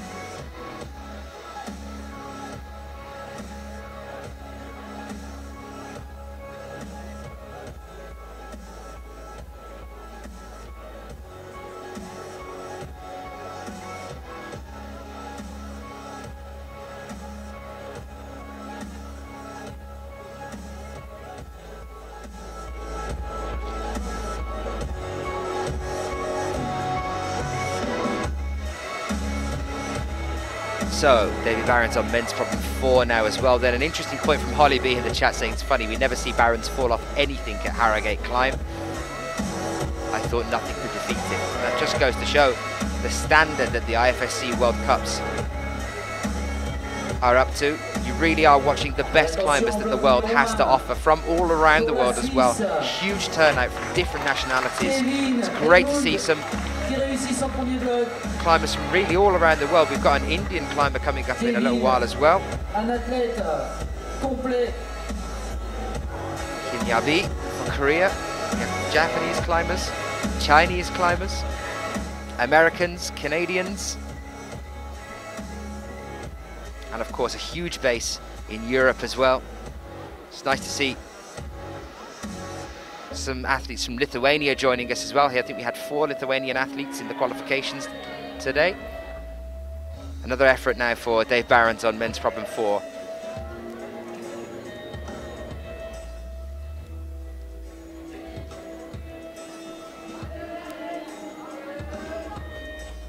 Really tricky position, this one.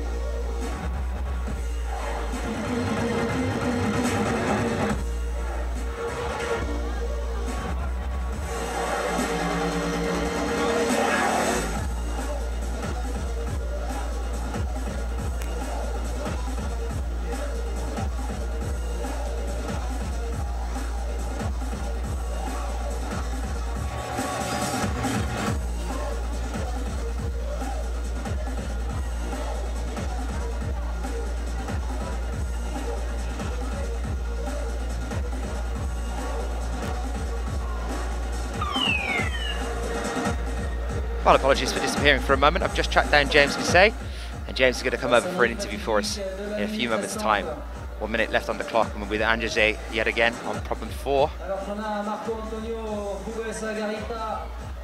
How's everyone doing in the chat? Let us know. Give us a send in on the Twitter. Let us know your thoughts so far for the competition.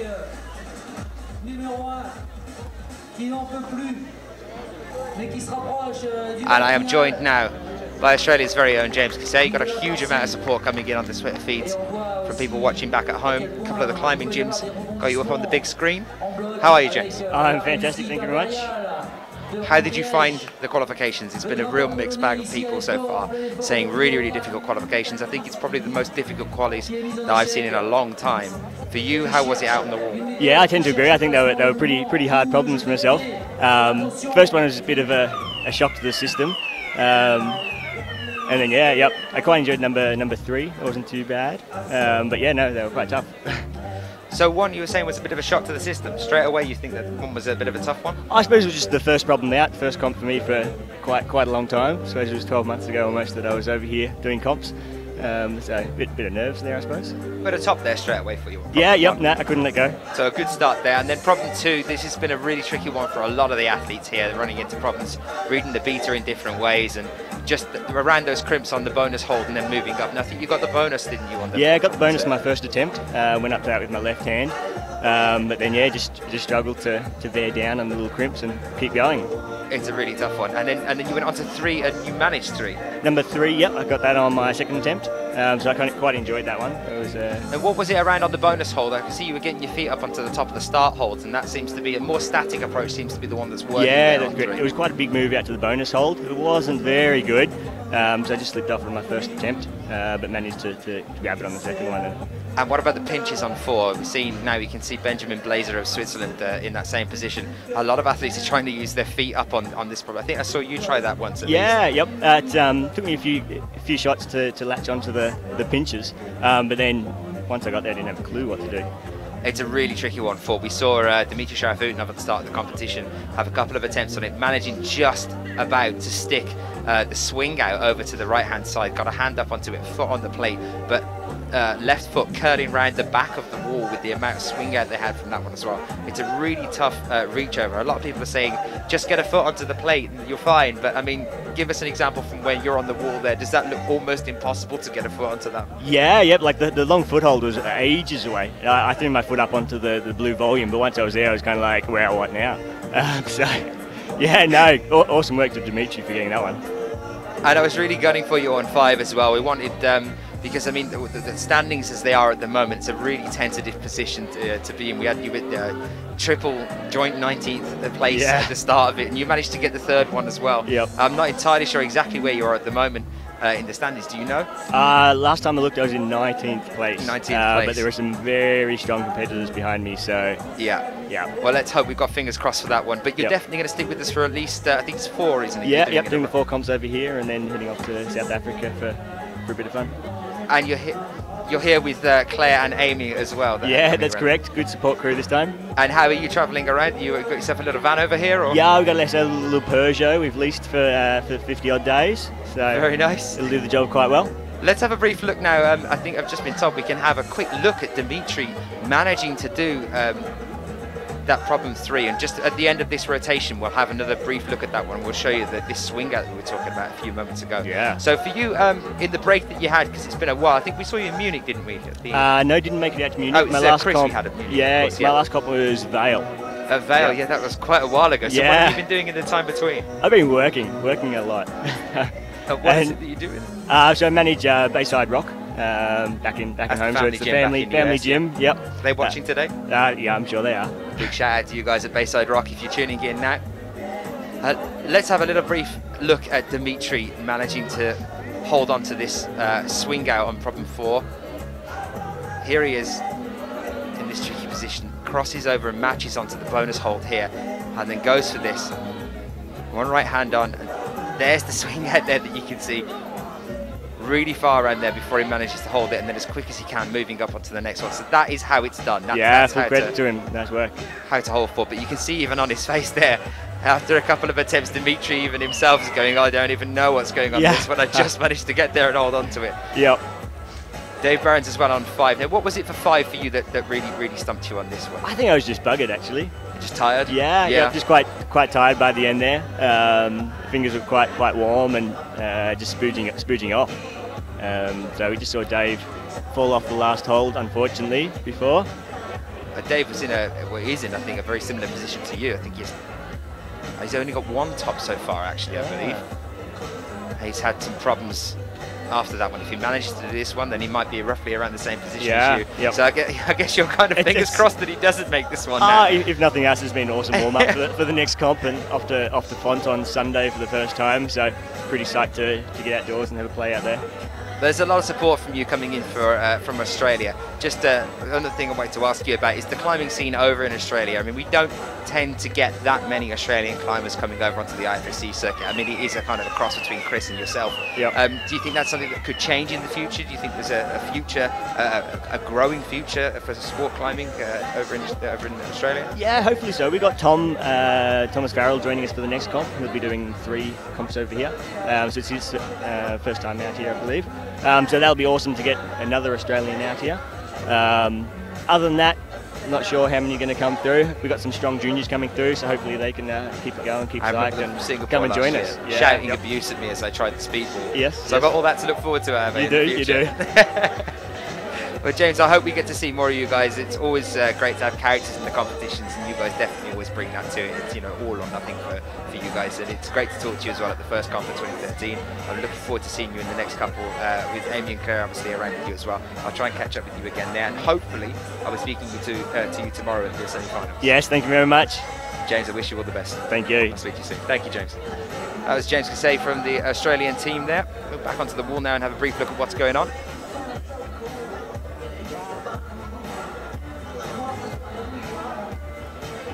So a climber from Portugal now coming out, Ricardo Neves. You can see him in the top left-hand corner of your screen. Starting to get towards the end section almost now of our climbers. 33 in of a possible 45 to come. 29 years old, Ricardo Neves. Best result so far to date was actually a lead comp in Chamonix in 2011. It was 82nd there. From Urum in Portugal.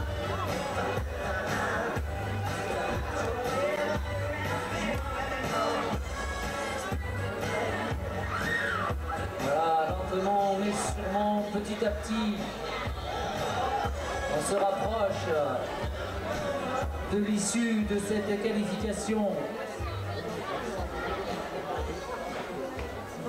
On en est au 36e grimpeur, plus qu'une dizaine de grimpeurs à faire leur entrée sur le circuit.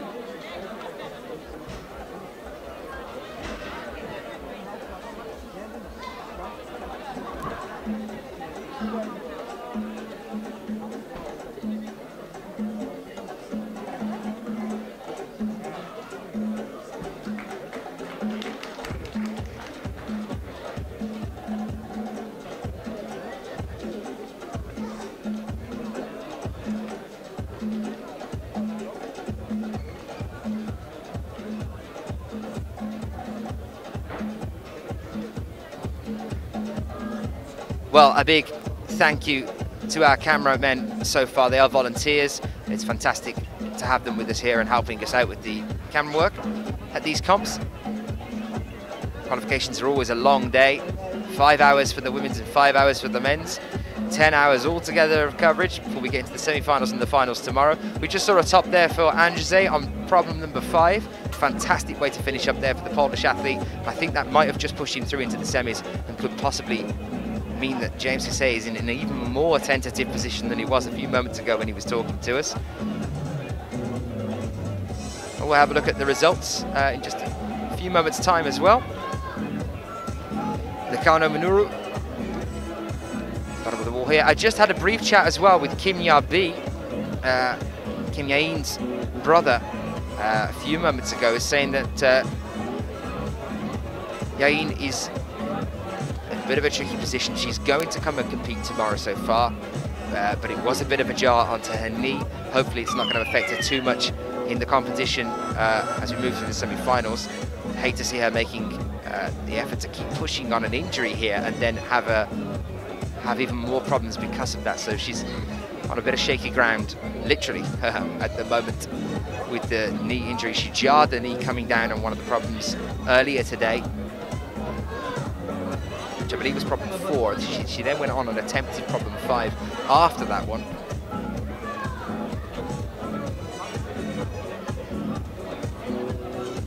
We can see that she was in pain after that one. I was then told that she was fine. I was then told after that she might not be fine. And having just spoke to Kim Yabi, her brother, hoping that she's going to be okay for the semi-finals tomorrow, but maybe, fingers crossed, she doesn't have to pull out at some point during that one as well. It's always a bad idea to climb on an injury, possibly make it worse, obviously.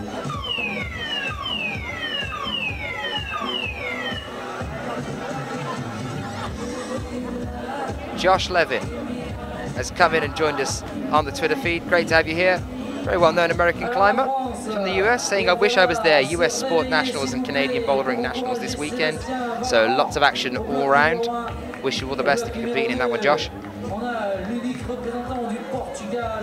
So we're just going to take you through the results as they stand at the moment. Let's see where we are with some of these athletes and whether they are going to be making it to the semi-finals or not as we stand at the moment. Our next male athlete has just come out and joined us is Sébastien Valran of France, 35th athlete to come out, so 10 more still to come, guys. And here we are with the results as they stand. Dimitri Sharafutdinov, then the king of this qualification round. 5 tops, the only man to have achieved that so far today. Underneath him, Ray Sugimoto and Cedric Lechat, and also Sakuru Hori. 3 athletes, the only 3 in the comp to have made 4 of the bouldering problems so far. Jakob Schubert, Rustam Galmanov, Jörg Verhoeven, all with 3. We go on to the second page here now as well. These are athletes that will be definitely making it through, or very probably making it through into the semi-finals. Jeremy Bonda's in there as well. Guillaume down in 16th place with 2 tops in 2 attempts, 4 bonuses in 4 attempts. Ignacio Sanchez Gonzalez just behind him with 4 bonuses in 5 attempts, split by attempts on a boulder there, bonus rather. James Cassay now 19th place, 2 tops in 3 attempts, but 5 bonuses in 13. And Nicky Delou just below him in 20th position, and 2 tops in 4 attempts, 4 bonuses in 6.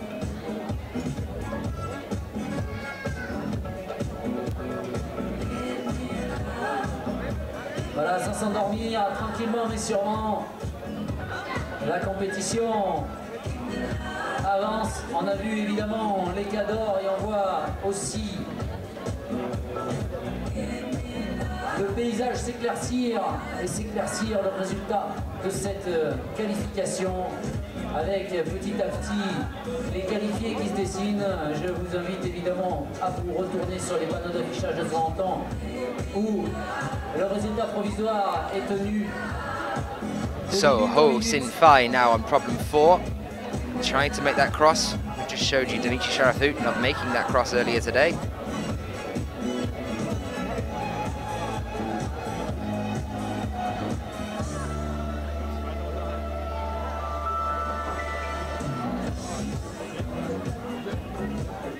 Sébastien Valran then of France, 20 years old, born in Annecy, lives in La Roche-sur-Foron. Best result so far today is a 2nd place, so a silver medal for him in Male Juniors Bowler European Youth Cup in Munich in 2011. He came out just a few moments ago, made short work out of problem 1. Let's see how he moves through the competition here as well.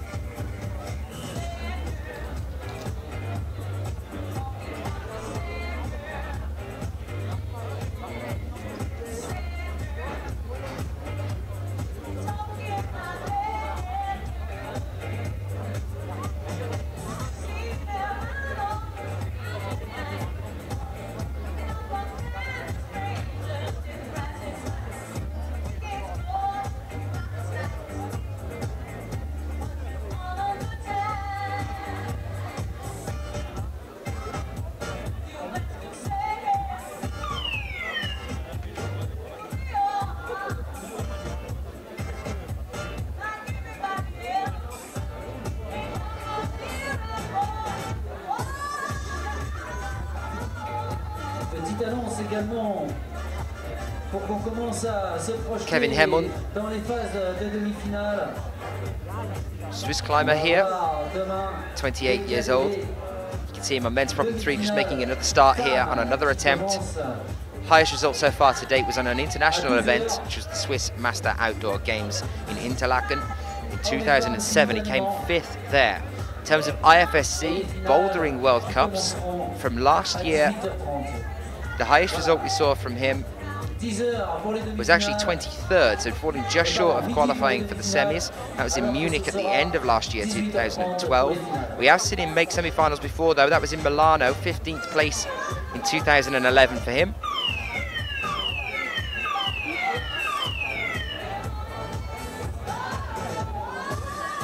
We're here now with another turnaround. Franz Krakenberger comes out to join us here. We saw him over at the Singapore Youth Championship.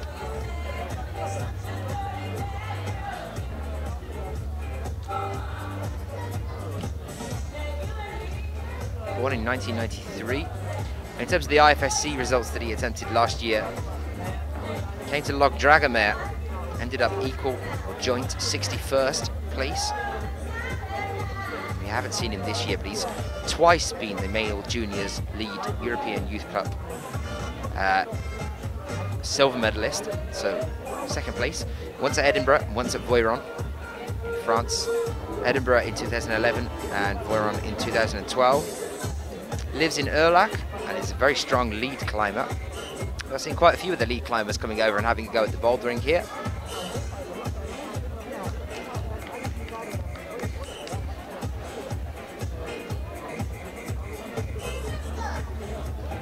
So a question in the chat room asking how many of the climbers qualify for the semis. So we take 20 athletes through to the semi-finals. That's 20 men and then 20 women. So 40 altogether. And we had 46 women and we have 45 men. So 91 climbers down to 40 in the semi-finals. And then we take 12 through into the finals. And that's 6 men and 6 women. So we have the semi-finals tomorrow. Atmosphere in here is going to be fantastic, so make sure that you schedule in some time, if you've got some, to come and join us. It's only going to pick up from here. The semi-finals will start to get really busy as they play for those 6 places tomorrow at around 12 o'clock local time, and then we'll go through into the finals on the evening tomorrow night with just 12 athletes, and that's when it gets really, really exciting. And around that time, I'll be joined by Sheila McCarron. He'll be my co-commentator for the finals here in Millau.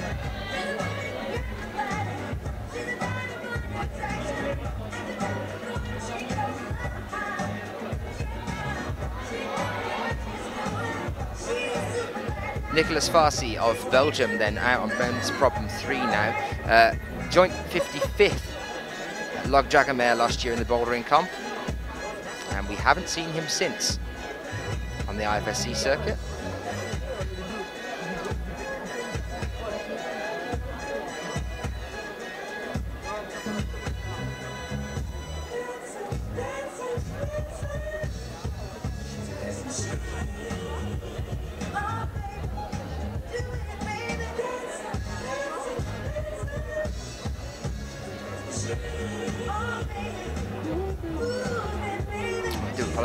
We have seen Farsi since then. 22nd actually in Vienna 2012 last year, so very close to making the semis.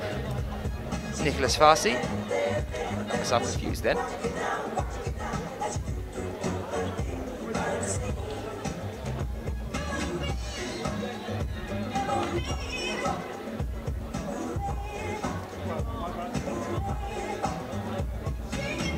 Récupération toujours très importante entre les blocs. On voit certains grimpeurs faire des étirements ou faire des ronds de bras alors qu'ils sont juste. So still quite a few athletes to come out and join us. Hopefully you're enjoying the coverage. We're well over halfway now. Our next athlete will be a Lithuanian athlete, Karolis Rutakauskas. He'll be coming out very shortly. Still got a couple of Brits to come as well. James Garden and Jonathan Partridge straight after him, coming out into problem 1. We also have our Indian climber still to come, Sandeep Meiti.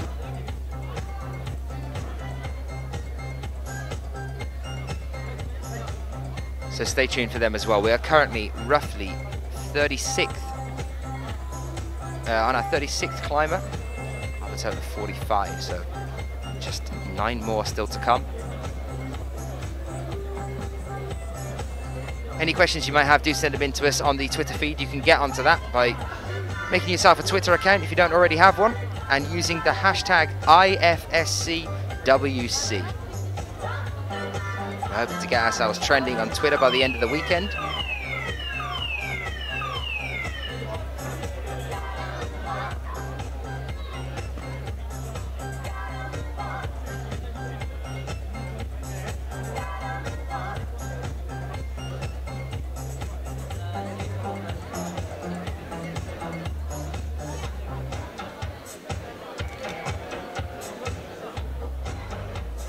Question in the chat room now from Rafael Pico. Pico. I think I'm pronouncing that right. From the chat room, is there somewhere an online table with results? Yes, you can get onto IFSC on their personal website, and that is to be found at ifsc-climbing.org, or you can.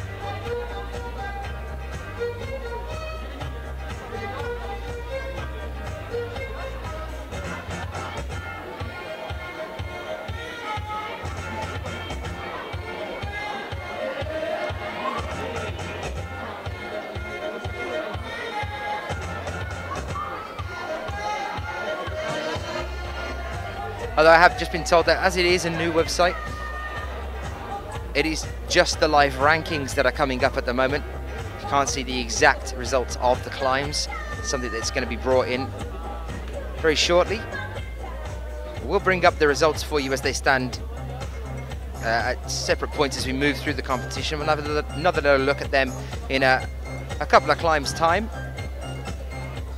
Bring it up and show you how the rankings are standing at the moment. Ho-Sin Fai here, men's problem 5, making his last climb of the day for Hong Kong.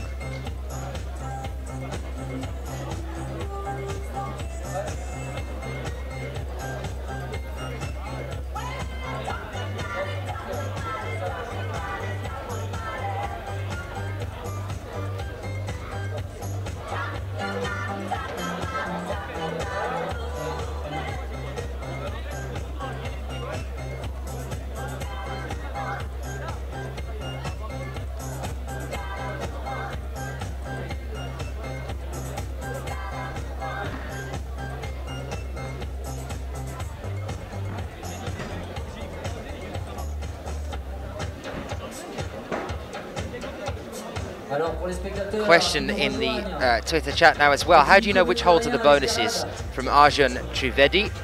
I can tell you that the holes, the bonuses are marked with tape. On this occasion, we're using red tape for them. I'll point one out to you as soon as I spot that. You can see one just in the background in the top right-hand corner. Top left-hand corner of your screen. There's 2 there. Men's problem 1. You can see the Lithuanian athlete Karolis Rutkauskas just moving up into men's problem 1. On your bottom right there, you can see just a bit of red tape, and that's marking the bonus holes for us. Karolis is about to start moving up towards a bonus hold on men's problem 1, so in a moment you'll get to see that one on the top left-hand corner as well. You can just see the tape inching in. Il suffit de quelques essais, souvent pour les meilleurs, mais parfois il faut 4, 5 ou ça rate. Donc c'est très important pour les grimpeurs de mettre le minimum d'essais s'ils veulent être bien classés. Et c'est toute la difficulté du bloc, vous voyez là avec quelque part les grimpeurs, les seconds couteaux, on a vu tout à l'heure les meilleurs mondiaux, et c'est l'ordre inverse du classement mondial qui sert d'ordre de départ. Et donc on a là des grimpeurs qui sont forcément moins bien classés au niveau international et qui sont plus en difficulté ici sur la fin de la compétition. Karolis, unfortunately, not managing to top there, was in a really good position. actually got fall towards that bonus hold, but unfortunately not quite securing it. In the chat room then, we've got Jennifer Wilby saying, all prepared with a brew, waiting for James and John to come out for qualifiers. Well, they're going to be next up after Carolis finishes in roughly 40 seconds time. We will be joined by our next British athlete, and that will be James Garden.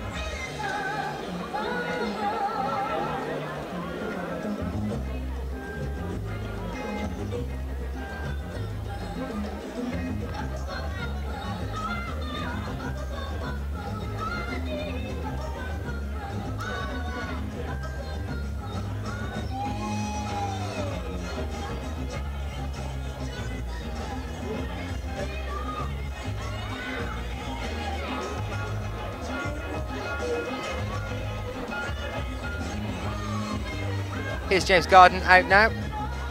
Some tweets coming in that are making me laugh. One of them from Robin O'Leary saying, looking forward to John Partridge, aka The Power, stepping up 60% of the time. He works every time.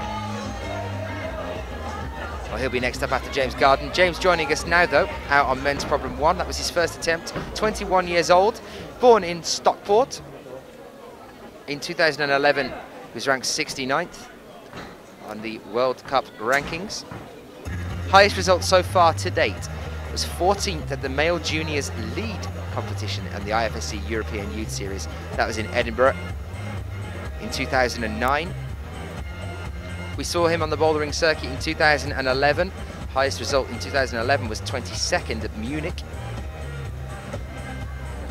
So we haven't seen him in a semi-final on the senior circuit at all yet. So hopefully, fingers crossed for James as he makes his attempts on this one. Could this be his year?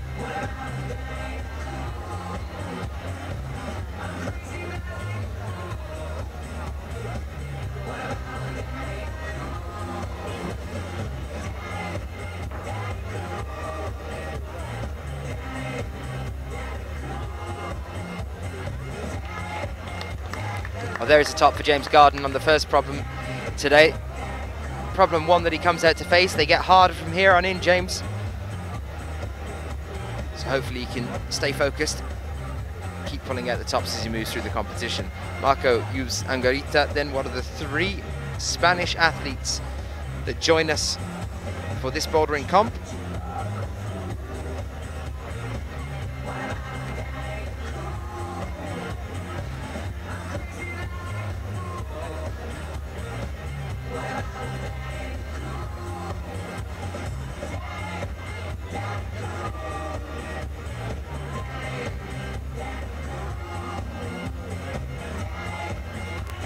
Franz Krakenberger back out now as well on men's problem 2. Nicholas Farsi on men's 4.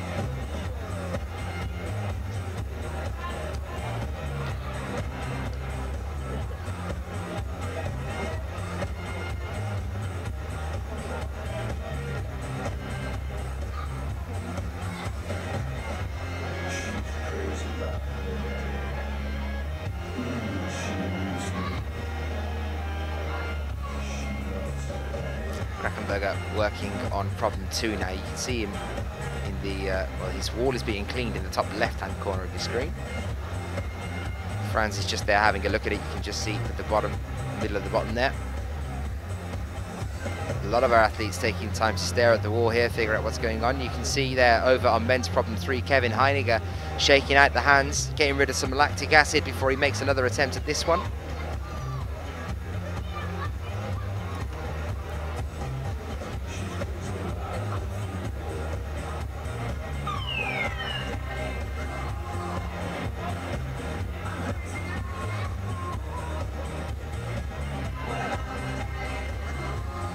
Trevor O'Brien joining us from Dublin, asking, do the problems change for the semi-finals and the finals tomorrow? Yep, they definitely do. Our route setters will be hard at work as soon as we finish tonight with the men's qualifications, setting for the semi-finals tomorrow, and then in the break between the semi-finals and the finals, they'll change them again. It's a big job being chief route setter or even a member of the route setting team. It was a lot of hard work. Our head route setter here is Manuel Hassler, who set for the World Championships in Arco 2011. As I said before, we're in good, capable hands here with our setting. Looking at a World Championship route setter. So hopefully that one answers that, Trevor. Good to see some support from Germany as well, watching for the German athletes. We're now joined by our next British athlete, one of the ones that you guys have been waiting for. It's Jonathan Partridge now coming out in men's problem 1.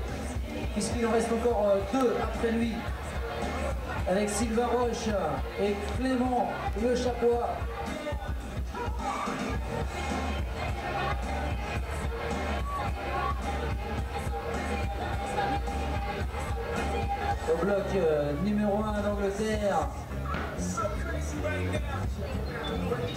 nous avons Jonathan Meiti, bloc numéro 1. Bloc numéro 2, Karolis Rukauskas, un Lituanien. Le Portugais Ricardo Neves, bloc numéro 3. Et le Suisse Kevin Emund. Jonathan Partridge making short work out of men's problem 1 there as well. Both Brits not having any problems with men's problem 1 there. Let's see how they fare as they move through the rest of the competition. Kevin Hemund now with an attempt on men's problem 5.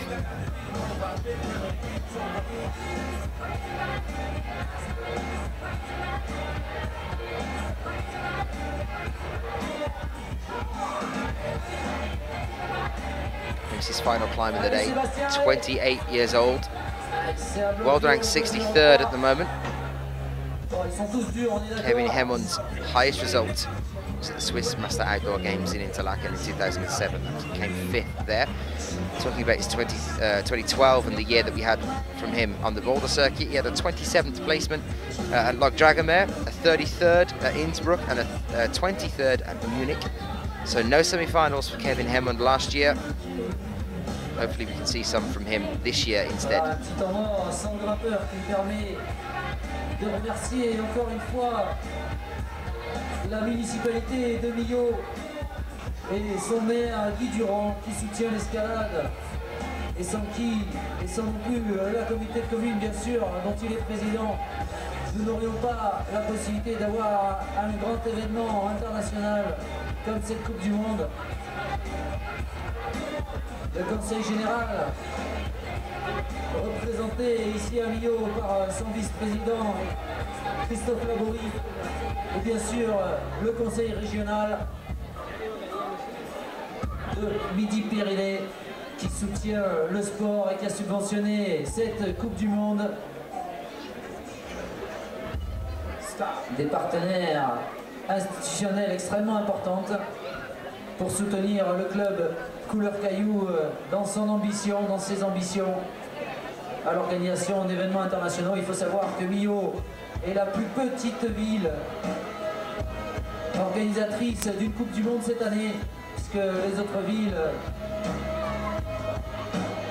qui vont accueillir des Coupes du Monde, il va y avoir Toronto, il va y avoir Munich. Il y a eu une ville en Chine au nom imprononçable de plusieurs millions d'habitants. Et Millau, avec ses 23 000, ses petits 23 000 habitants, fait vraiment figure de petit poussé. Just 1 minute 20 left on the clock now. Can Kevin Hemund make a final push from the top on problem 5 here? Incontournable, des spots d'escalade incontournables. That's one of the easier problems, but struggling here. He's got to pop up now with the left hand onto the pink hole, which you can see just above his head. And he manages it. This is the best position we've seen him in. There's the right hand on there. Cross the feet over. Try and get the match on the top hold here. So close.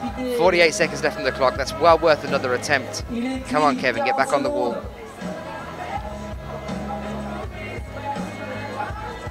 Very close. Any support from Switzerland, do send it in.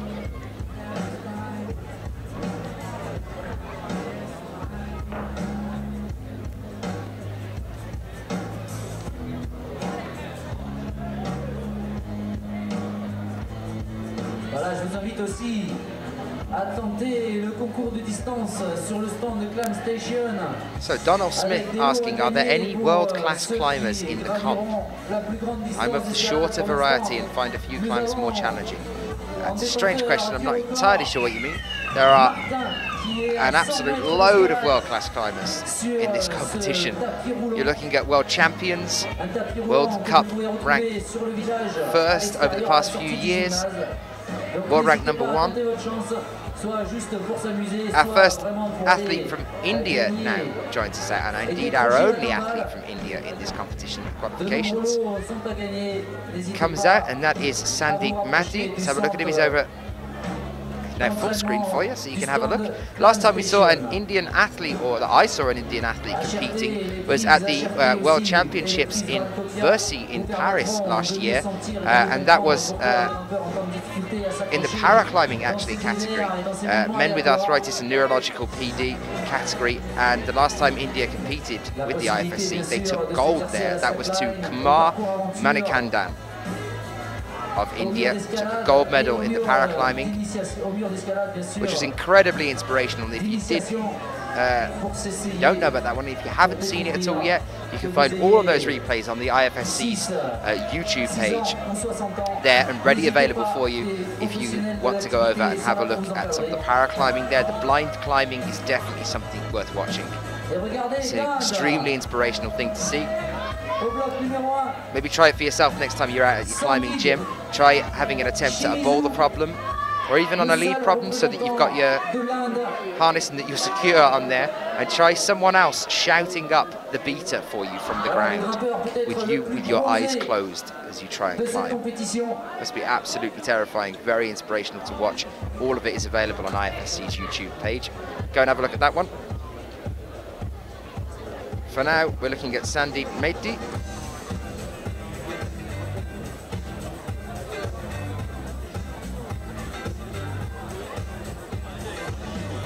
...20 years old, born in New Delhi, currently lives in Delhi. And in the male juniors lead, and then in the speed comp as well in Hamadan. In 2012, that was at the Asia Youth Championships. He came 12th in the lead and 10th at the speed competition in 2012. Sandeep, fantastic to see more climbers from India joining us on the IFSC circuit throughout the year. Anybody joining us from India now at the present moment in time, do give us a shout out. Let us know that you guys are watching.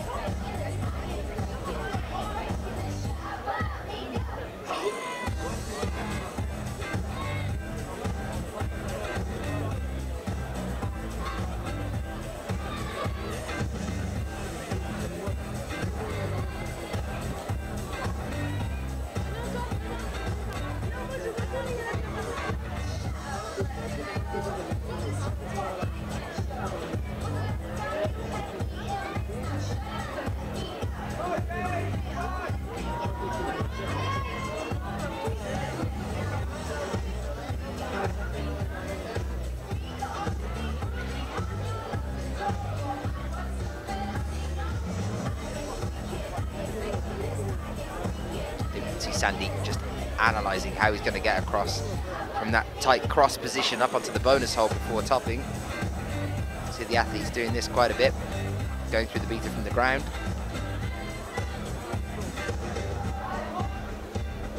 Franz Krakenberger over on problem 3 now. Struggling to move from the starting position there. Trying a different tactic.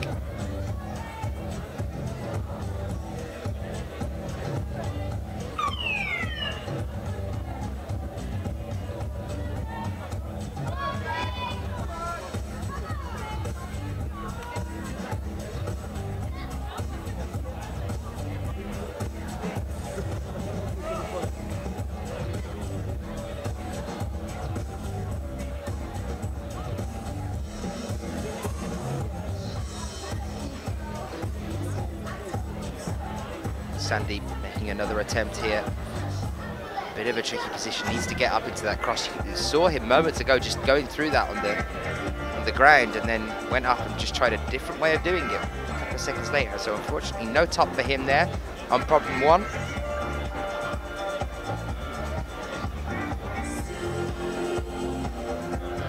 Rafael with another question, asking any idea about the difficulty of boulders in semi-finals and for finals. For qualifications, there were 7B and 7B plus. Are they French grades? Yes, that's the Fontainebleau grading system that we're using at the moment, that Manu has given me. It tends to be what we use, what I get anyway from talking to the route setters. If you want to know the difficulty of the boulders in the semi-finals and the finals, the only thing I can say to you there is make sure that you come and join us tomorrow for those ones. We like to keep you guys waiting for that one. Don't want to ruin the surprise, Rafael. So we're looking forward to tomorrow as well in the semi-finals. Hopefully you guys are going to be joining us. Let us know if you are going to be joining us, as we welcome our next athletes to come out here. And the first one will be Shimuzi Atushi. I'm going to get that name right eventually. I say it wrong a million times. Japanese athlete, you can see at the top left-hand corner of your screen now. Atsushi Shimuzu. Got there in the end. It's a tongue twister for me every time. 25-year-old athlete, he's from Kyoto. Having a look at his previous results, came 7th in Vale in the bouldering there, so literally just missed out on a final spot. Not only making it through to the semi-finals, very nearly making it into the finals. That was in 2011 though.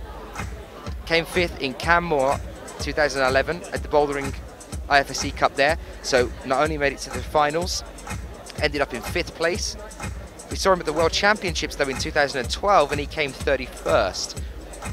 So maybe the break that he had, missing out on quite a lot of the 2012 season, has affected him a bit there. Let's hope that he can start coming back, making it into finals again this year. He's in the top left-hand side of your screen now. Jonathan Partridge out on problem 2 then.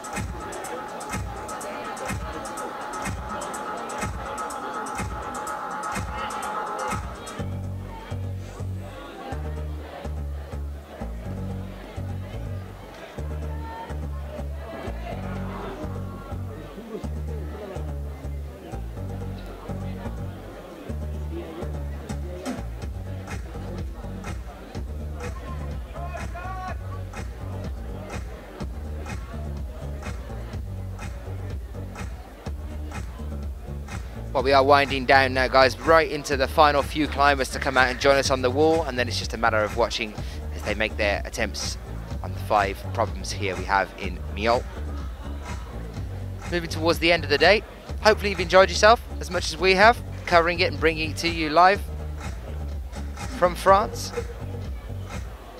Karolis Rutkauskas now of Lithuania over on men's problem 3 with 2 minutes left to go on the clock. 22 years old from Vilnius. Looking at his results, the best result that we have so far to date was in Munich in 2011, where he came 61st.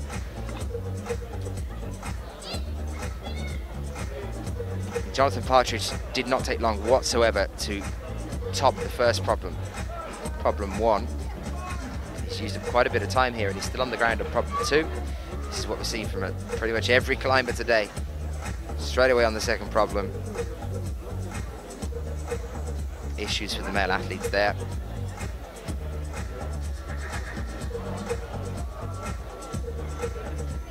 So yes, just 4 more athletes to come out and join us on men's problem 1. And next one will be another French athlete. It'll be Sylvian Roche.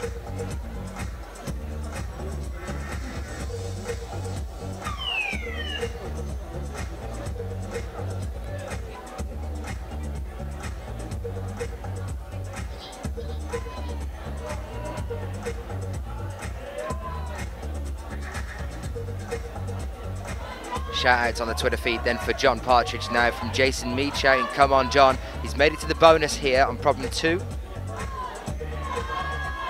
Big reach there, but he Can he hold on to this now? Really tricky position, and we've seen people try this heel before and slide off here on this point. That's better, on top of the pinch with the right foot, and that's allowed him up onto that point. So close, 20 seconds left on the clock. Jonathan Partridge with a hand on the final hold.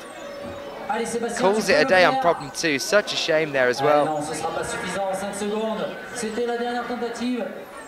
Voilà, le coup d'œil sur le bloc numéro 5.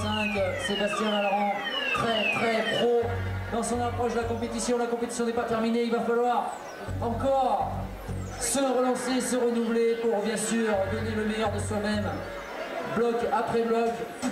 C'est toute la difficulté, j'en ai parlé à plusieurs. Well, here is our next French athlete, Sylvain Roche.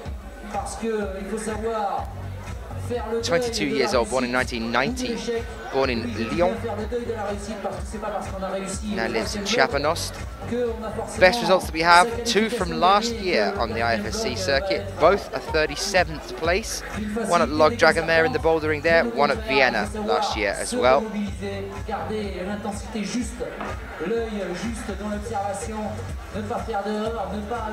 James Garden now out on men's problem 3.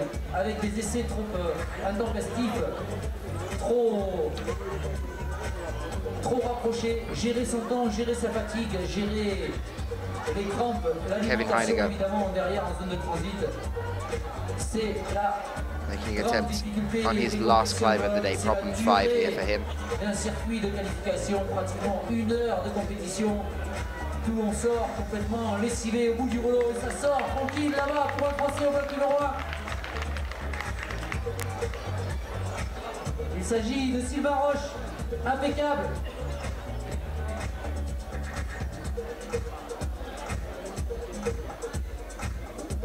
Voilà cette concentration à garder du début à la fin du circuit.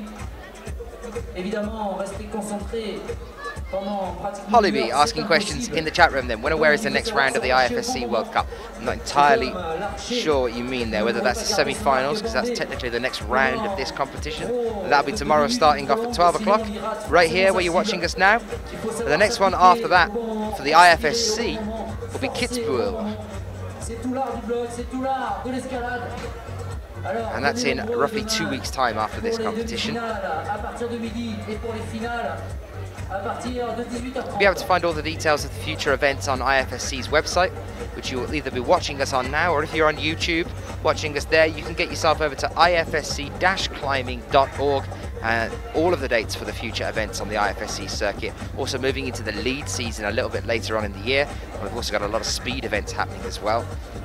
You can find any information on them on their website there on the calendar section.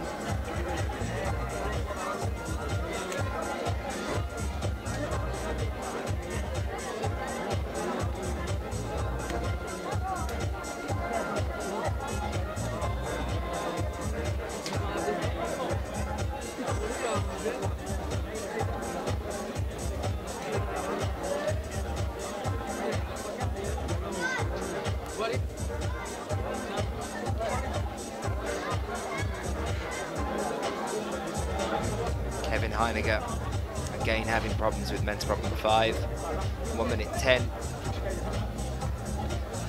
left on the clock.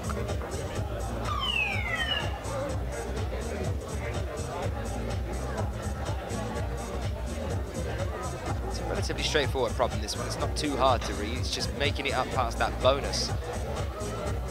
Just above him now, you can see the red tape creeping in. Getting onto that bonus and then going from there seems to be stumping most of the athletes. If you are watching any thoughts you might have on any of the bouldering problems that we have here? Let us know. See what you think. Bit of a mixed bag from some of the athletes. Some of them don't like them, some of them really like them. General consensus seems to be that they're very, very hard, but they're very enjoyable. We've had a fantastic split already at the qualification stage between the athletes. Remember that old saying that we keep referring back to, the perfect set of routes, definitely for lead climbing. Sheila was definitely used to saying this one with me, is that the perfect setting for a lead climb is one that only gives you one top. When bouldering, the perfect setting, I would say, is the one that only gives you one athlete topping out on all of the problems, and we've had that here today with Dimitri Sharafutinov, the only athlete to have topped all 5 of these problems. Then we've got a nice split of 3 different athletes that have topped 4, then we get into quite a lot of athletes that have topped 3, and then into the 2s and the 1s. So it's been a really nice spread across the board from Manu, the chief route setter here.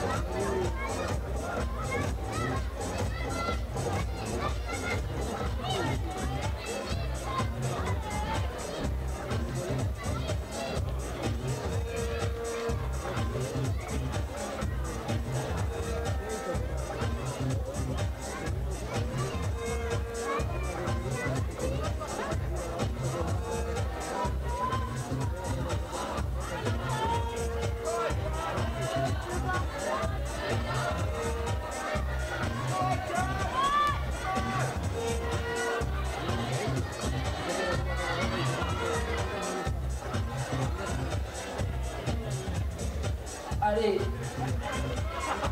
Millau, réveillez-vous avec Sébastien Laurent qui est en train de se rapprocher de la sortie du bloc numéro 5. So Chris K asking in the IFSC feed as well on Twitter, IFSC climbing really disappointed, IFSC World Cup still not available in Germany. When will that be fixed? Well, I can tell you that that's not an issue for us, that's actually an issue with the German government. In the fact that they won't let live streams go out on YouTube over there due to recording rights and issues with recording rights. That's why we do offer a lower quality stream on a different site through the 24/7 link, or on, you can find that on the IFSC website, which is ifsc-climbing.org, and you can watch us on there as well, Chris. Whether you're hearing me now, I do not know. If somebody could get that message to Chris, hopefully that'll help him join us for the semi-finals at some point tomorrow. It is a shame, but it's unfortunately out of our hands, something to take up with the German government, I think. Jonathan Partridge now up on men's problem 3.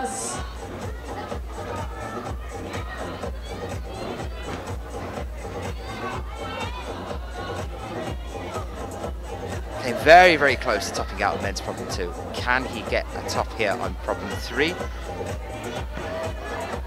Clément Lechaptois of France on men's problem 1. Another French athlete to come out rather late in the competition here. Just 2 more athletes after him to come out, and then we'll be watching our athletes as they move along, slowly emptying the wall. Attempting the 3 problems here. Clément, only 19 years old. Top left screen for you now. Born and lives in Villoré. Best result so far today, 3rd place at the Male Juniors Boulder European Youth Cup at L'Argentière in France last year. So we're still a junior competitor last year, only 19 years old, making a run now for the senior circuit. Clément Lechaptois of France. I can see the French team gathered around him as he's about to start now on his climb.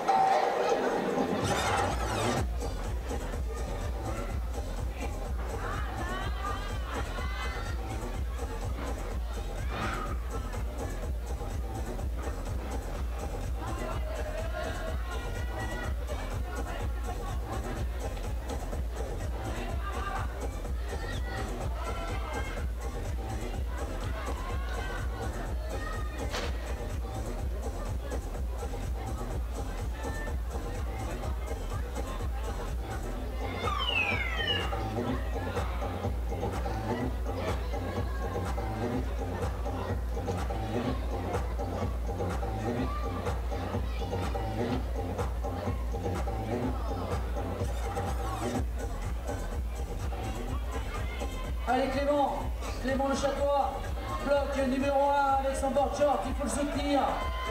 Allez la France, et oui ça passe. Tries to alley for Le Chaptois. Ah, le soulagement Clement, pour Clément. a top there for him on problem Et 1. Sébastien Valorant, qui était vraiment à 2 doigts. Allez Sébastien, il a encore de l'énergie, il faut le soutenir avec la fatigue. Allez Millau. And Kunal Bidaka Sébastien, from, appliquez jusqu'au well, I'm bout. guessing from India, offering some support here to Sandy. Allez, le gainage. Lots of support for him Il pète, quel dommage. from Kunal. Et on perd Sébastien. And another turnaround, and our next athletes come out and join us here as well. So, Donald, you've got back to us saying, sorry, I meant, is there any smaller world-class climbers earlier? There are a lot of smaller world-class climbers. It depends what category you're talking in as well. If you're talking about different disciplines, there's Kim Yain, female athlete. She's exceptionally tiny. She's roughly 5'2", I think. I definitely feel that when I'm standing next to her anyway. She's exceptionally small, and she's a lead climber as well. Lots of big, powerful moves, large reaches on her lead wall to go up the 15 meters to the top. But she's also here as well doing the bouldering. Sean McCall is not particularly tall. It sounds like the beginning of a children's rhyme, but it's not. Sean McCall isn't particularly tall. So yeah, there are quite a few shorter climbers. Both of those athletes are 100% world-class athletes as well there. If you don't know their names, find out what about them on the IFSC website. Our next athlete out then from Finland is Anton Johansson. You can see him on men's problem 1, just starting up there in the top left-hand corner of your screen now, 29 years old. From Helsinki. Un autre Français, Sylvain Roche, au bloc numéro 1.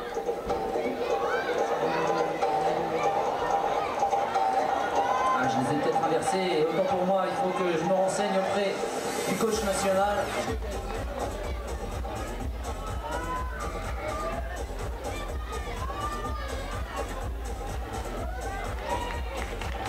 Anton Johansson then, a good start for him, atop there. Best result for Anton so far is a male youth A lead category at the European Youth Cup in Kranj in Slovenia in 2000. He came 5th there, so made it through into the final of the male youth A lead. And he was a lot younger, 29 years old now. The last time we saw him was at the World Championship in Paris in 2012, where he came 55th. Sandy back out now though. As I was saying earlier, we had an Indian gold medalist at the World Championships in Paris in the paraclimbing, Mani Kandan. C'était le Finlandais Anton Johansson. Voilà, Kazakh bleu tous les deux. J'ai besoin de lunettes à l'autre bout de l'arène, c'est pas évident. James Garden out as well on men's problem 4. The tough double dyno onto the pinch holds.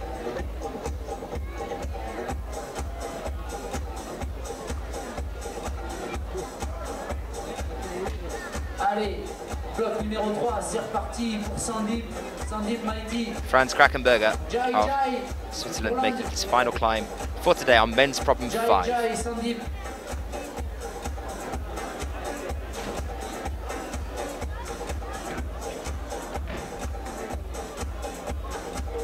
Jonathan Partridge au bloc numéro 4. Come on, Jonathan.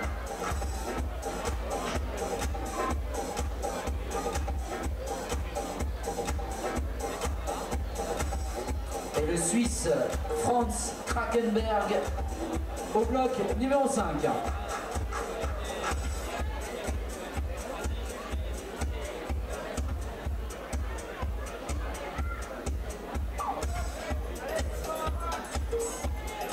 One minute 20 left on the clock now for Franz. Got to make something here of this final problem. James Garden really struggling with this double dyno. Nearly managed to hold that then onto the pinch. It's 1 minute 10, more than enough time to get up there, but then of course the problem on problem 4 is as soon as you made the double dyno, you hit an even harder part of the wall, which is that crossover onto the purple plate and the orange hold to the right hand side of him. I don't think James knows that yet though.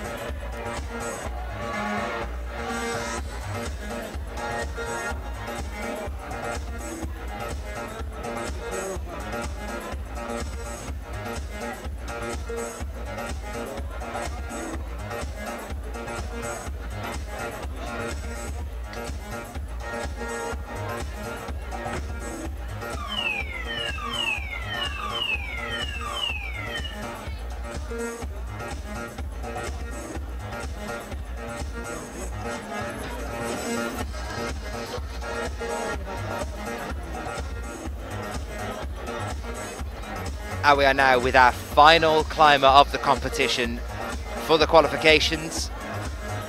And he's had quite the wait back in the isolation. There are the warm-up walls back in the isolation, so hopefully he's ready to go. If you've been waiting to watch Jusosa's Babina, then well done for sticking with us all the way through this. 5 hours roughly. You've had quite the wait. Oh, here he is. Another Lithuanian athlete. While his teammate finishes up, Karolis Kauskas over on men's problem 5 now.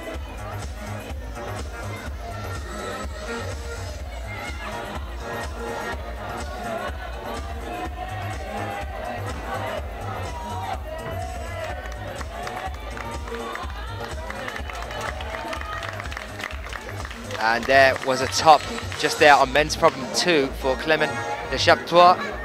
That's 2 tops for him already, which is putting James Cassay in an extremely dangerous position. Clement's looking strong here. Still got 3 boulders to try, and he's already got 2 tops. French team are really rooting for him here. Some questions coming in on the chat feed then. So people are asking, Joseph Kirk, what counts as a I'll rephrase that. What counts as a successful top out in this competition? A successful top in this competition is a match on the final hold on the wall, which is marked in green tape. You can see one in the bottom right hand corner of your screen now. On problem 5, the grey hold just at the top there with the green tape underneath it, a match. So 2 hands on that hold will count as a top here as well. The bonuses also count. They're marked in red tape just below that one. You can also automatically gain the bonus even without using it if you manage to top. So that's another thing that's interesting with this one. It doesn't come into function that often. It did happen at the World Championships a little bit. Some of the athletes were choosing to bypass the bonus entirely, just go straight to the top as it was out of the way. That's why the bonus tends to be incorporated around the crux of a wall, make it hard to get to. And that adds the interest then with the bonuses and the difference between tops and amounts of attempts at a top, and bonuses and amounts of attempts at a bonus as well. The grading system, which I explained earlier, is the most amount of tops in the least amount of attempts. So hopefully that clarifies that for you a little bit there, Joseph. Ola Love then saying as well, haven't seen many tops of Sean McCall when he competed, and he's 12th on the list at the moment, which isn't optimistic. Is there a chance to see him in the finals? Absolutely, Ola. Never rule out Sean McCall. He might be in 12th place at the moment, but he still had a relatively good run. 3 tops for him, I believe. Altogether, he might be sitting in 12th place, but that's still roughly halfway with the amount that we're taking through to the semi-finals. And as always, tomorrow is a new day. Sean McCall, we're used to seeing Sean on the podium. I'd never rule out an athlete that has ever made it to a podium. You never know whether they're going to turn it round. And some of these athletes actually have had podium positions. Even the ones coming out later on in the competition have had podium positions in the past, but just had a big break between the time where they were frequently getting up onto a podium and now.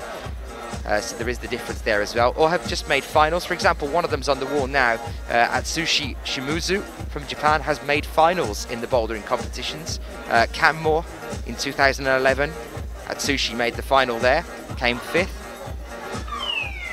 We haven't seen him in a final though for quite a long time. For example, the only other World Cup that he did in 2012, he came 47th. So a big change, and this is what I'm talking about, the athletes that take time out from the World Cups kind of have to get used to it again. It's the difference between climbing, gym climbing, competition climbing, and climbing on rock. I'd say that there are 3 categories there. Even the difference between climbing in a gym and climbing at these competitions is vast. The pressure of the crowd watching you, the time limit that you're given as well, 5-minute time limit, very strict on that in the qualifications, 5 minutes again for the semi-finals, and in the finals we work on a 4-minute plus basis, which means that if the athletes are off the floor after the 4-minute countdown has gone, they can carry on having an attempt on that problem that they're on there until they fall off. So they're allowed to use over 4 minutes if they are off the wall when the 4-minute timer goes there as well.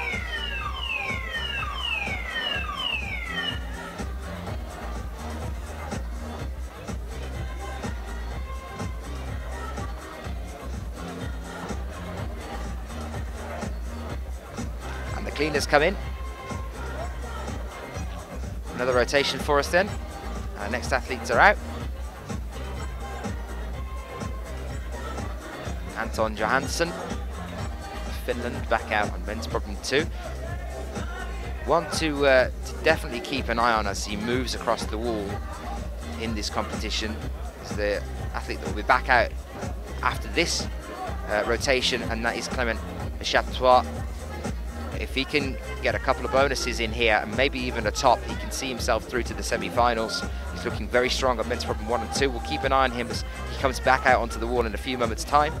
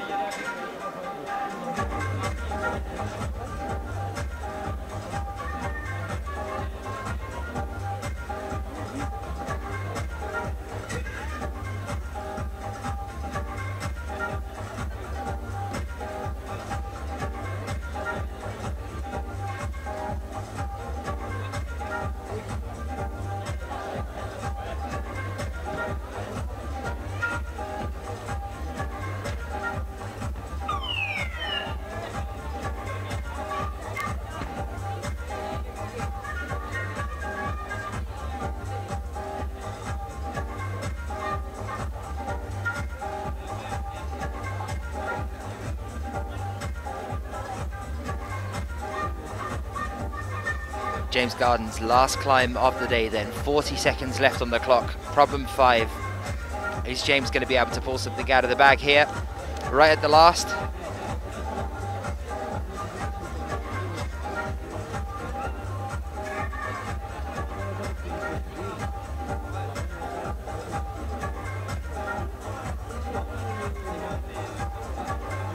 Tough here for Sandeep Meiti.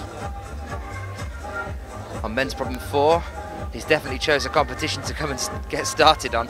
We've seen some of the world's best struggling with these bouldering problems.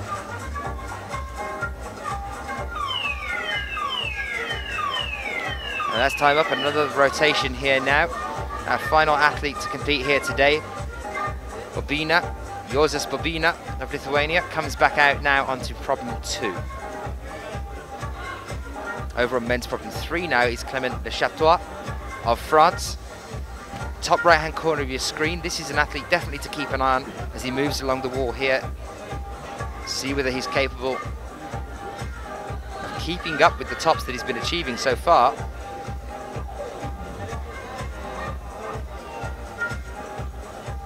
Jonathan Partridge with his last climb as well for the day, over on problem 5.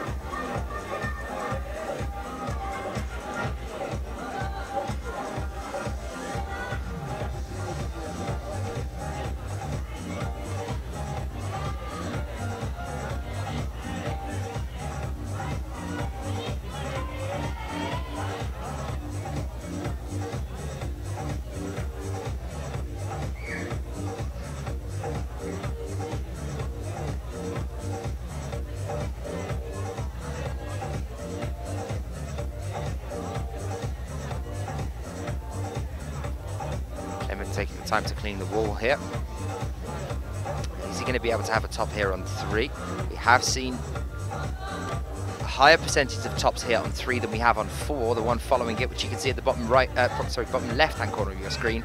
Now Atsushi Shimuzi. Le japonais Atsushi Shimuzu qui est en difficulté là, comme beaucoup mis en échec sur le bloc numéro 4, qui aura vraiment résisté à presque tous les grimpeurs. Je dis bien presque parce que Jonathan Partridge really struggling with the fingers here to try and lever himself up onto that bonus hold. He's got a hand to it though, slow and steady. Is he going to be able to push up here?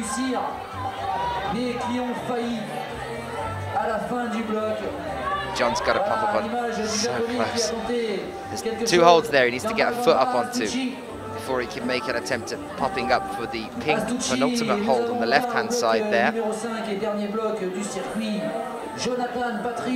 Oh, there's a fantastic shot in the bottom right-hand corner of your screen there. You can see the wall through an iPad that's being recorded at the bottom of the wall.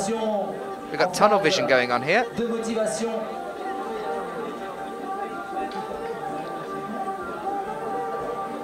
Au bloc numéro 3, nous avons un jeune Français,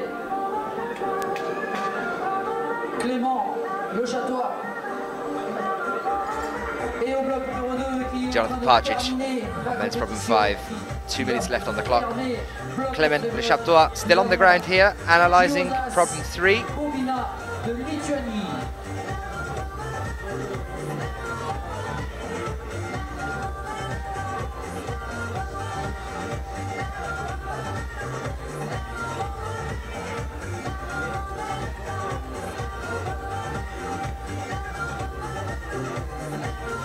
Levering himself into the same position there. Tricky moment around that almost crimp hold. Tiny red one that he's brushing now in the bottom right. Clement still looking at the wall here on 3. 1 minute 25 roughly left on the clock now.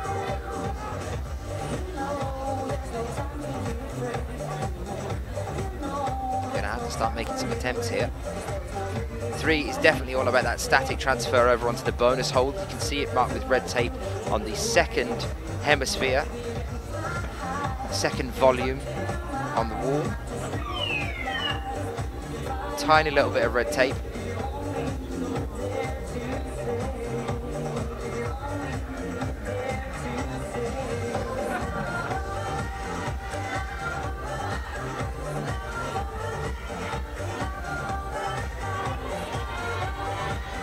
Much more static now from Clement, and then tried to go for a jump there onto the bonus hole.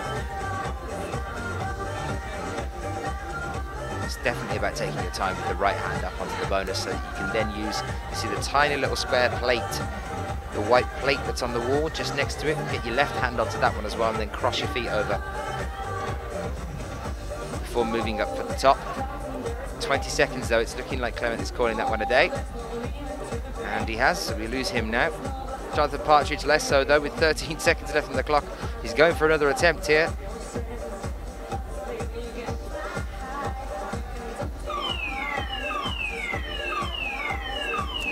He knows it's up as well. Unfortunately, Jonathan Partridge, no top on 5, and that finishes his run here today.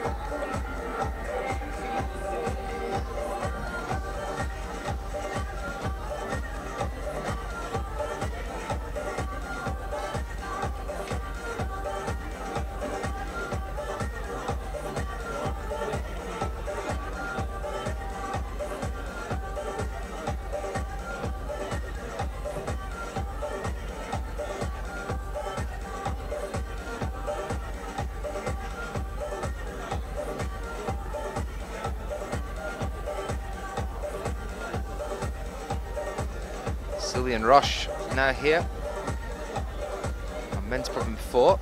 See if he can succeed where Clement is unfortunately not able to.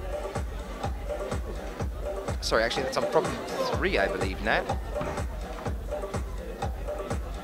Is Anton Johansson. Problem 4 we haven't.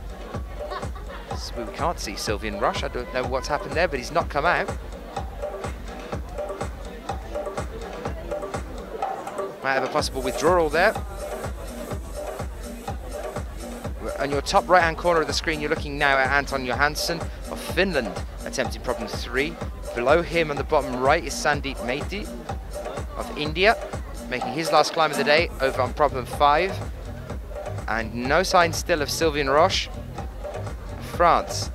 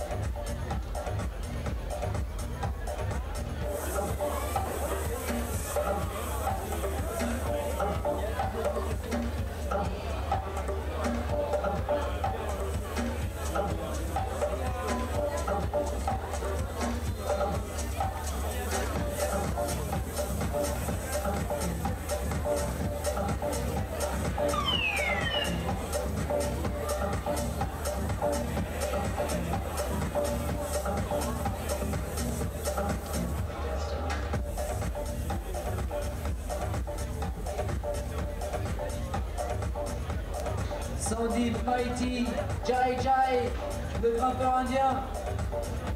Dernier bloc. Allez Sandeep. Still not sure what's happened to Sylvian Roche. No appearance on men's problem 4. 30 seconds left on the clock. Here is Sandeep making his final attempt on this climb. Unfortunately, struggling there.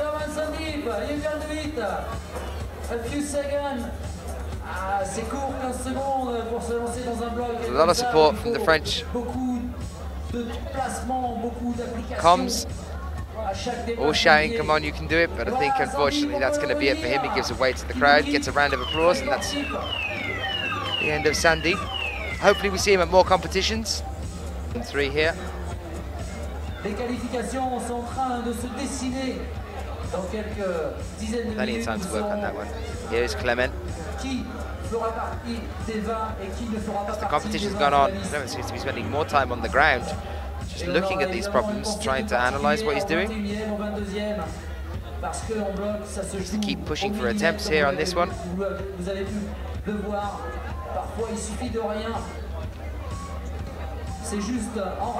And he manages to stick the dyno onto the pinch there. Going into a strange position here. Seen a lot of athletes trying that with the feet. Needs to just try and make a swing over onto the plate.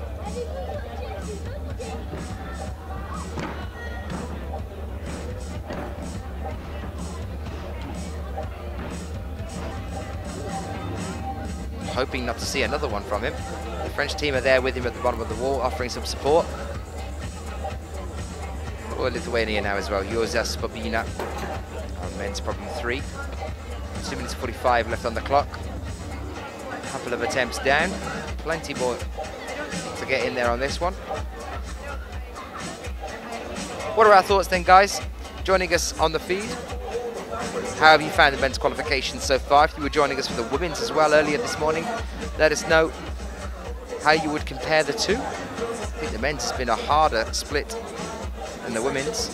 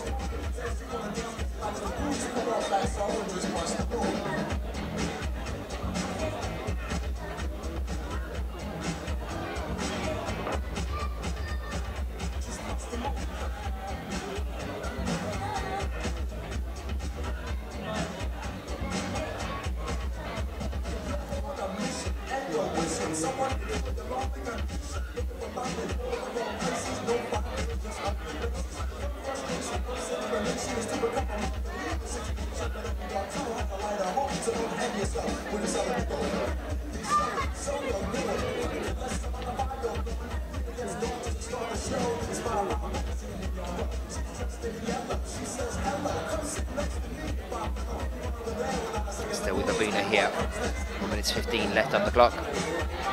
Got to start making some more attempts. Clement is back up on the wall though. He's just made the dyno on problem 4. Commentator's curse. He comes down just as I mentioned him. Shimizu making the bonus hold there, but not quite able to go for the pink one just above it. Needs to get his feet sorted on that one. It's a lot more static than it looks, problem 5. Temptation to push up and try a little bit of a pop or a dyno onto pink hold at the top there. I think Bobina's going to call it a day on this one. Yep, he's taking his slip, so that's it for Bobina on problem 3.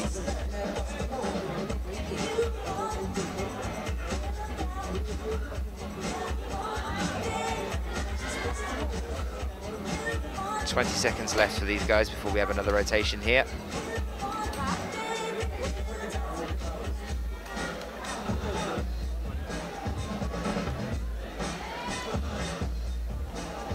If you have joined us, or if you are just joining us, we are just winding down now. The last couple of climbers coming out before we can definitely say who's going to be joining us for the qualifications tomorrow, for the semi-finals tomorrow.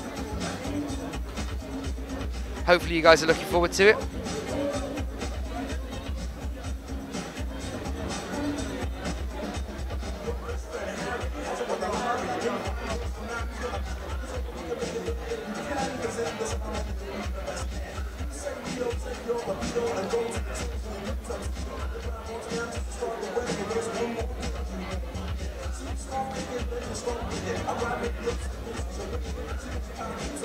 Here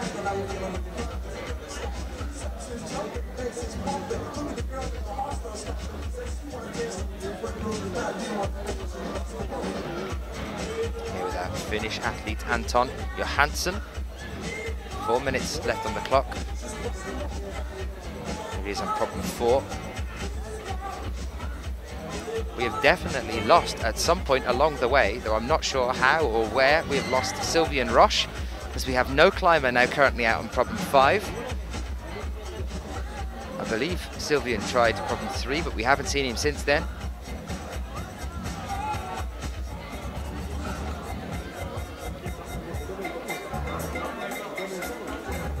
So, Anton, I'm going to see you going out with a bang here.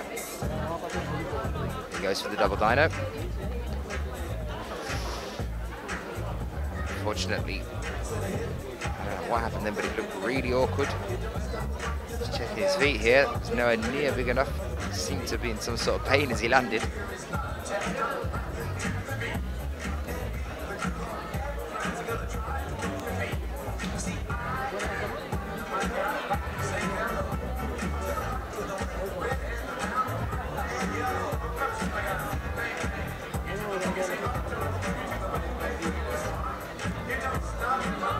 Le Finlandais Anton Johansson au bloc numéro 4.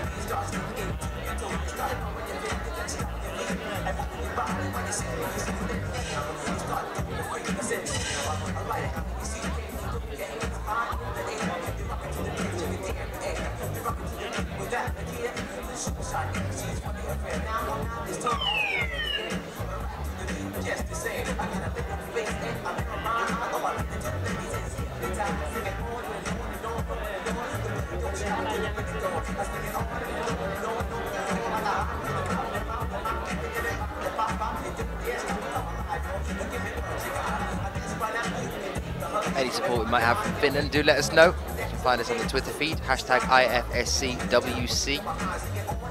Any shout outs we might have for Anton Johansson. Last 30 seconds of his climb 4 here.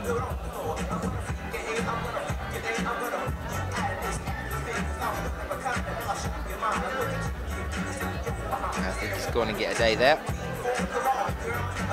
Last couple of rotations, guys. We'll be finished up here. Bobino will be back out now for us yet again for an attempt on problem 4.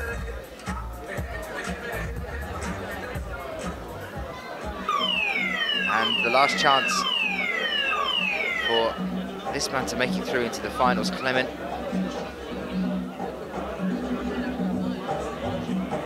Clement de Chapois, France. If he can top this, it will give him 3 tops altogether, and that will probably, I think, put him into the semi-finals.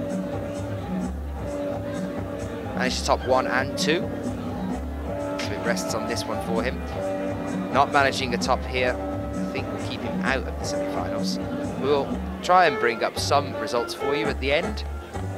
Remember that the results aren't finalised until 20 minutes after the qualifications finish, and our results come straight from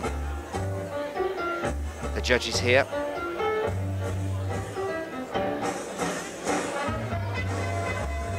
Allez, il faut le soutenir, Clément Le Chaptois. Bloc numéro 5, c'est la fin de son circuit. Allez Clément, tu peux le faire.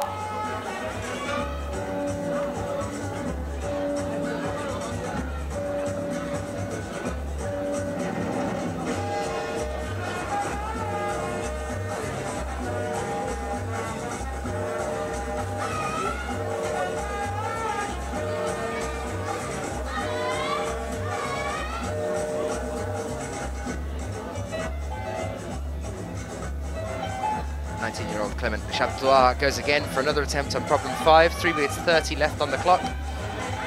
Manages to stick the bonus this time. He's got to get some feet up now. Left foot up. Unfortunately, no.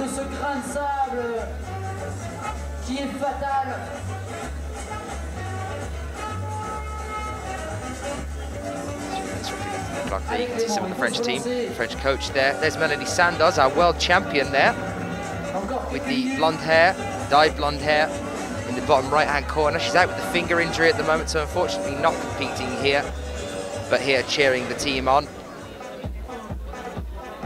Just talking to Sammy, who you can now see just turning around, checking the clock there, who's the French coach, about Melanie and her situation and how keen she is to get back into climbing. Missing out on these competitions must be driving her a little bit mad after her success at the World Championships in Bercy. Took the gold there, 2012. Nevertheless, here to support the team. I know with Clement Le Chaptois struggling with the bonus here.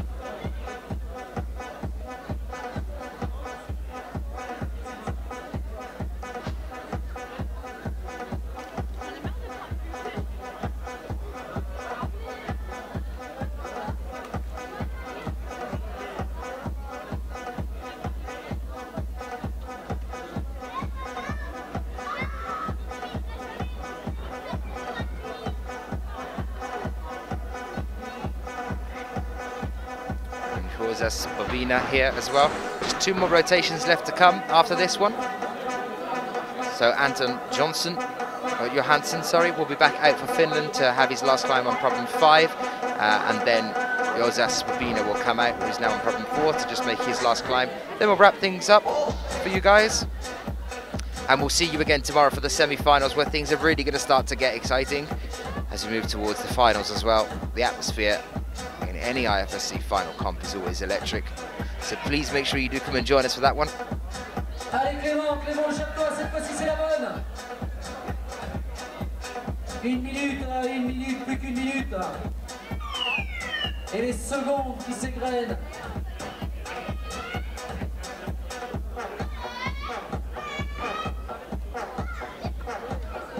The minute timer just gone. Clement makes the last attempt. And he's down again, but 44 seconds. You could still make one more out of this one, Clement. You might as well. Allez, pour le plaisir, pour apprendre, pour le spectacle et faire plaisir au public de Millau. 30 seconds and he's going for it again. Clement Le Chaptois on problem 5 now. A lot of shouts from the French team. Ale down the ground again. 20 seconds. I think that might be it for Clement Le Chaptois. It is, I believe. Yeah, Clement's giving it up there, I'm afraid. So that's the last we'll see of him. It's going to be interesting to see how the standings are now.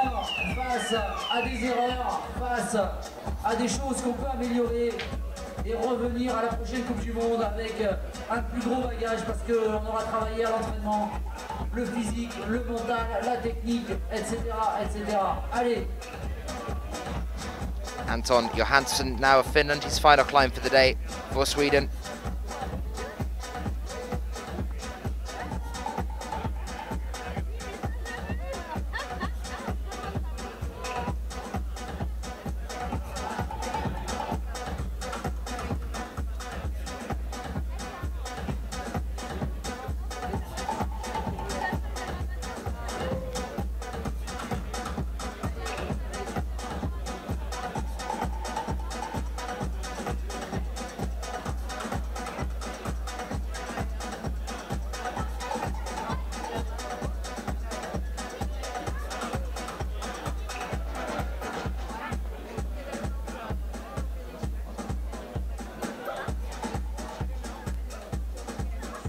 Ola asking about any information on Andrzej Mierczynski-Wiktor's score.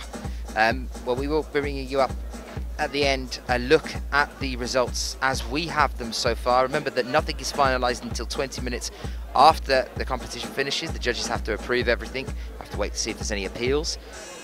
Hopefully there won't be. We can start to move through, make sure that that's our list for the semi-finals tomorrow. So we will be bringing you the results as we have them at the moment when we start to wrap up in roughly 8 minutes time. Actually, we just have the last 3 minutes of Anton Johansson's climb, and then we have Horzas Bobina coming out for Lithuania to make the final climb for us of the day today in the qualifications. Hopefully you guys have enjoyed your time with us. I will come back and join us again tomorrow.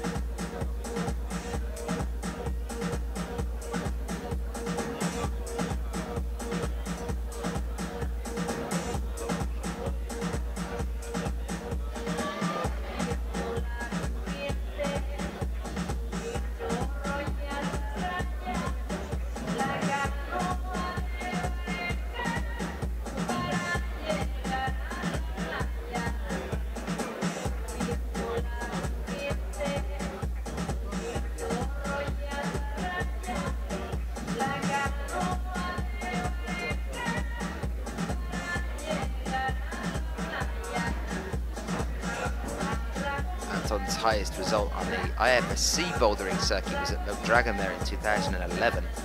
He's 22nd there. 1:55 left on the clock. Making his last climb of the day.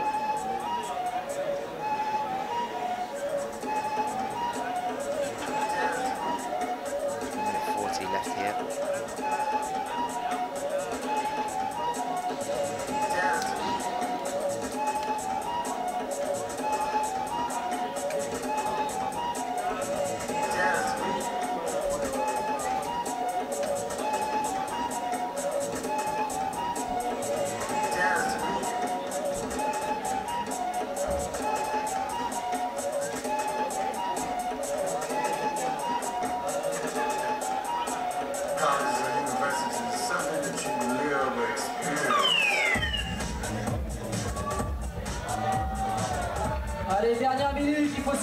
Anton up onto the bonus hold here now.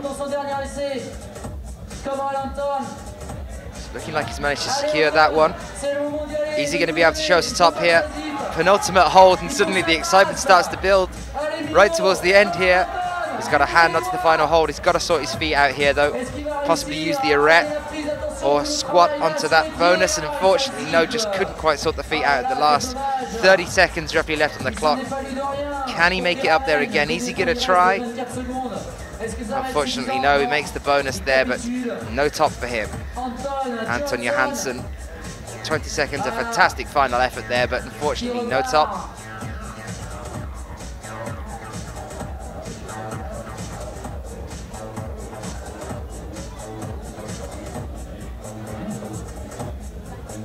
And here we are with our last climb of the day, ladies and gentlemen, in the qualifications. It is Horzas Bobina of Lithuania. His last 5 minutes. Before we say goodnight to you, get ready to bring you the semi-finals tomorrow. The route setters have a lot of changing to do to get the semi-finals up and running. Je pense notamment à ceux qui seront qualifiés en demi-finale. Restez concentrés, passez une bonne nuit, récupérez, faire la kiné, les massages, pensez les plaies, se ressourcer, parce que sortir d'une compétition aussi d'un circuit aussi dur, ça vous lamine, ça vous détruit mentalement, et donc il faut savoir rebondir d'un jour à l'autre. Bobina has attempted a World Championships before. That was Arco in 2011. The interesting thing is that the same route setter that set Arco in 2011 has also set the problem that he's now attempting. on problem 5. And Bobina came 102nd at the IFSC Climbing World Championships in Arco 2011, which was set by Manuel Hassler. Manuel Hassler is our head route setter here, our chief route setter. And we are seeing again Rosas Bobina. Since then he's tried some European Youth Cups in the bouldering in the male Youth A category, one at Meran and one in Munich in 2011.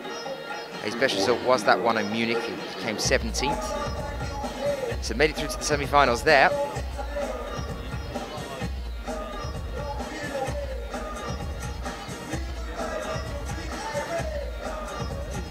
Came 28th at Meran in 2011.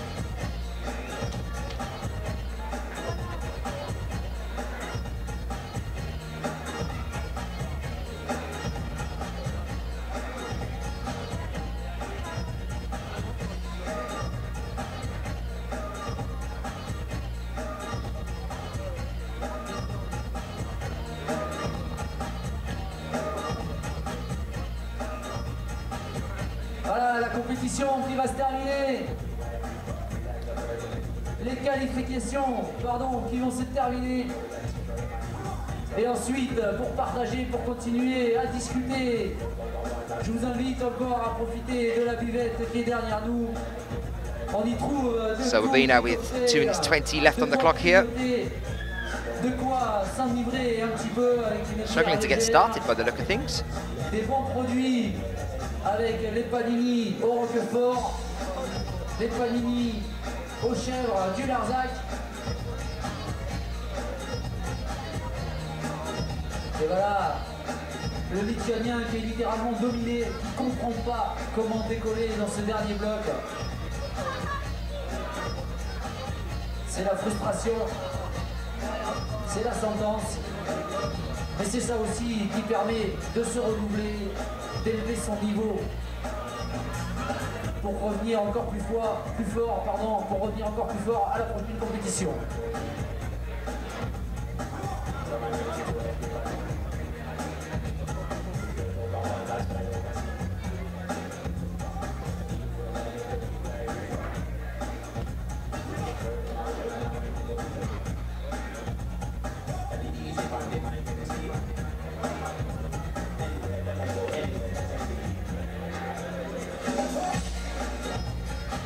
Unfortunately, Bobina really struggling to get started here. 1 minute left on the clock.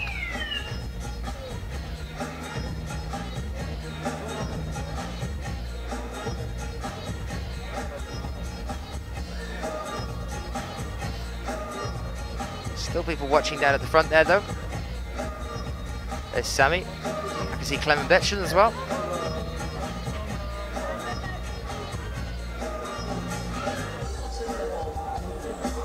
I think Bobina's just called it a day with 35 seconds left on the clock there. He has just shook his head and exited, so I think that's going to be it for him. Rosas Bobina finishes up here.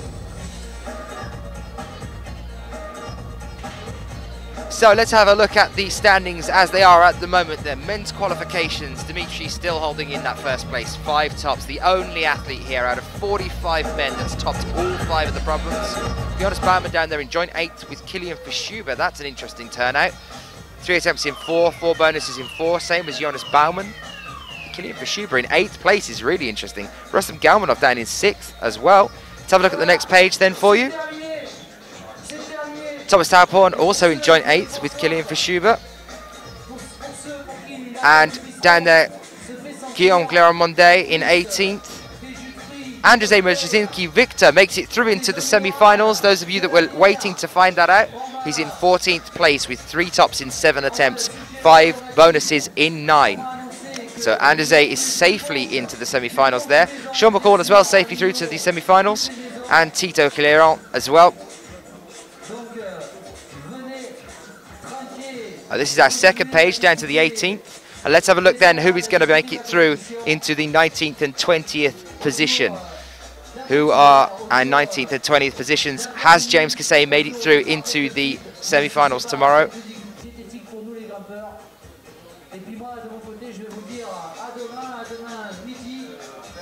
And here it is, and unfortunately by attempts on a top, James Kasey in 21st place, just misses out Kim Yabi, who I saw a little while earlier, was saying he didn't think he'd had a very good run here today at all. But in this, as they're standing at the moment, 20th place, Kim Yabi makes it through into the final with 2 tops in 2 attempts, 4 bonuses in 8, pushing James Kasey out of that section. Unfortunately, no Brits then. Edward Fihali, Ned the Baker, and Dave Barons in 26th and 27th place there as well. Nacho Ignacio Sanchez Gonzalez does make it through though at 19th. So, 20 minutes until those results are confirmed. You can find that out online by sticking around on the IFSC website. We will look forward to seeing you tomorrow. We are live with the semi-finals at 12 o'clock, and we'll be here at we will be here at about 5:02. So 11:55 we'll be live again, and this is Central European time. Remember, guys, this is 11:55 for us, so it might not be that time where you guys are. We shall look forward to seeing you there for a very exciting semi-finals here on the IFSC website. I've been Daniel Finn. Have a good evening or morning wherever you are, and we'll see you tomorrow.